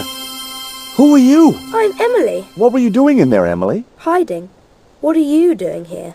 Grown-up stuff. Grown-ups? Pfft. I'm never gonna grow up, I'm not. You shouldn't be here. What's your name? I'm George.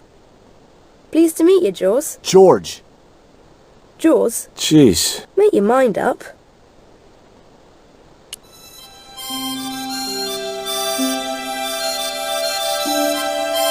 It was Captain Ketch's sea chest.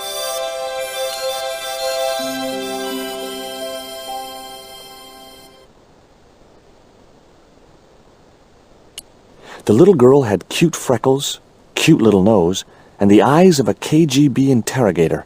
Around her neck was a large cross on a chain. It was identical to the one in the portrait of Captain Ketch.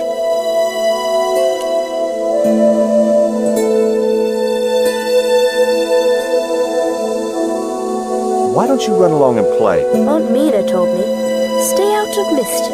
Well, that doesn't mean you have to stay indoors, does it? On a beautiful day like today? There's a storm coming. Oh, nuts. You don't know that. I do so. I can see the whole world from the window. Yeah, well, like I said, I'm busy. Why don't you go play with Rio? I'm not allowed. How come? 'Cause Aunt Frost says I'm not allowed out of the house. That's why, Mr. Nosy Beak. Too bad. Why don't you ask your other aunt if you can play with Rio? Aunt Mina's cuckoo. Aunt Frost says so. She says when the Lord handed out common sense, Aunt Mina was off getting double portions of chin. That Rio's a smart kid. He helped me outwit Bronson. Rio is clever. He can spit ever so far. What can you tell me about Captain Ketch? That's him on the wall, in the picture. Yeah, I know. Scary-looking guy, huh? He was my great-great-great-great-grandfather. Yeah, you have his eyes. That cross you're wearing, Emily? It's my lucky Jesus cross. It's just like the one Captain Ketch wore. Uh-huh. Can I borrow it? Uh-uh. What would you trade for that cross, Emily? A puppy. Well, I don't happen to have a puppy in my pocket right now. Can you think of anything else you'd trade? Don't know. I bet you can't keep this piece of coal in your mouth for the next half hour. Could too. I could keep it in my mouth for hours and hours and hours. Yeah? Go on then. Prove it. Don't want to. And if you try to make me, I'll tell Aunt Mina. Look, an ancient Mayan stone. Is that a magic stone? Well, I don't know about that. No. Would you like to play darts? No. Oh, come on. I'll throw, you catch. That's dangerous. Darts will stick in me and make me bleed. Do you know how to use a theodolite? We don't learn anything about surveying at my school. Not until 5th grade.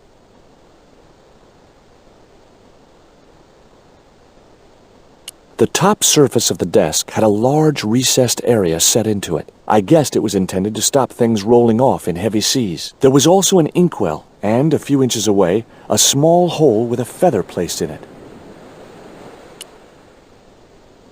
That looked like that's where it was supposed to be, so I left it there.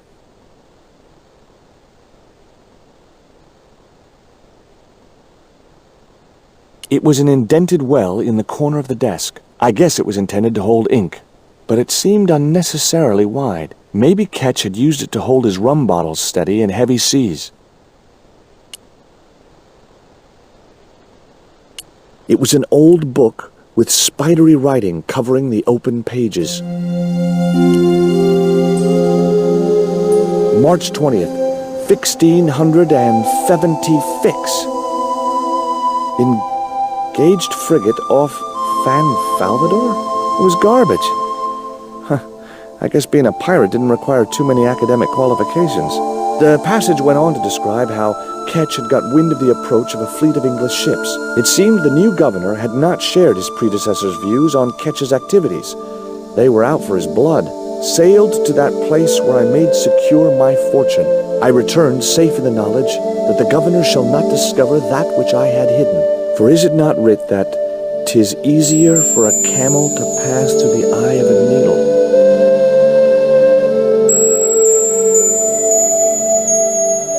It was a beautifully crafted model of a sailing ship. The ship looked too fragile to touch. It was an actual pirate ship chart. Okay, I've had my hands on an historical document. Now what?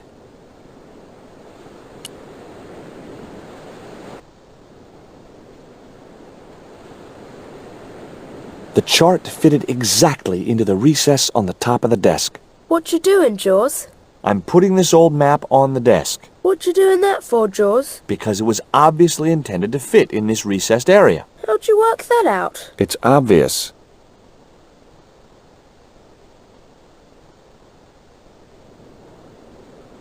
It was a neat oil lantern made of brass.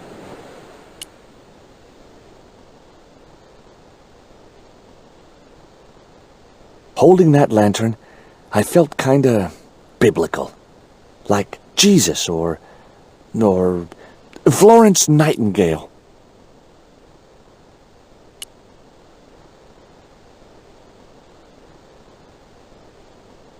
The lantern fitted so precisely in the inkwell, it could only be deliberate. What you doing now, Jaws? Knock it off, will ya? There's something you ought to know. I don't buy cute or lost puppy. I've put the lantern in the inkwell. See?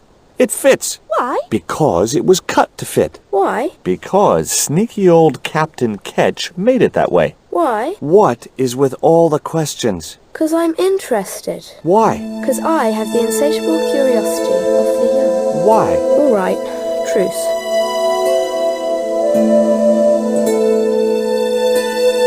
The base of the lantern fitted precisely in the inkwell. It was one of those old pens made out of a feather. That might come in useful in ticklish situations. What you doing now? Grown-up stuff. I doubt that. I'm just borrowing this feather, that's all. Why? I might be able to make use of it. You're gonna steal it? That's bad. I'm gonna tell on you. No, don't do that. Why not? Well, because I'm not stealing, just borrowing. was the holder for the quill. It was firmly attached to the desk. There were several things I wanted to say to that awful kid, but I held my tongue.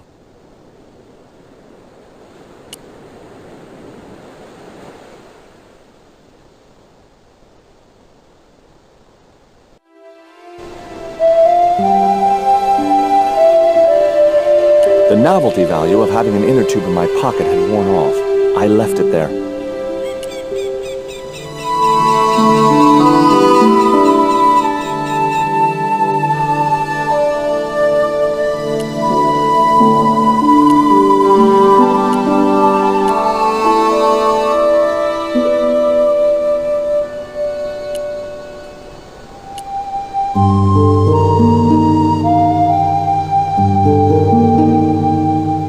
Rio had gone back to fishing.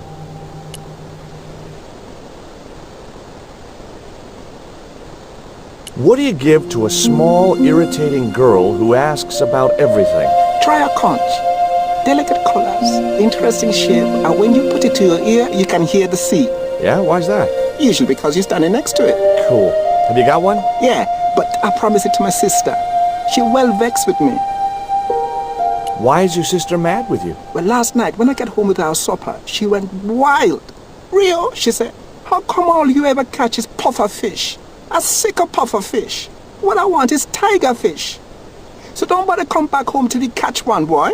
I don't see how I'm gonna catch no tiger fish. All I have is a fishing pole and a worm. What do you need to catch a tiger fish? One of them real fancy flies like the rich fishermen use.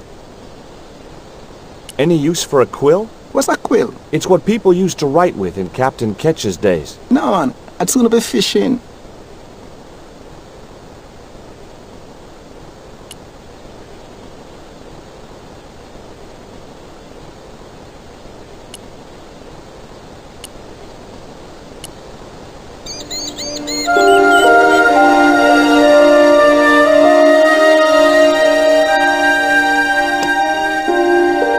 It was the quill I'd found in the Ketch Museum.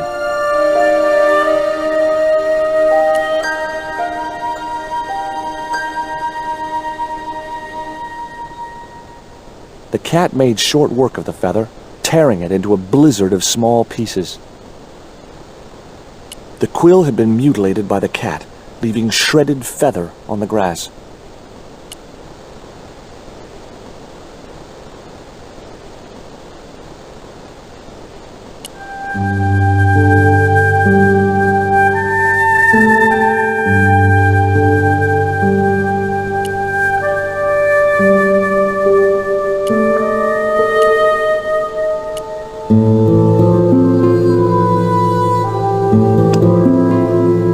The quill had been torn into small pieces.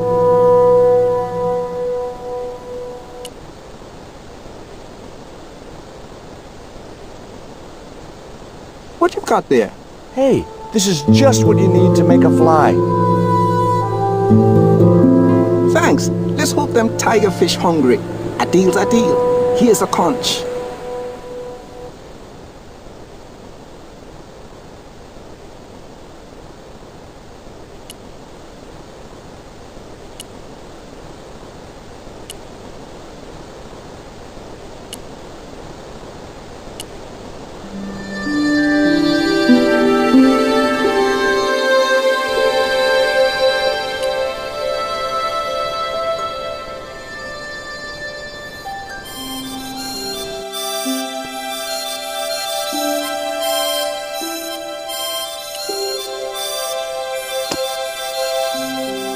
It was the conch shell that Rio had given me.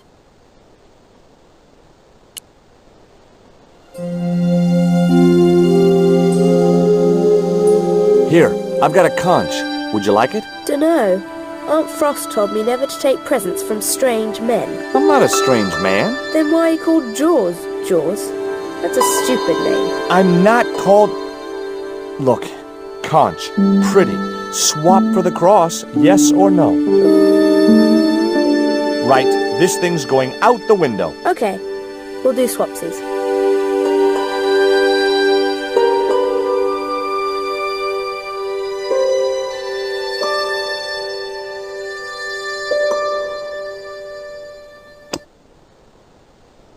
Ketch's crucifix was encrusted with precious gems.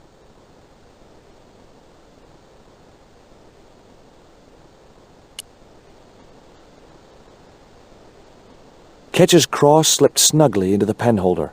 Before you ask, I've put your cross in this little hole in the desk. Why? Impulse mainly, with a dash of irrational intuition. Silly. Only women have intuition.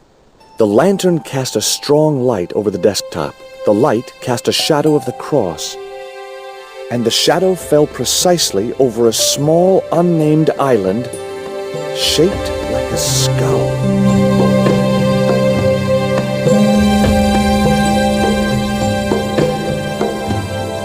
That must be it. Ketch's Treasure Island. Uh-oh. That's Zombie Island. It's a bad place. No kidding? Well, bad place or not, that's my next port of call. Can I come too? The hell you can. I never get to leave the house.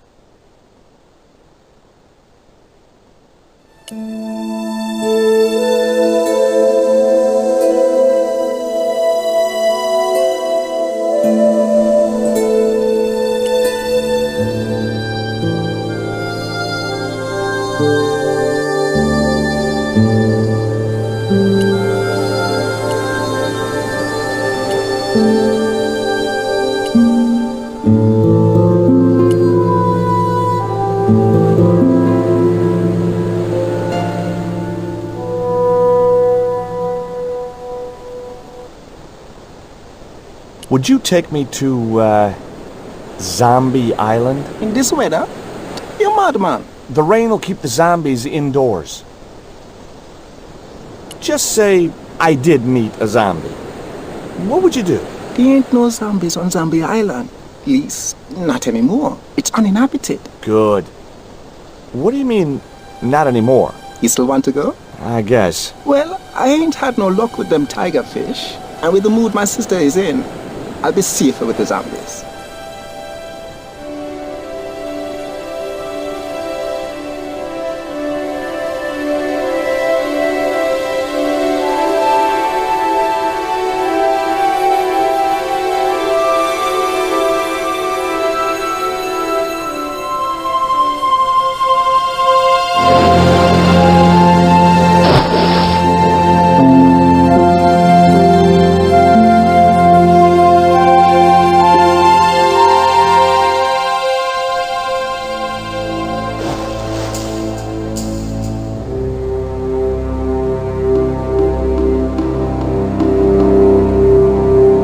So, this was Zombie Island.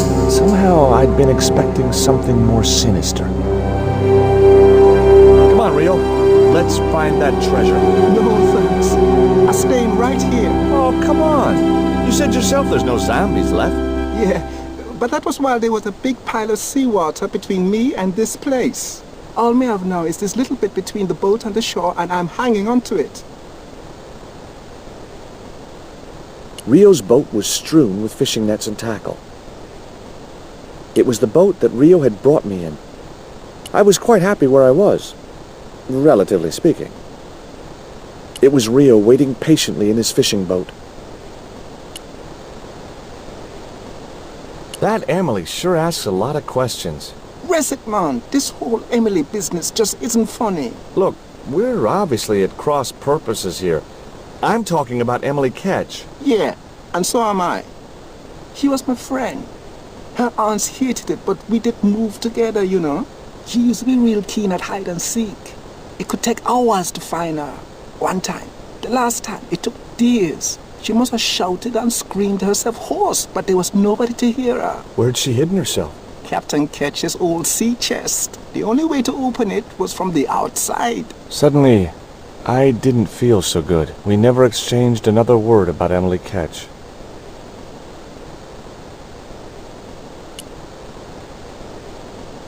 The cliff stopped me getting off the beach. The cliff was steep, too steep to climb without handholds. And I couldn't find any.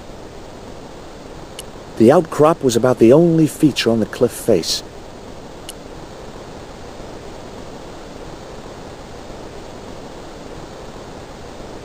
It was too high. I couldn't get up there.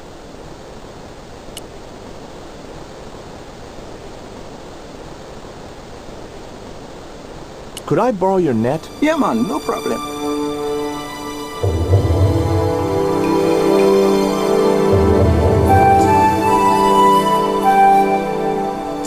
You planning on catching some fish? Nope. I'm after a big rock. It was Rio's fishing net.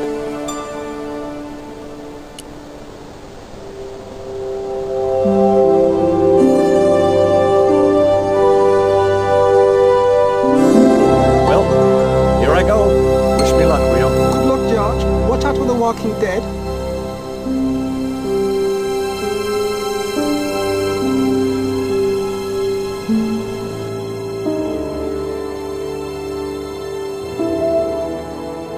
I stumbled down dark stairwells for what seemed like forever, until suddenly I found myself, wow,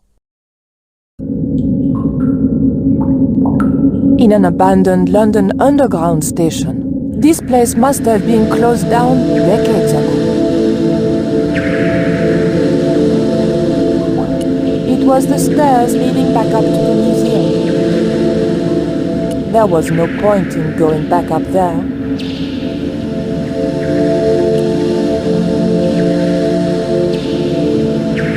The poster was advertising a play I'd never heard of. The date on the poster was before I was born. It was an old map of the London Underground. It looked just like the modern one. It was a tube tunnel, possibly still in use. It was too dangerous to start walking along the tracks.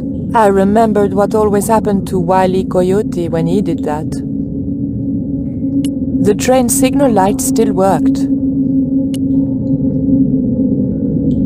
A warning sign saying high voltage convinced me to leave the lights alone. It was a maintenance cupboard.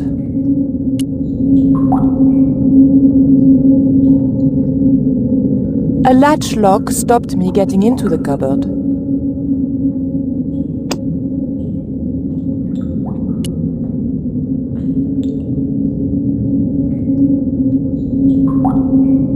The blade of the dagger just fitted between the door and the softwood frame. The door gave slightly, and then held firm. There was a narrow gap between the cupboard door and the wooden frame. A small crack had appeared where the dagger had pried the door from its frame. Through the crack, I could just make out the latch which stopped the door from opening. My fingers were too big to reach into the tiny crack. The hair grip was too thick to fit into the crack.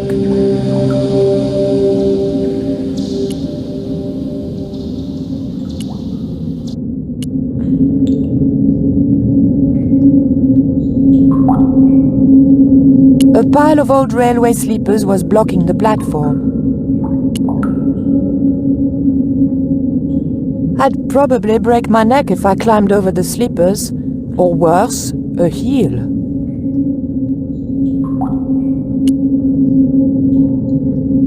It was a poster advertising holidays in Scotland.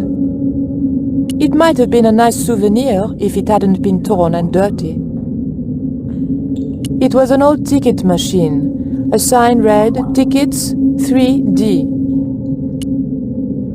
The machine looked like it had sold its last ticket a long time ago. It was an old chocolate vending machine. The machine needed to be fed a coin before it would operate. A flap covered the tray into which the machine dispensed chocolate bars. The tray was empty. It was a cup which caught rejected coins. The cup was empty. 1D only was embossed below the coin slot. Something protruded slightly from the slot. The slot was much too thin for my fingers.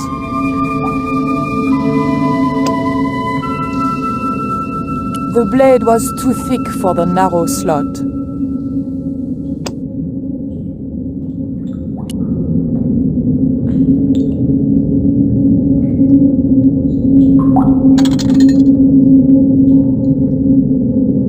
I pushed the hair clip into the slot and whatever was stuck there disappeared into the machine. There was a copper coin in the cup. I pulled out an old English penny.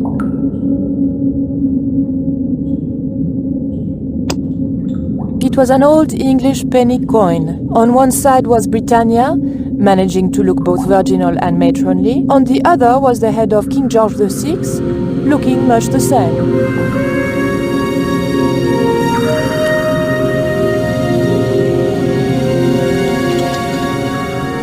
An ancient bar of chocolate dropped into the tray at the bottom of the machine. And as a special bonus, the penny dropped through to the reject pocket.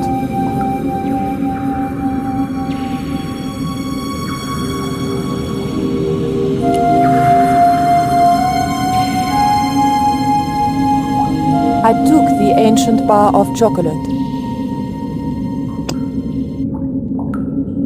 It was a very old bar of chocolate with a row of boys pictured on the wrapper.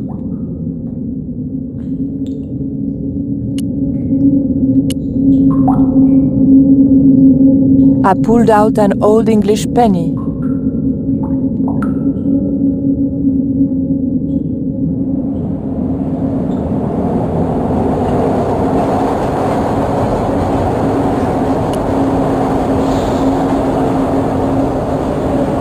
The ghost didn't seem threatening in any way.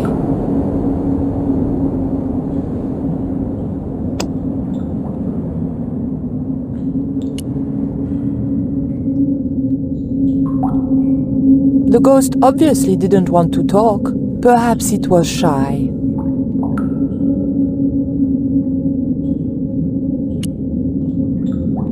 LBS Lubs? What are lubes? The machine wasn't about to weigh me for nothing.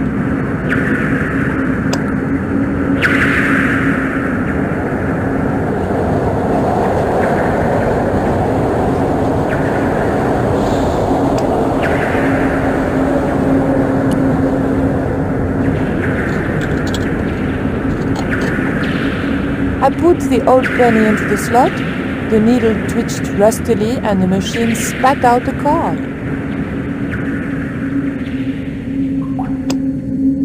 The weight was in imperial units. It meant nothing to me. The card also had my fortune on it. A family quarrel will turn out to your advantage.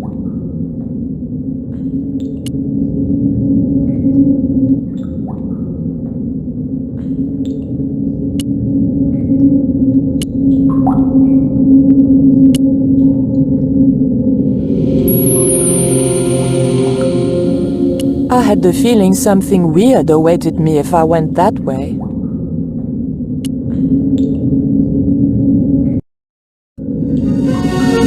Who the hell are you? Joey, is that you? Oh, I remember you now. Hey, listen, don't go near that hole. Nobody tells Robert Foster what to do, lady. You don't understand. I've played this game before. There's something horrible in that hole. Some beast with tentacles. You're nuts.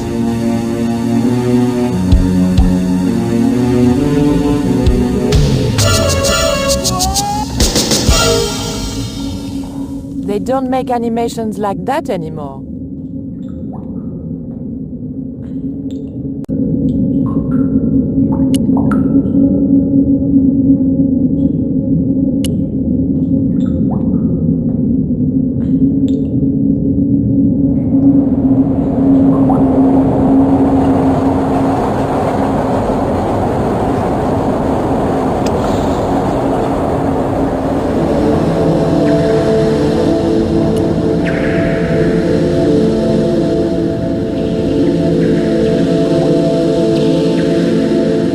I remembered my student days when I regularly forgot my house keys. A wiggle with the thick cord between the frame and the lock, and the latch lifted. It was a big, red, ever so tempting button.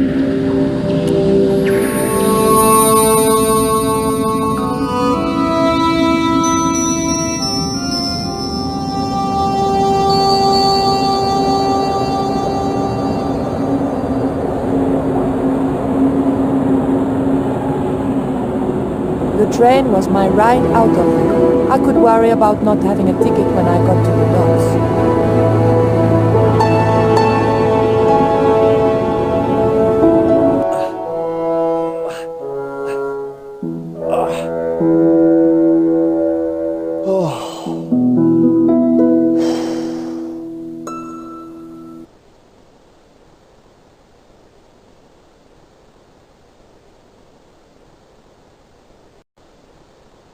The path led off into the forest.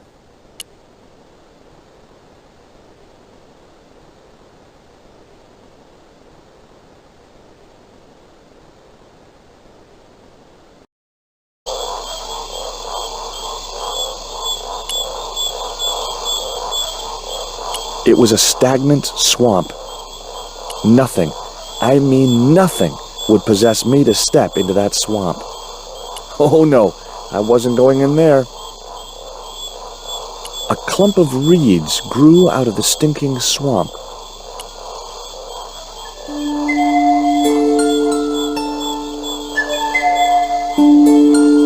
One reed was enough.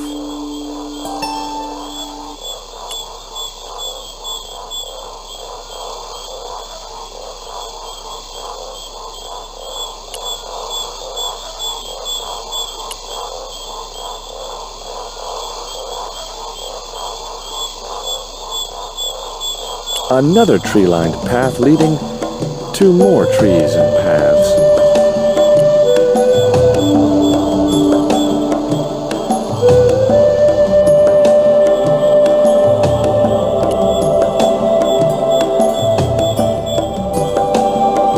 There was something in that hole beneath the rock.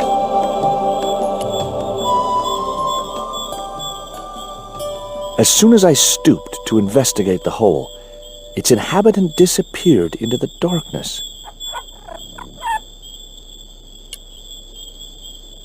The creature disappeared again, but I caught a glimpse of something small and furry.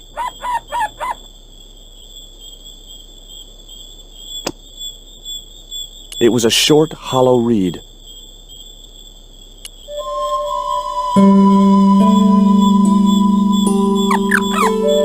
The end of the reed had been neatly bitten off. Now I knew what was living in there. A long-toothed, snarling, furry wild thing. It was home to something with more teeth than kind thoughts in its head.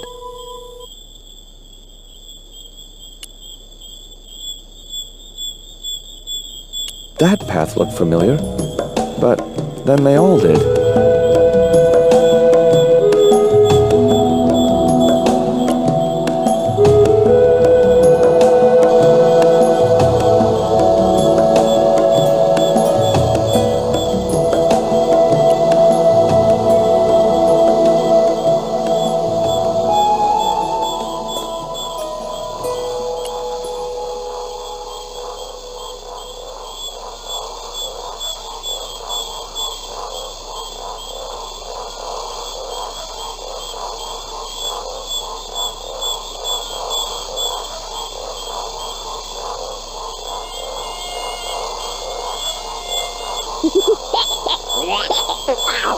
What the?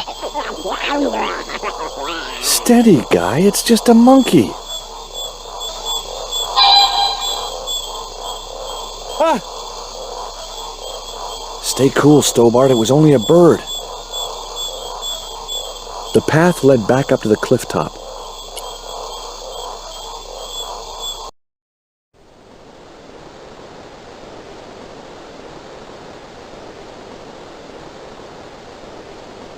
The path led off towards the center of the island.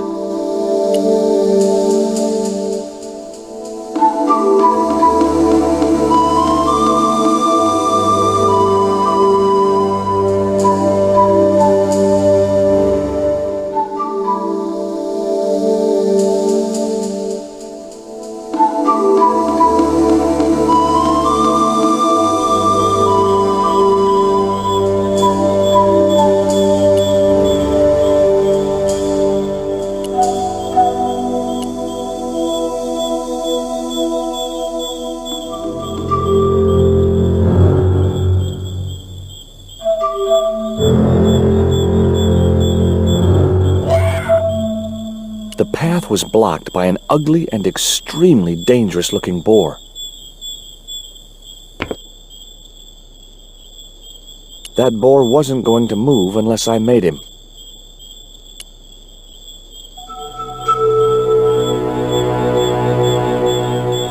The boar's expression said, "Forget it, Stobart."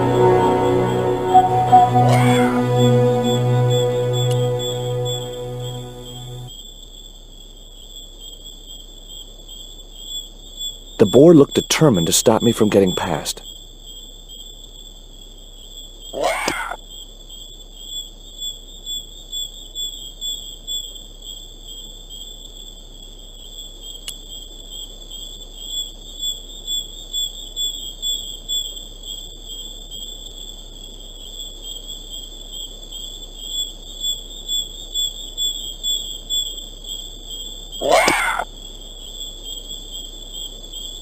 I couldn't get close enough to stick the dart in him. There wasn't much point in using an empty hollow reed on a wild boar.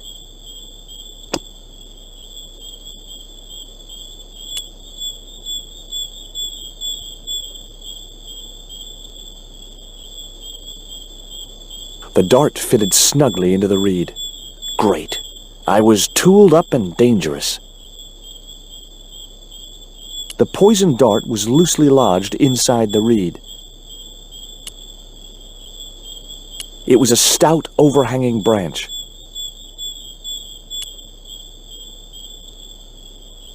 If I jumped, I could just about reach the branch.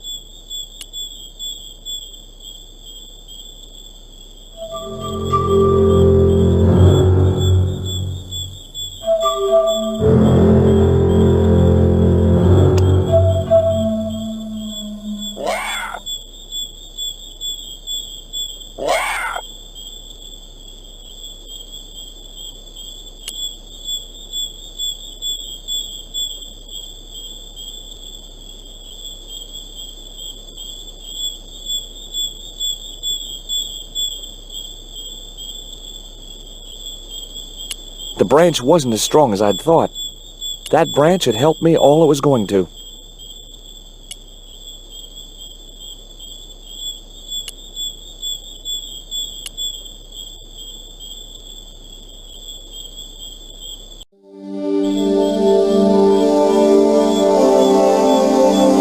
There was no telling where it went. It was a needle of rock in the middle of the clearing.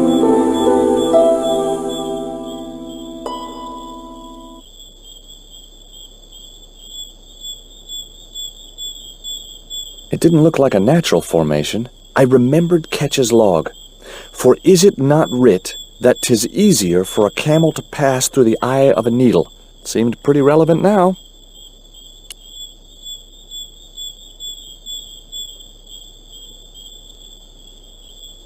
No good. I'd have to be bitten by a radioactive spider before I stood any chance of getting up there.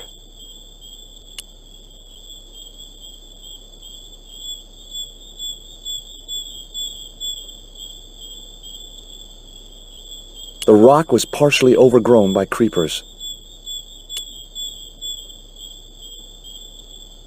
The creeper just came away from the rock as I pulled it.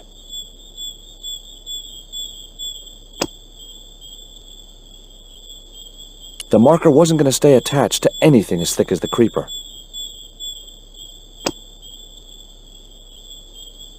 I could see no point in tying the net to the creepers on the rock.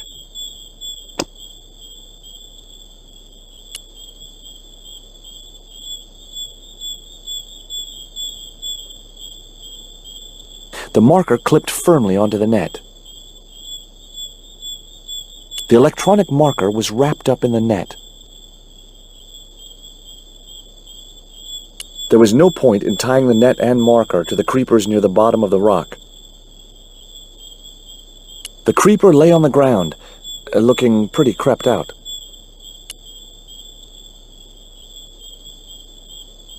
The creeper didn't look like it would hold my weight.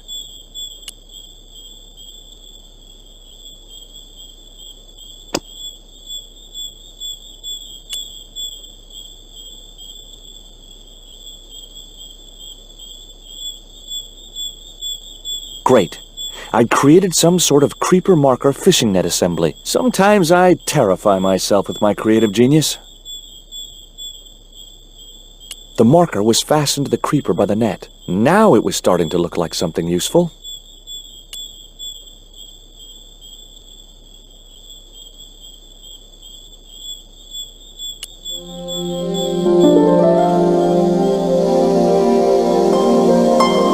I'd successfully got the marker into a position near the top of the needle simply by using the kind of lateral thinking that can get you institutionalized. That high up, the marker should be visible for miles. I wasn't going to pull it down now I'd got it up there. The path led to where the boar hung out.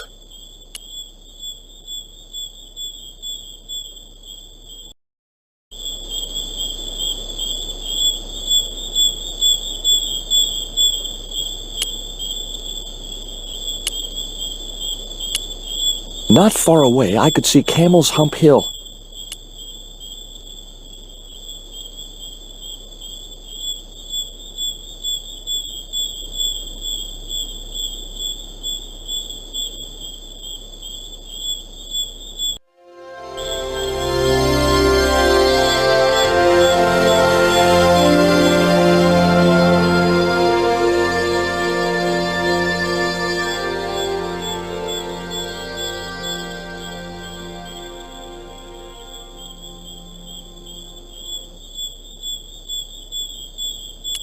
Three shallow holes had been made in the rock. Joining the dots would make an equilateral triangle.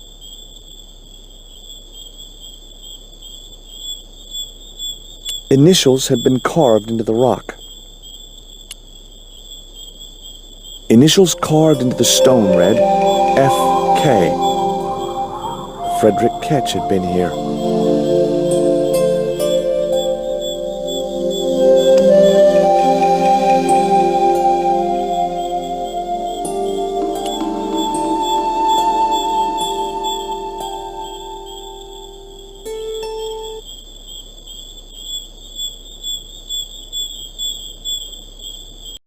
It was Bronson's theodolite, now being put to a nobler use than petty larceny. The hill I was on had reminded me of a camel's hump as I'd climbed up it. Now I had to see what I could see.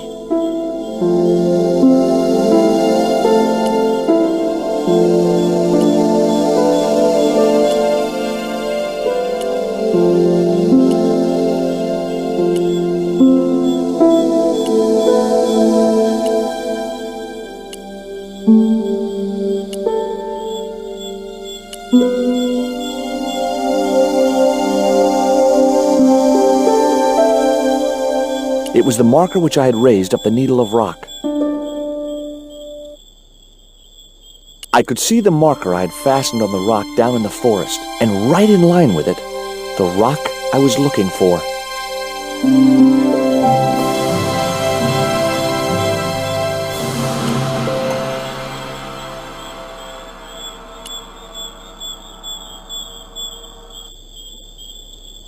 The steep path led back to the clearing where I'd shot the boar, correctly politically, non-fatally, of course.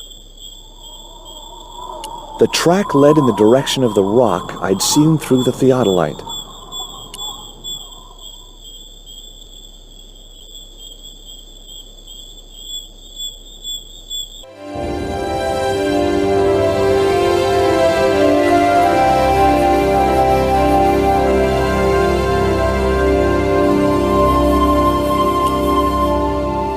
It was Tower Bridge, a magnificent mess of mock Gothic architecture and Victorian engineering. My business was here, not on Tower Bridge. It was the Tower of London, originally built by the French, naturally. I was too busy to play the tourist. The Xibalba Princess lay at anchor just below Tower Bridge. I knew I'd found the right ship as soon as I saw Pablo at the rail. Pablo, Kazak's pet sadist. Pablo would probably shoot me on sight. The crate was a good hiding place, but I couldn't stay there forever. I couldn't open the crate, and I couldn't move it.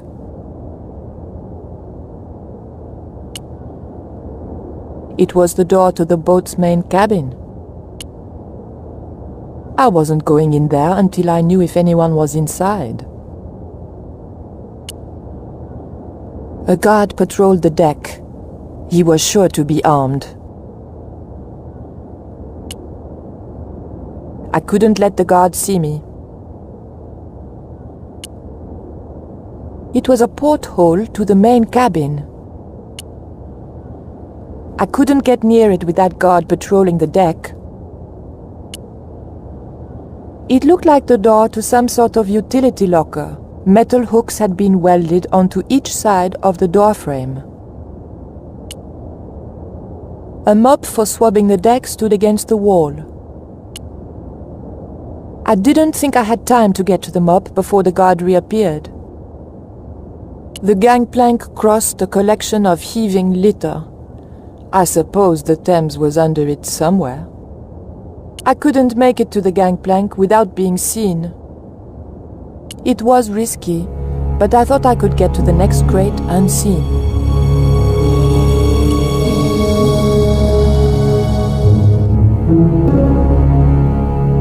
The crate sheltered me from unfriendly eyes. The crate was sealed and too heavy to move.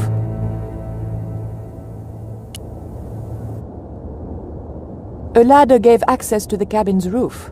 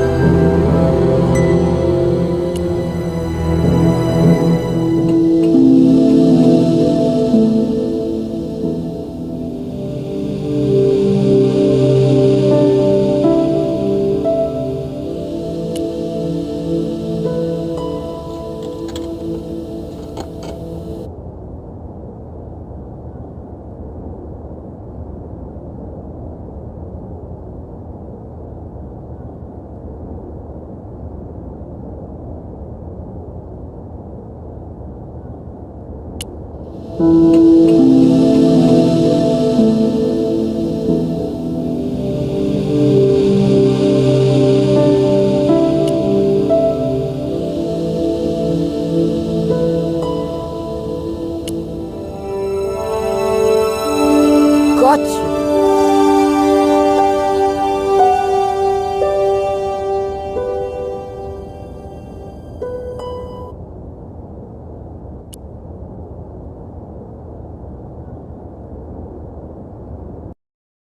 But the collar woman was there.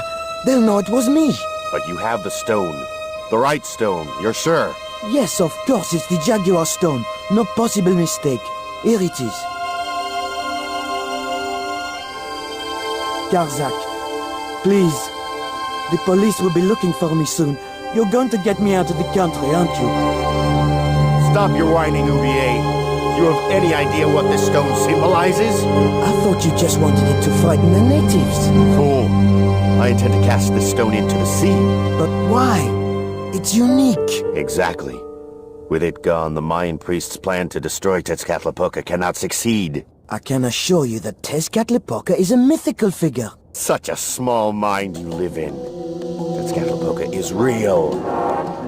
I have seen him in my dreams. We have spoken of his plans for this world. We have spoken of your part in these plans. My part? He told me you would be useful. He told me how to crush your spirit by turning you to drugs. My wife died.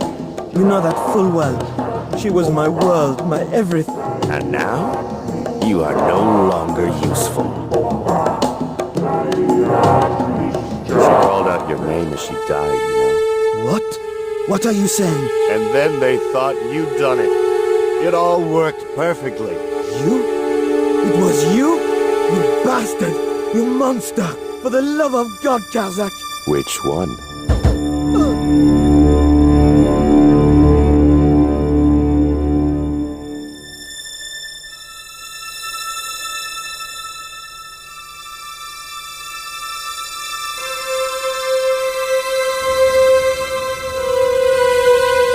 was the jaguar stone that Oublier had stolen from the museum.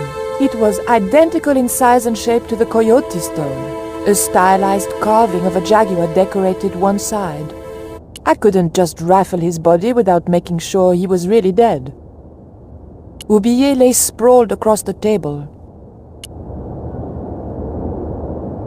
There were no signs of life, but I checked that Oublier really was beyond help.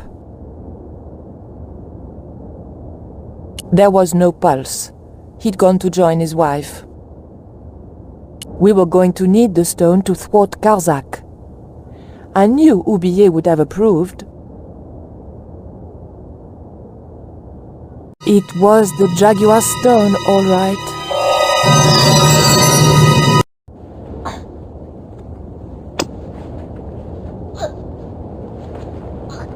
Come on, Collard, think!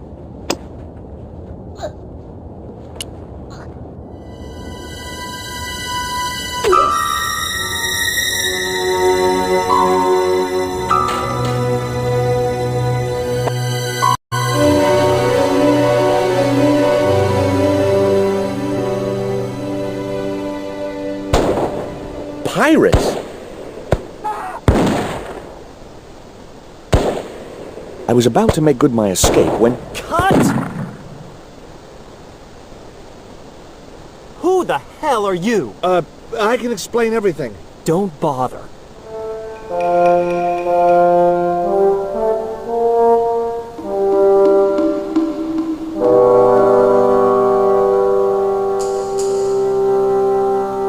I'm sorry. I didn't realize you were making a movie.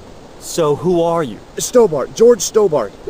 2 B's and 2 T's. It's okay, Mr. Hawks. He wasn't in the shot. Hawks? This had to be Carlton Hawks, the newest enfant terrible of Tinseltown. I'd read about him. Mailroom boy makes good. Nice to know it was still possible to get to be a director armed with only an encyclopedic knowledge of postal charges. Stay out of the way, surfer boy. I'll deal with you later. Surfer boy?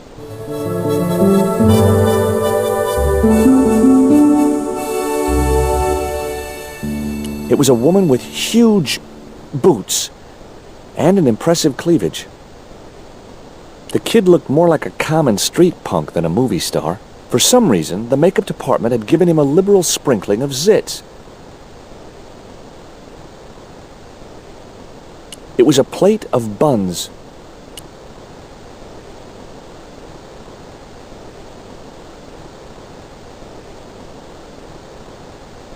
The bun was so stale it felt like a small rock. I was already carrying one of the stale buns. There was a pot of delicious-looking maple syrup on the table. It was a pile of pancakes which were being devoured by the big guy. He couldn't get enough of them. I didn't want another one of the pancakes in my pocket. He was a middle-aged man with a pock-marked face. Hi, George Stobart. Hello, mate. You're English, right? No, you don't miss much, do you? Bert Savage. Have you seen what the caterers laid on today? Buns and pancakes. That's awful. It's an improvement on yesterday. The buns are stale, but the pancakes are bloody lovely. How long have you been in the movie business? Flipping years, mate. Absolutely flipping years. I was in the army before that. Thought to myself, you've been risking your bleeding neck every day, why not cash in on it like? So you became a stuntman, just like that? Nah, of course not. I had to do the training first. What training does a stuntman do? First they told me to stand in the road. Then they run me down. Straight up. Drove at me with a car. I couldn't believe it. I was up on the bonnet and over the other side before I realised he wasn't stopping. Then they threw me downstairs a bit and gives me a certificate. Did you ever work with Carol Climax? The Dirty Dachshund? I'll say. Flipping princess, mate. I heard she was very beautiful. Mind you, she acted like one too. Ordering this, demanding that. Did you ever meet Bertrand Oublier? Meet him? No. I saw him a few times though. He didn't like his wife being in films. Do you think Oublier murdered his wife? I wouldn't be surprised if he did. Mind you, there were plenty of people who could have done her in. I thought the public loved her. Yeah, but people who knew her saw the other side. Have you ever seen anything like this before? What's that, mate? Stone axe? No, it's just a piece of polished stone. Very nice indeed. Shine it up a bit, you get a few bob for that. What do you think of this lipstick? Oh, very nice. Very repouche. I thought that meant hideous. I was being sulky. Looks like a skin disease, that stuff. Would you like a pancake, Bert? No thanks, mate, I've plenty here. Do you want to try some syrup with your pancakes? No thanks, mate. I've got to watch my waistline. Would you like a bun? No way. The last one I tried cracked my dentures.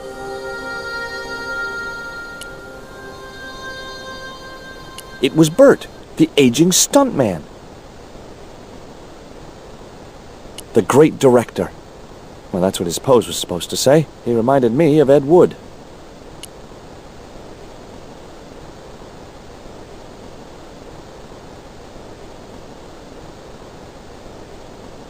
What's the name of the movie? Are you trying to be funny? No. It's Treasure Island, the only book I ever read twice. I don't recall any girls in Treasure Island. Gotta think box office.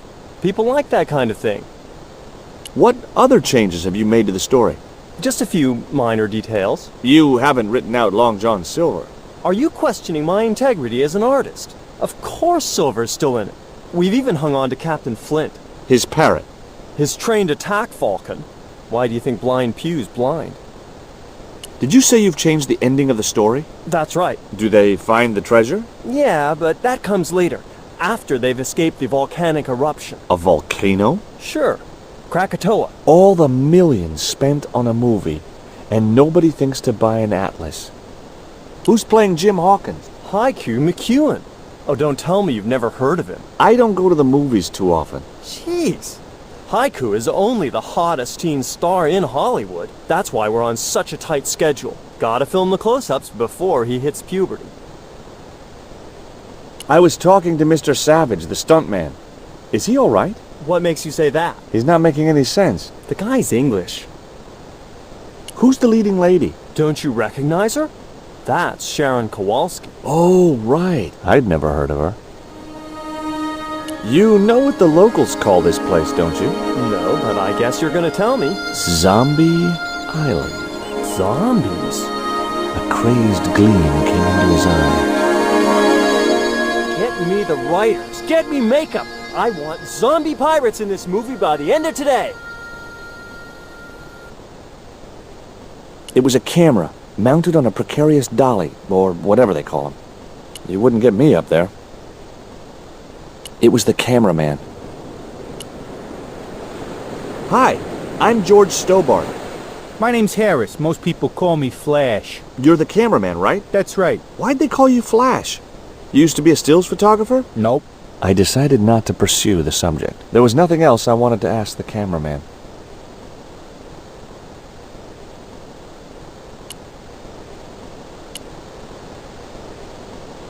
It was a plank balanced precariously on a barrel. I wasn't going to upset Hawks anymore by tampering with his props. The stockade was surrounded by a dry moat filled with sharp wooden stakes. No way was I going to try and jump it. Those stakes looked real.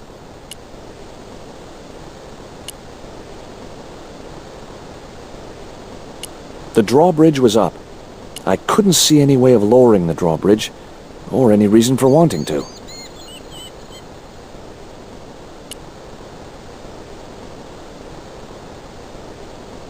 It was the famous movie star, Sharon somebody or other.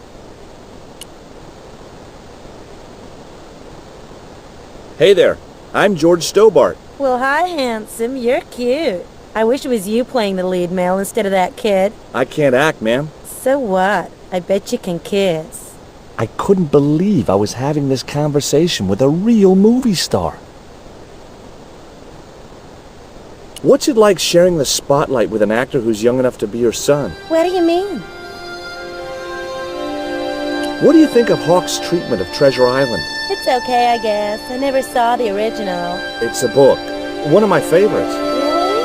The novelization's out already? What part are you playing? Pirate Babs, the ruthless and passionate lady buccaneer. It's a great part. I get to kiss a lot, and I kick ass. Like the boots? Would you like this lipstick? Nice thought, gorgeous, but I prefer scarlet. What do you think of these? Ew, they're awful. You have no idea how much you've just gone up in my estimation. Take a look at this ancient Mayan artifact. That's just a hunk of stone with a picture scratched on it. In a way, I guess. You don't happen to have seen anything similar, have you? No. Would you like this bun? All right. Oh, wait a minute. Hawks is watching me. Don't let him see it. Oh, he's looking right at me. What's the matter? Never mind. Just put that cake away and pretend you weren't talking to me. I found this reed in the swamp on the other side of the island. Oh, yeah? Yeah, and I used it to shoot a poisoned dart at a wild boar. It was a real-life drama, not just a scene from a movie. Right. She was having trouble with the whole real life is not a movie concept. It was teen idol Haiku McEwen in his first starring role. Hi there, George Stobart. Uh-huh. Yeah. Haiku McEwen. You're playing Jim Hawkins, right? Jimbo. I had Mr. Hawks change his name. Jimbo Hawkins, right. Is your name really Haiku? Yeah. It was my mom's idea, okay? When I was born, I was so small and perfectly formed I reminded her of a Japanese poem. Well, I guess it could have been worse. She could have called you Limerick. That's my middle name. I may not be making millions of dollars, and I may not have thousands of nubile, if uncritical, young women lusting for my body, but I've got something that you haven't. This small piece of coal. Man, you're getting freaky on me. Would you like a bun? No way, man. I have to be careful what I eat. Yeah, never eat anything smarter than yourself. Did you always want to be an actor? I don't think of what I do as acting, man. You're not alone. It's more like I'm the voice of my generation. What I'm saying for the kids on the street. Which is what? I'm crap, I'm going nowhere? Huh? What are you saying, man? Stobart, get out of shot. Positions, everybody. I'll get a flip chart and explain it to you later, Haiku. Haiku, baby, are you ready? Okay, man. Which scene is this?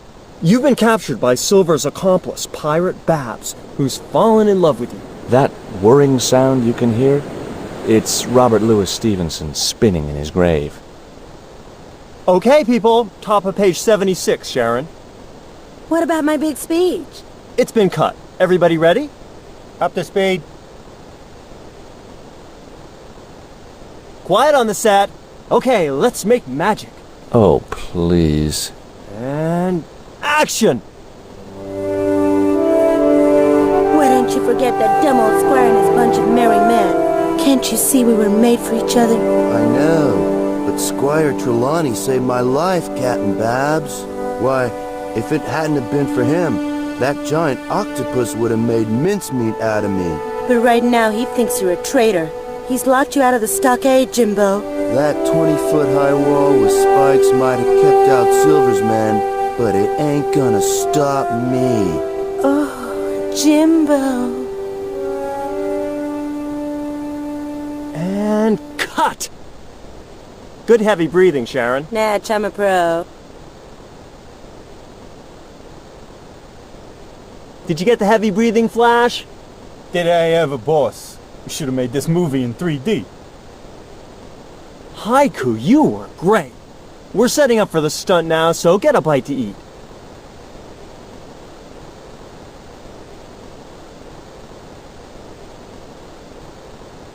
Savage, on set, damn it.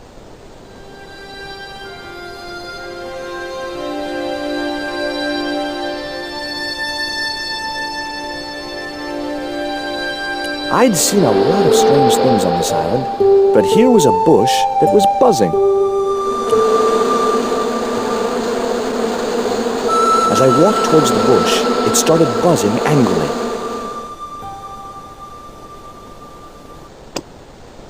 It was a stale bun which could easily have passed for a rock.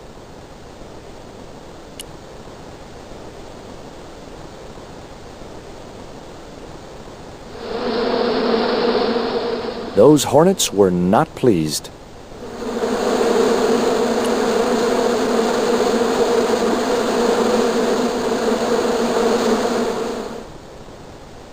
Mr. Hawks, I was wondering if... Not now! I got a movie to make.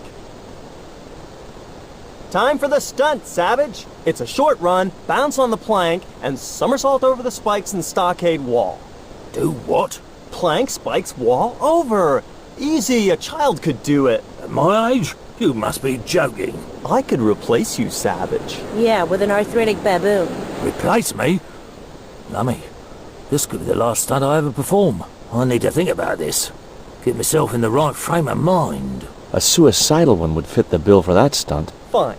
You do that. In the meantime, we'll break for lunch. Oh, great. I'm famished. Stay right there and meditate, Savage. Tight-ass little git. It was a plain pancake. It was a pot of maple syrup.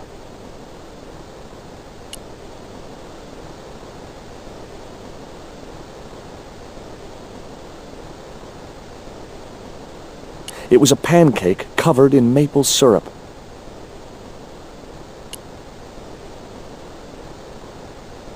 Hey, Haiku. Yeah, man. You got something to show me? I'd like your opinion on something. Yeah? What?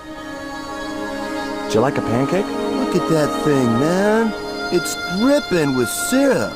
You'll have every bug in 10 miles on your case if you get that stuff on you. I guess you're right.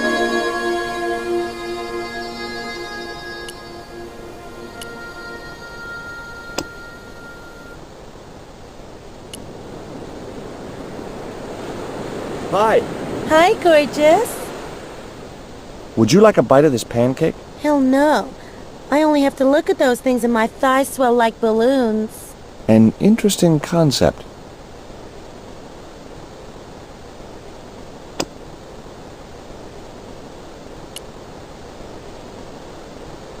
What have you got there?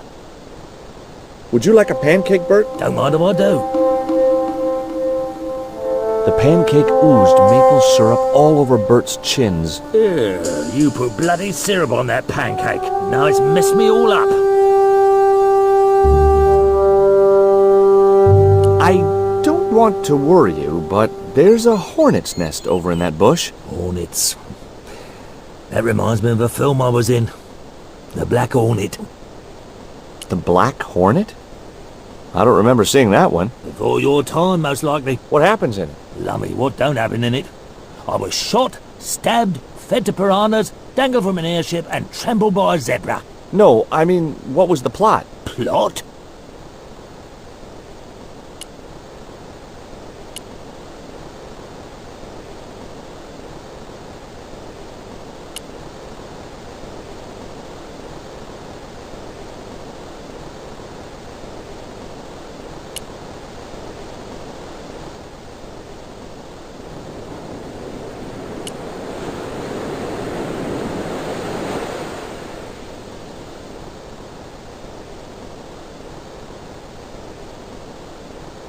Now I knew why that bush was buzzing. Hornets. Get that camera rolling. This could be good.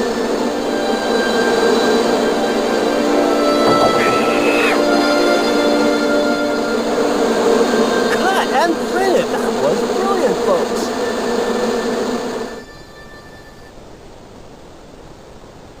Okay, the next scene is down on the beach. This is where Hawkins finds the treasure in the Cave of the Crabs. Would those be giant killer crabs by any chance? Giant mutant killer crabs, with attitude.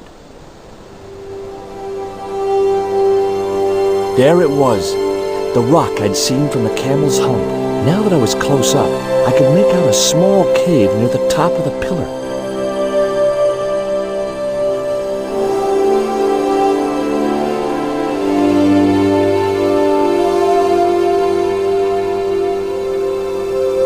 Hey, you! Trouble! Who, me?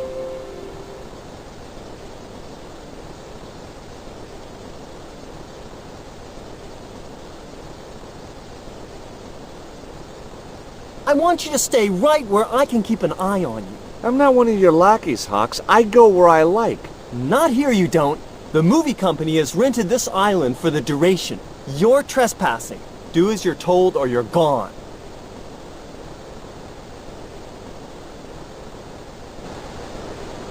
The little tent was like a canvas outhouse.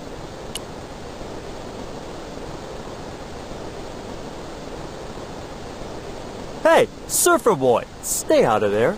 Oh, what is it this time? That's the wardrobe tent. You've got no business to be going in there. Looked like I wasn't going to get to play dress-up. Hey, get out of there.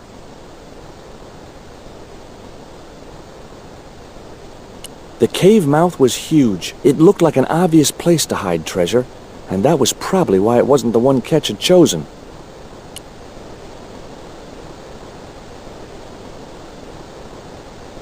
No point in going there.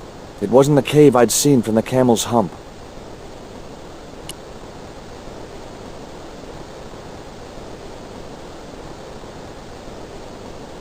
The truck carrying the camera had sunk into the wet sand.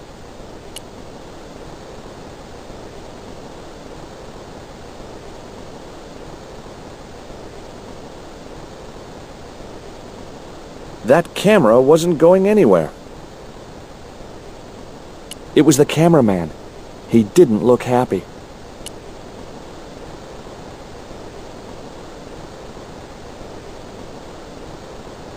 What do you think of Haiku McEwen? What's to think? The kid will have earned more by the time his balls drop than I'll earn in a lifetime. Good luck to him.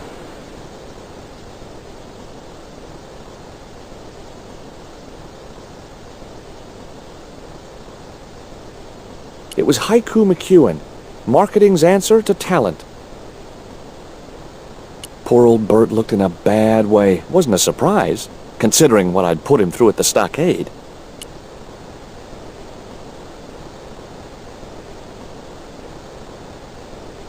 Hi, Bert. Don't you eye me. Fine friend you turned out to be. What's the problem? Huh.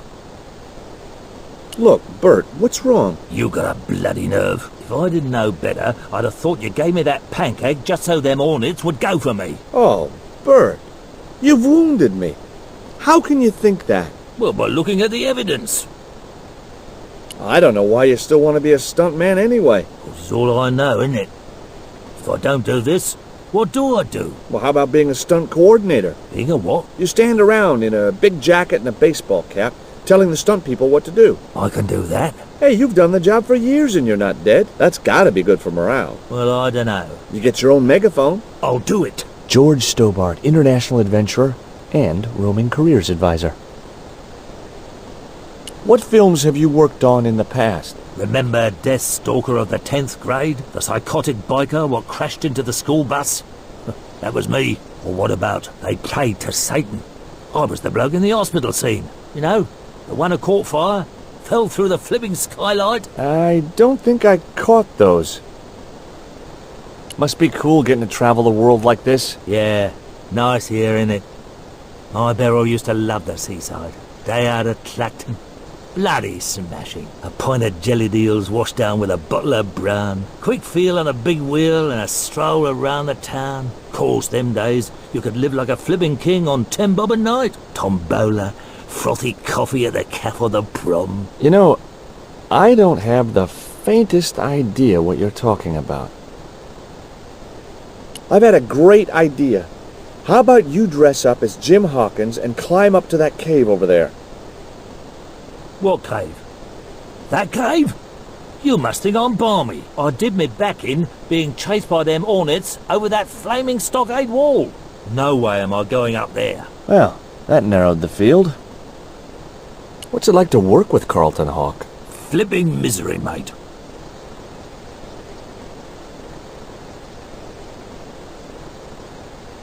There it was! The column of rock I'd seen from the Camel's Hump. It was a lot taller than I'd expected.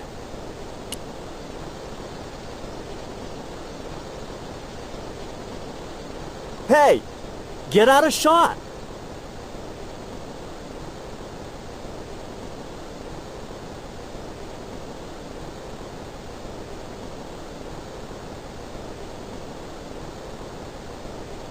It was a portable movie camera.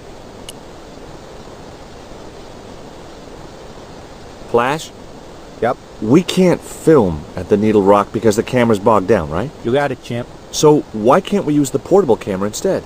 You know, that's a pretty smart idea. I didn't know the first thing about using the camera.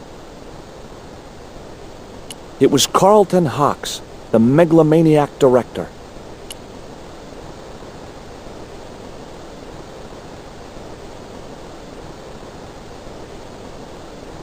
You don't look happy. Why should I be happy? Look at that cave. It's supposed to be where the treasure is. So? Look at it. It's crap. Does that look like the sort of place anybody would hide treasure? I should have had props build me a proper damn cave. A cinematic cave. What do you mean, a cinematic cave? One with drama. Danger. One that looks like the mouth of a big stone skull would be cool, but I'd settle for drama and danger. Why don't you use that cave up on the rock pillar at the end of the beach? We don't have a stuntman anymore. Hey, I'll do the stunt. I appreciate the offer, but if you fall, you'll sue us. No, I won't. Everybody hear that? I heard it. Good enough, we're covered. Got any experience? Death-defying leaps, desperate fistfights, getting caught in explosions, you name it. Okay, people, move out. We're shooting the scene at the end of the beach. No, we're not. The camera's still bogged down. Shoot, I forgot about that. No-go, Stobart. We'll have to use this cave after all. I've been talking to the cameraman. He's got a portable camera. So? So you can use the cave in that rock pillar at the end of the beach. That's a dramatic cave if ever I saw one. We ain't got a stabilized harness for it. The camera'll wobble. Did D.W. Griffiths have a stabilized harness when he made Birth of a Nation? You're right, damn it. Hitchcock, Wells, none of them needed one. For crying out loud, Sam Raimi stabilized his camera on a plank. Props, get me a plank. We're gonna wing it. Hot dog. We're gonna do a cinema verite pirate movie. George, get to wardrobe. We're gonna make you a star. On my way.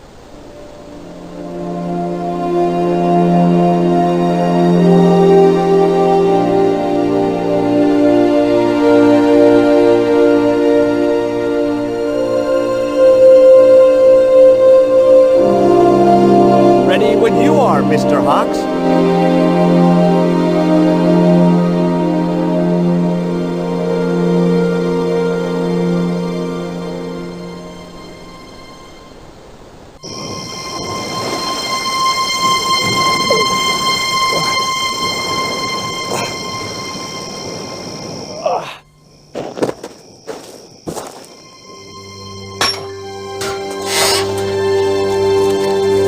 It was the stone which Ketch had captured from the Spanish. The Eagle Stone.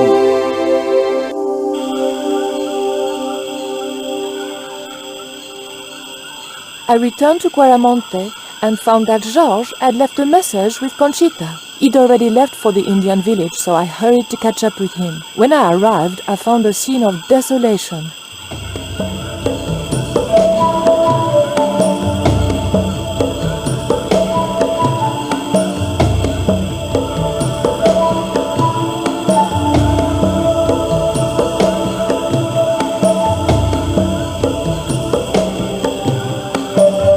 These sunglasses are Georges. Georges, where are you?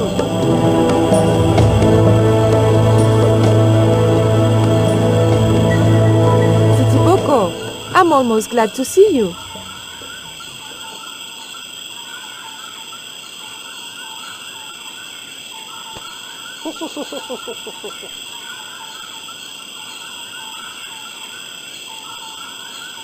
You little asshole, what happened here?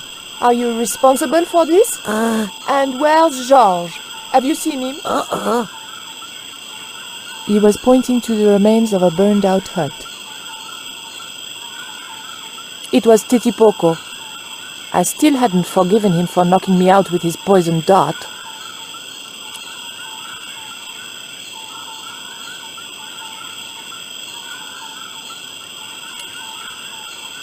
These are Georges' shades, right? Has he been here? Jaws! Where is he now?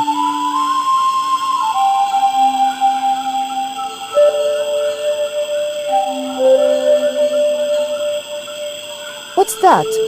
It looks like the stone we bought from Paris, but it's different. Yes, it has a carving of an eagle. That clinches it. Georges must have found this stone in the Caribbean and managed to hide the stone when the village was attacked by Carzac's men. I hope to God that Georges was all right.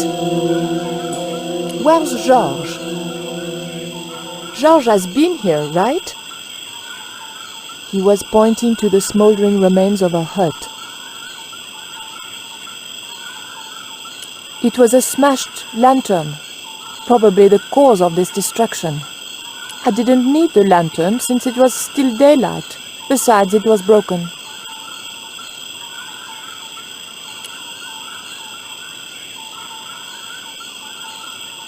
It was a very hot and blackened stone.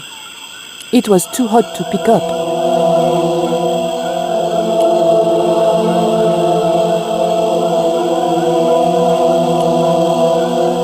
It was a small drinking vessel made from some kind of gourd. That cup was no use to me. It had a hole in it. That barrel would have looked great on my patio, filled with shrubs. There was nothing in the barrel.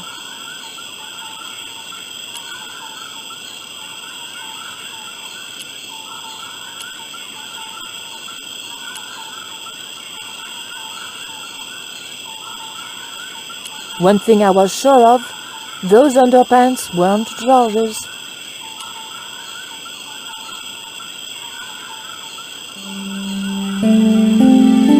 Maybe Georges can make use of these.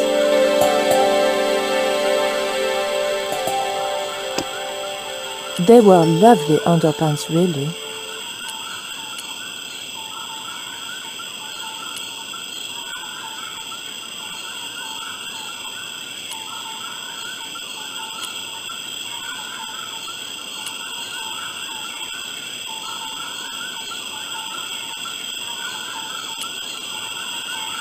The water could have cooled the stone if I could figure out a way of getting it into the barrel.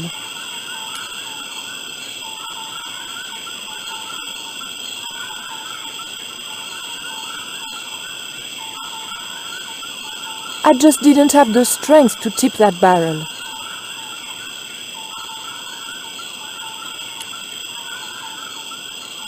Hey, Shorty, make yourself useful and help me with this barrel.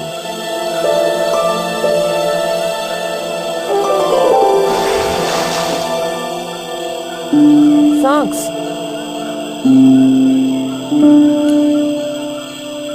The barrel was empty. There was nothing else I could do with the barrel. The ground was covered with ashes. Ashes! The thought that they might be human chilled me to the bone.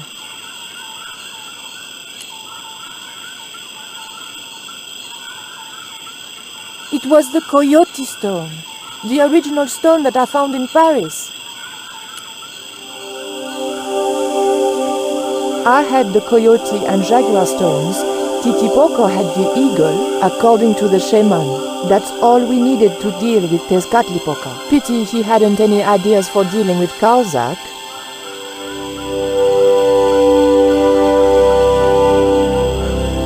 What is it? Where are you pointing? Titipoco was pointing to a path which led out of the village.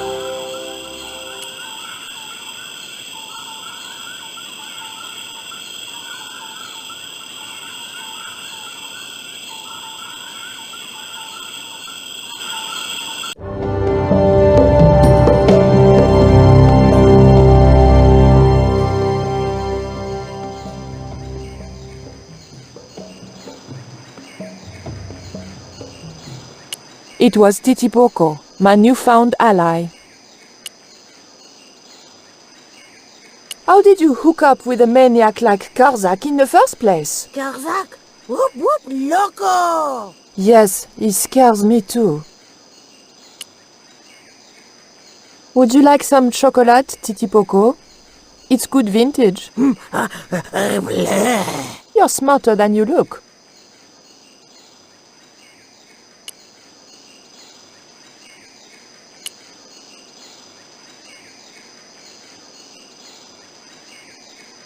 Hey, señorita! Too late. I had been seen.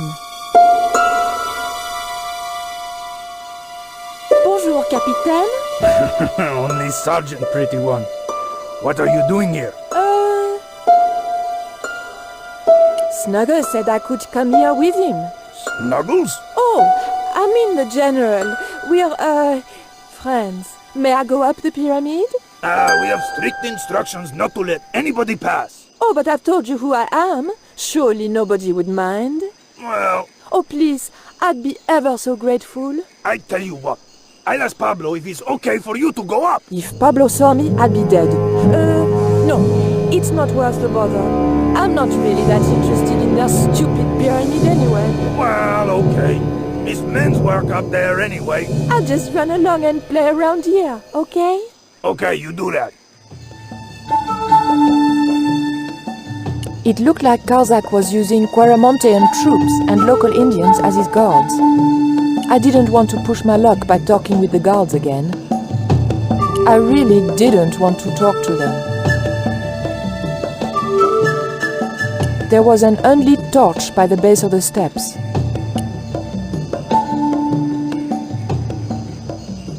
I could think of no reason why I would want to pull a heavy torch from the ground.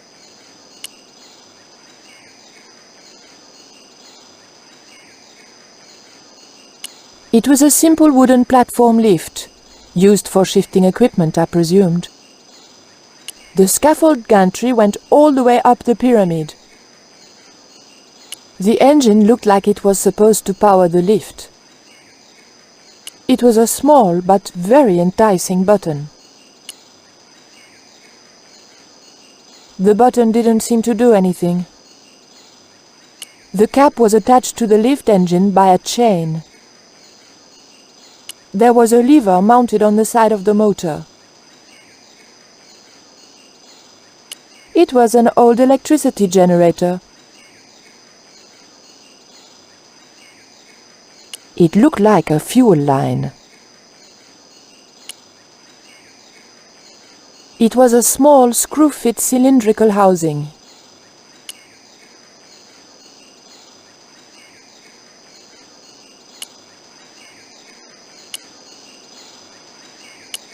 It was a length of strong rope.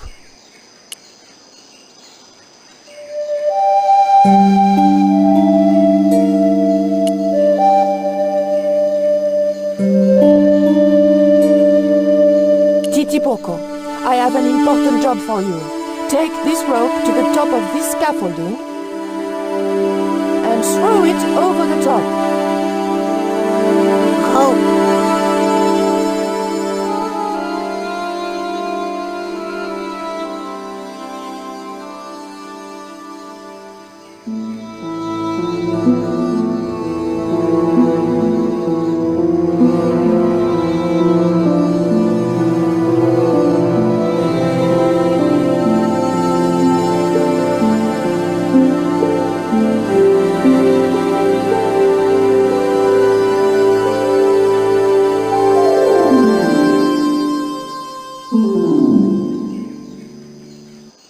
The rope hung down from the top of the gantry.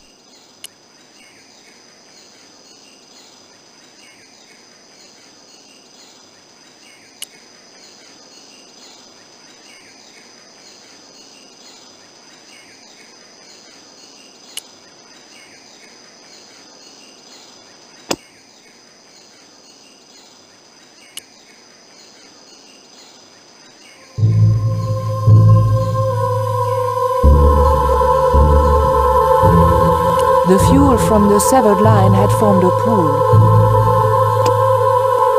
It was a small, screw-fit cylindrical housing.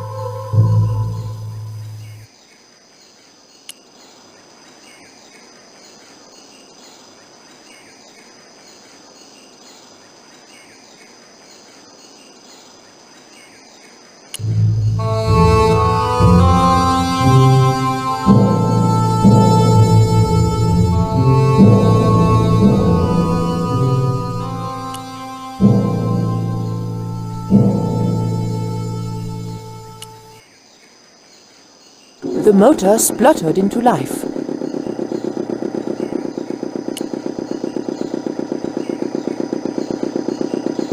Titipoco, when I tell you, I want you to copy what I am doing. Copy.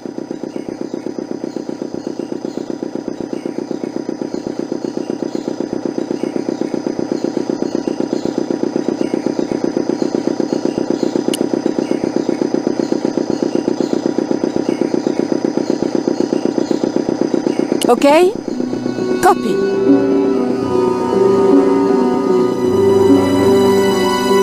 Georges! I realized those bastards were going to sacrifice Georges to Tezcatlipoca over my dead body.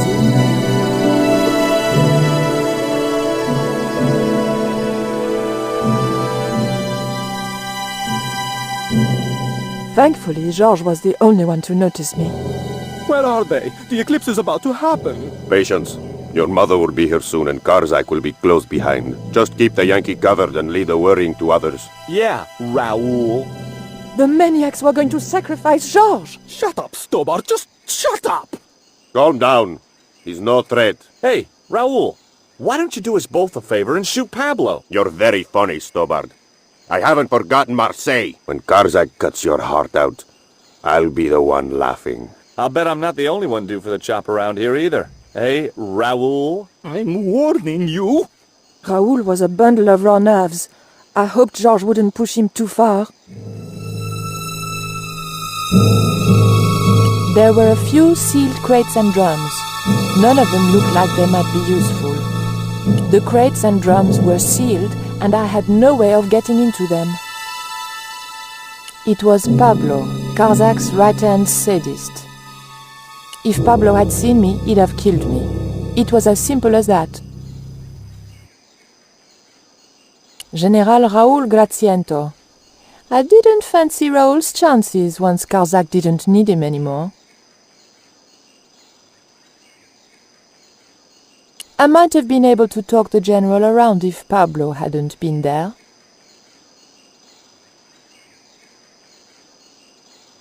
It was a stone table.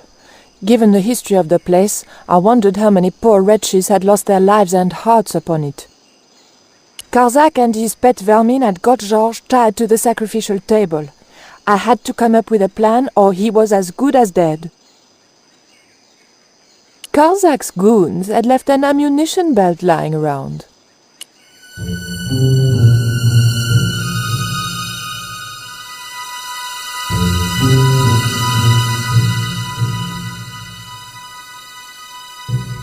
I wasn't going to risk being caught walking back down the stairs.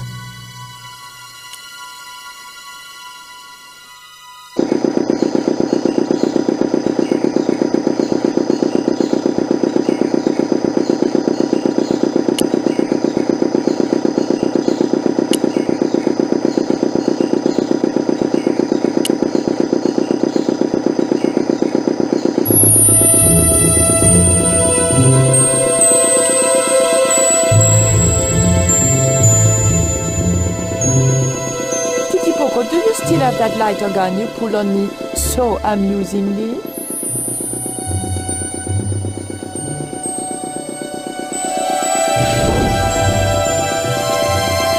What's going on over there? Do you need help, my pretty? Nothing's wrong. I dropped, a cigarette butt. Everything is under control. I'll have the fire out in a minute or two.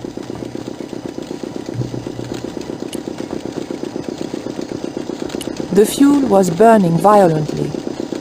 No way was I going to touch the fire. Self-immolation isn't my style. It was a round of ammunition.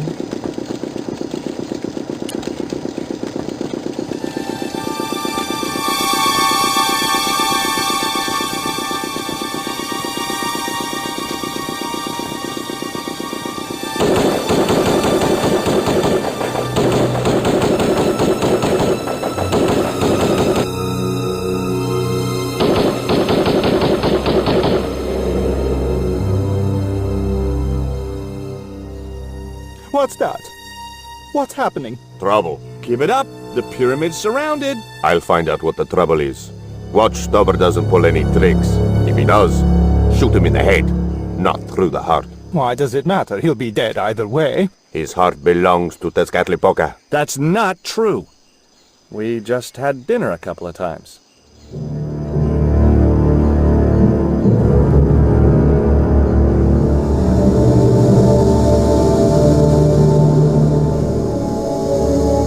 It smelled coppery, like blood. The whole place stank like an abattoir.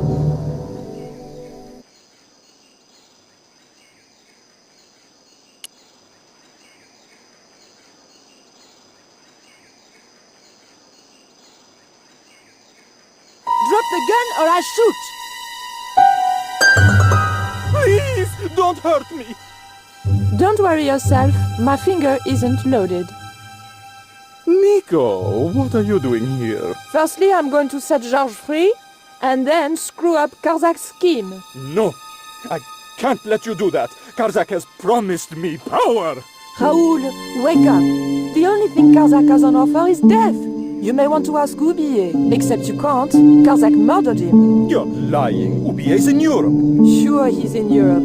In London, on a mortuary slab with 2 bullet holes in him. But Karzak promised. When he frees Tezcatlipoca, we'll all be granted great power. Listen to her, Raoul. Karzak's insane. I don't know. I need to think. You've let your mother do your thinking for you up to now. You need to think for yourself. Your mother and Karzak think alike.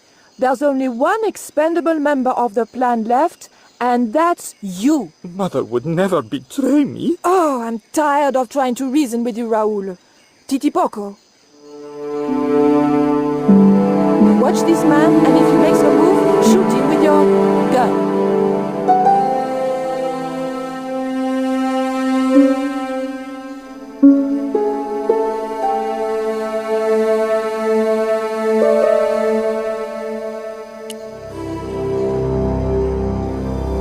Hold still, Georges. I don't want to sacrifice you by accident.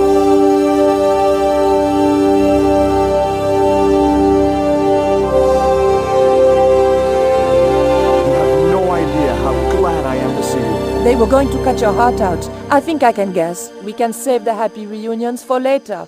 We've got to move. Come on!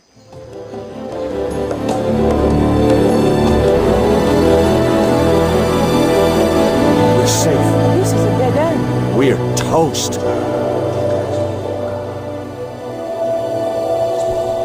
I know, Titipoco. I'm not too happy here either. He knows this is Tezcatlipoca's pyramid. The house of the enemy. Well, we can't stay here like rats in a trap. And we can't go out the way we came in. It would be suicide. I'll have a look round. Maybe there's another way out. In the meantime... Take this. It's the Coyote Stone. It might bring you luck, I hope. You managed to recover the stones from the village? Then we might have a chance after all. Incidentally, what would Titipoco have done if Graciento had moved? Titipoco? Nothing. He's given up violence. It was Georges, just rescued from certain death and not looking suitably grateful. This was a time for action, not talk. Outside was certain death. By the door was a pattern picked out in blue.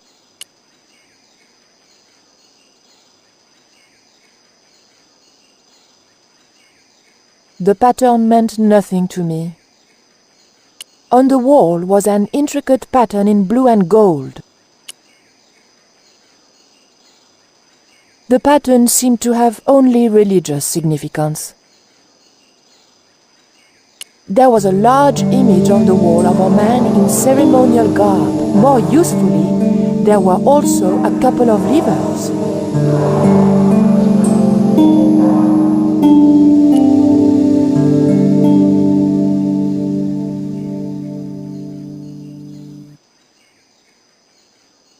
The lever was made of stone.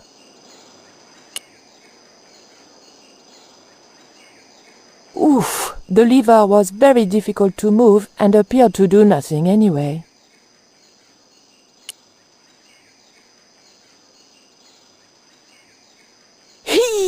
Still no good.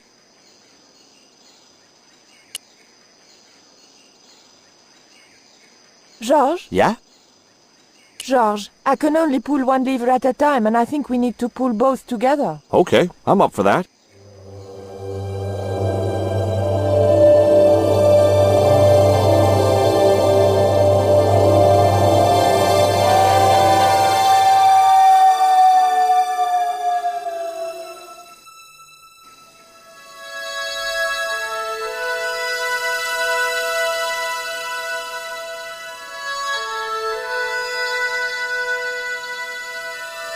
Raoul, there's something suspicious. This sacrifice! Where is it? Nico was here with Titipoco. They set him free. I couldn't stop them. You idiot! I should have strangled you at birth. Titipoco's gone soft. He wouldn't have hurt you. I know that. The darkness of this sun is almost upon us, and we have no sacrifice to appease Tezcatlipoca.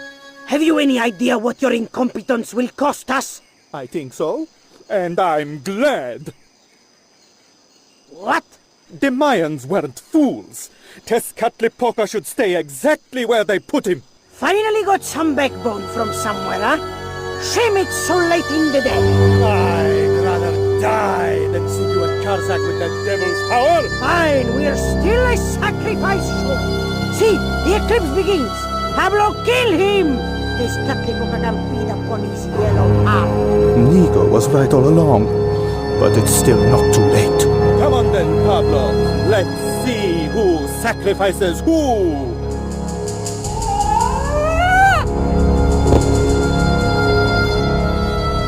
What place is this? I was in some sort of strange room. Tiles and dials. The priests who designed this place must have known how to use them. I was going to have to figure it out for myself if I ever wanted to get out of here. It was the great stone head that spat me out. It reminded me of an ex-boyfriend, on both counts. The chute I'd arrived on was too steep and slippery to get back up. The room was dominated by an enormous device, decorated with the usual Mayan motifs. It held two great discs, each covered in glyphs.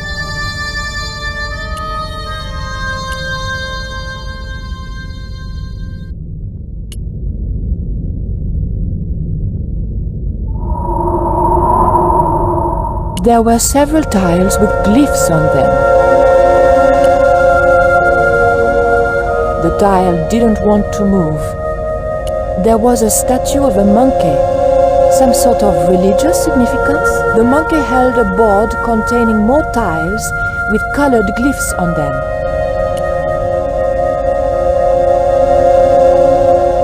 The tile didn't move at all. The monkey held a board containing more tiles with colored glyphs on them.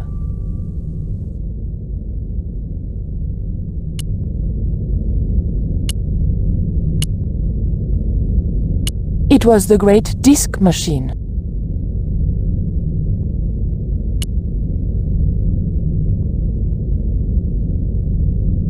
The tile moved slightly.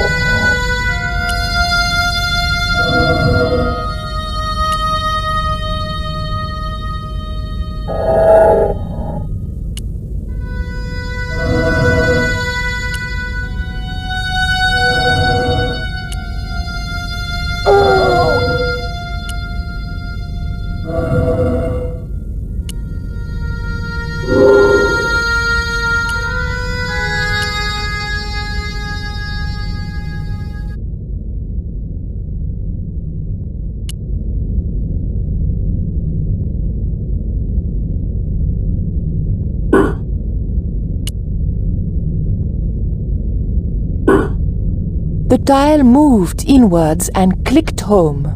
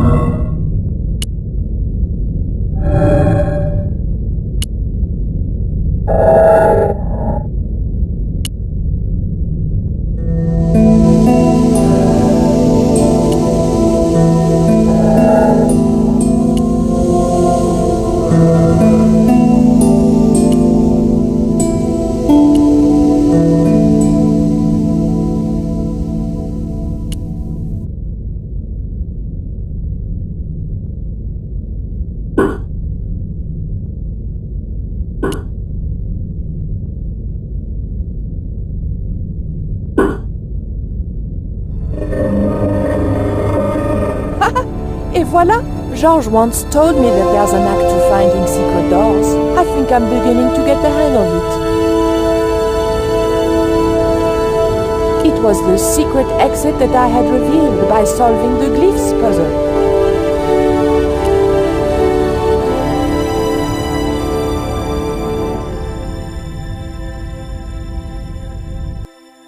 So I thought, this is it, you know? This is true love. Anyway, I have to leave for a few weeks, and when I come back, what do I find? Damn right. And with who? Labano, that creep. Huh? Yeah, that's exactly what I thought.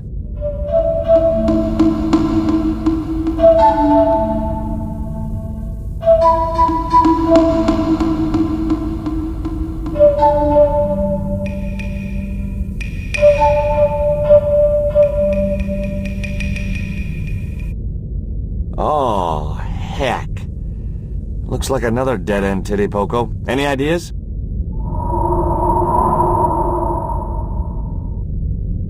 I was hoping for something a little more constructive. Never mind, I'll have a look around.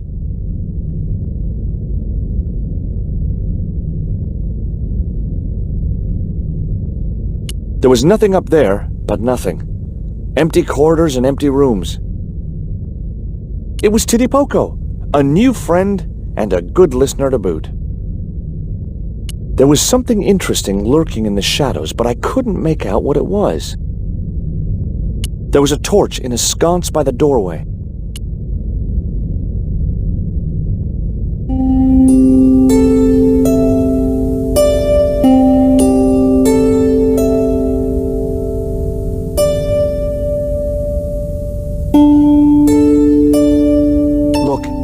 To light this torch. Can you do something clever with a couple of sticks or flint and tinder or...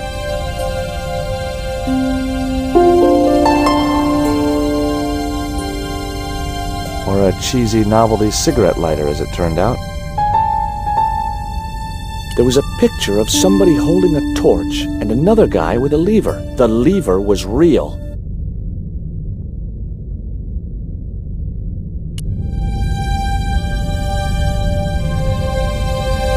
Well, there was nothing else to do around here, so I pulled the lever. Nothing's happened. Oh, I hate that. Don't you hate that? Titty Poco? Oh my...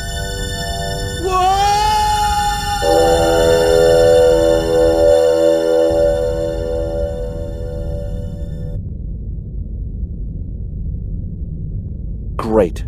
I had no idea where I was, no idea where the others had got to, and time was running out to stop Karzak. Still, I wasn't dead yet, so it wasn't all bad news.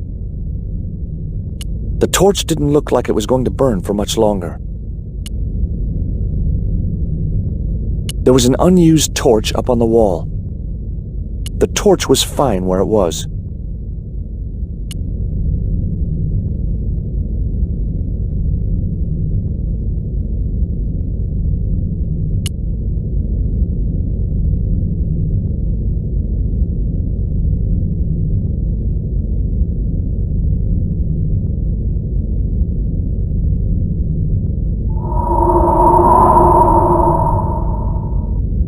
The torch could stay there until I really needed it. Another doorway led out of the room. Every time I think this place can't get any spookier, it does. There was a lever mounted on the wall. Another one of those stone levers. How rapoosh. The carving reminded me of Lane for some reason.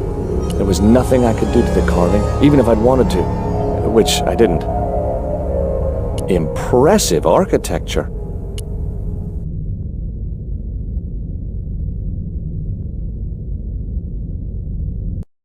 Charming.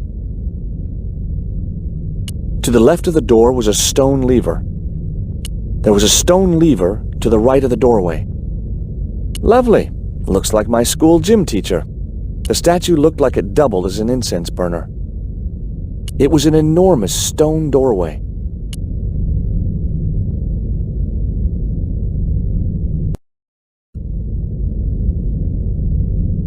There was a lever on the wall.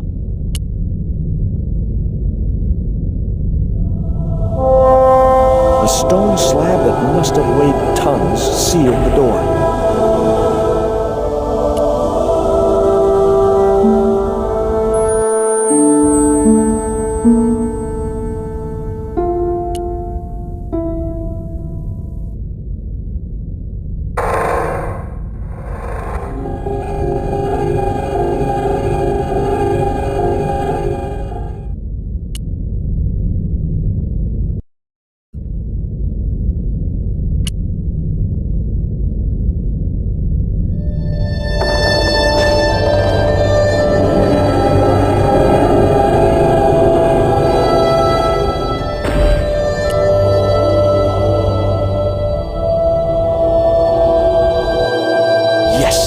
Finally, I'm out of here. Beyond the secret door was nothing but gloom.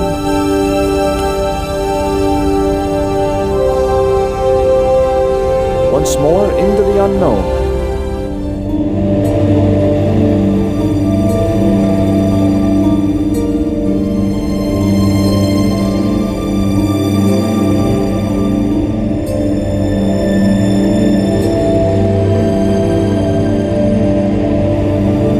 There was a lever camouflaged within the wall design.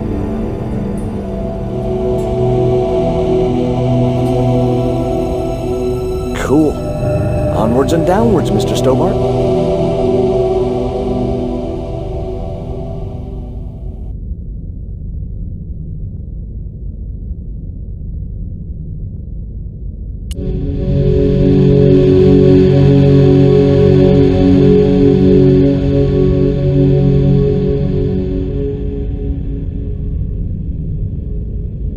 This was it. The pyramid's central chamber. Its dark heart. Once before in my life, I'd stood in front of a door and thought, this is it. If I go through there, I'm going to die. I'd been wrong then. I hoped I was wrong now. This was the door that led to the central chamber and the smoking mirror.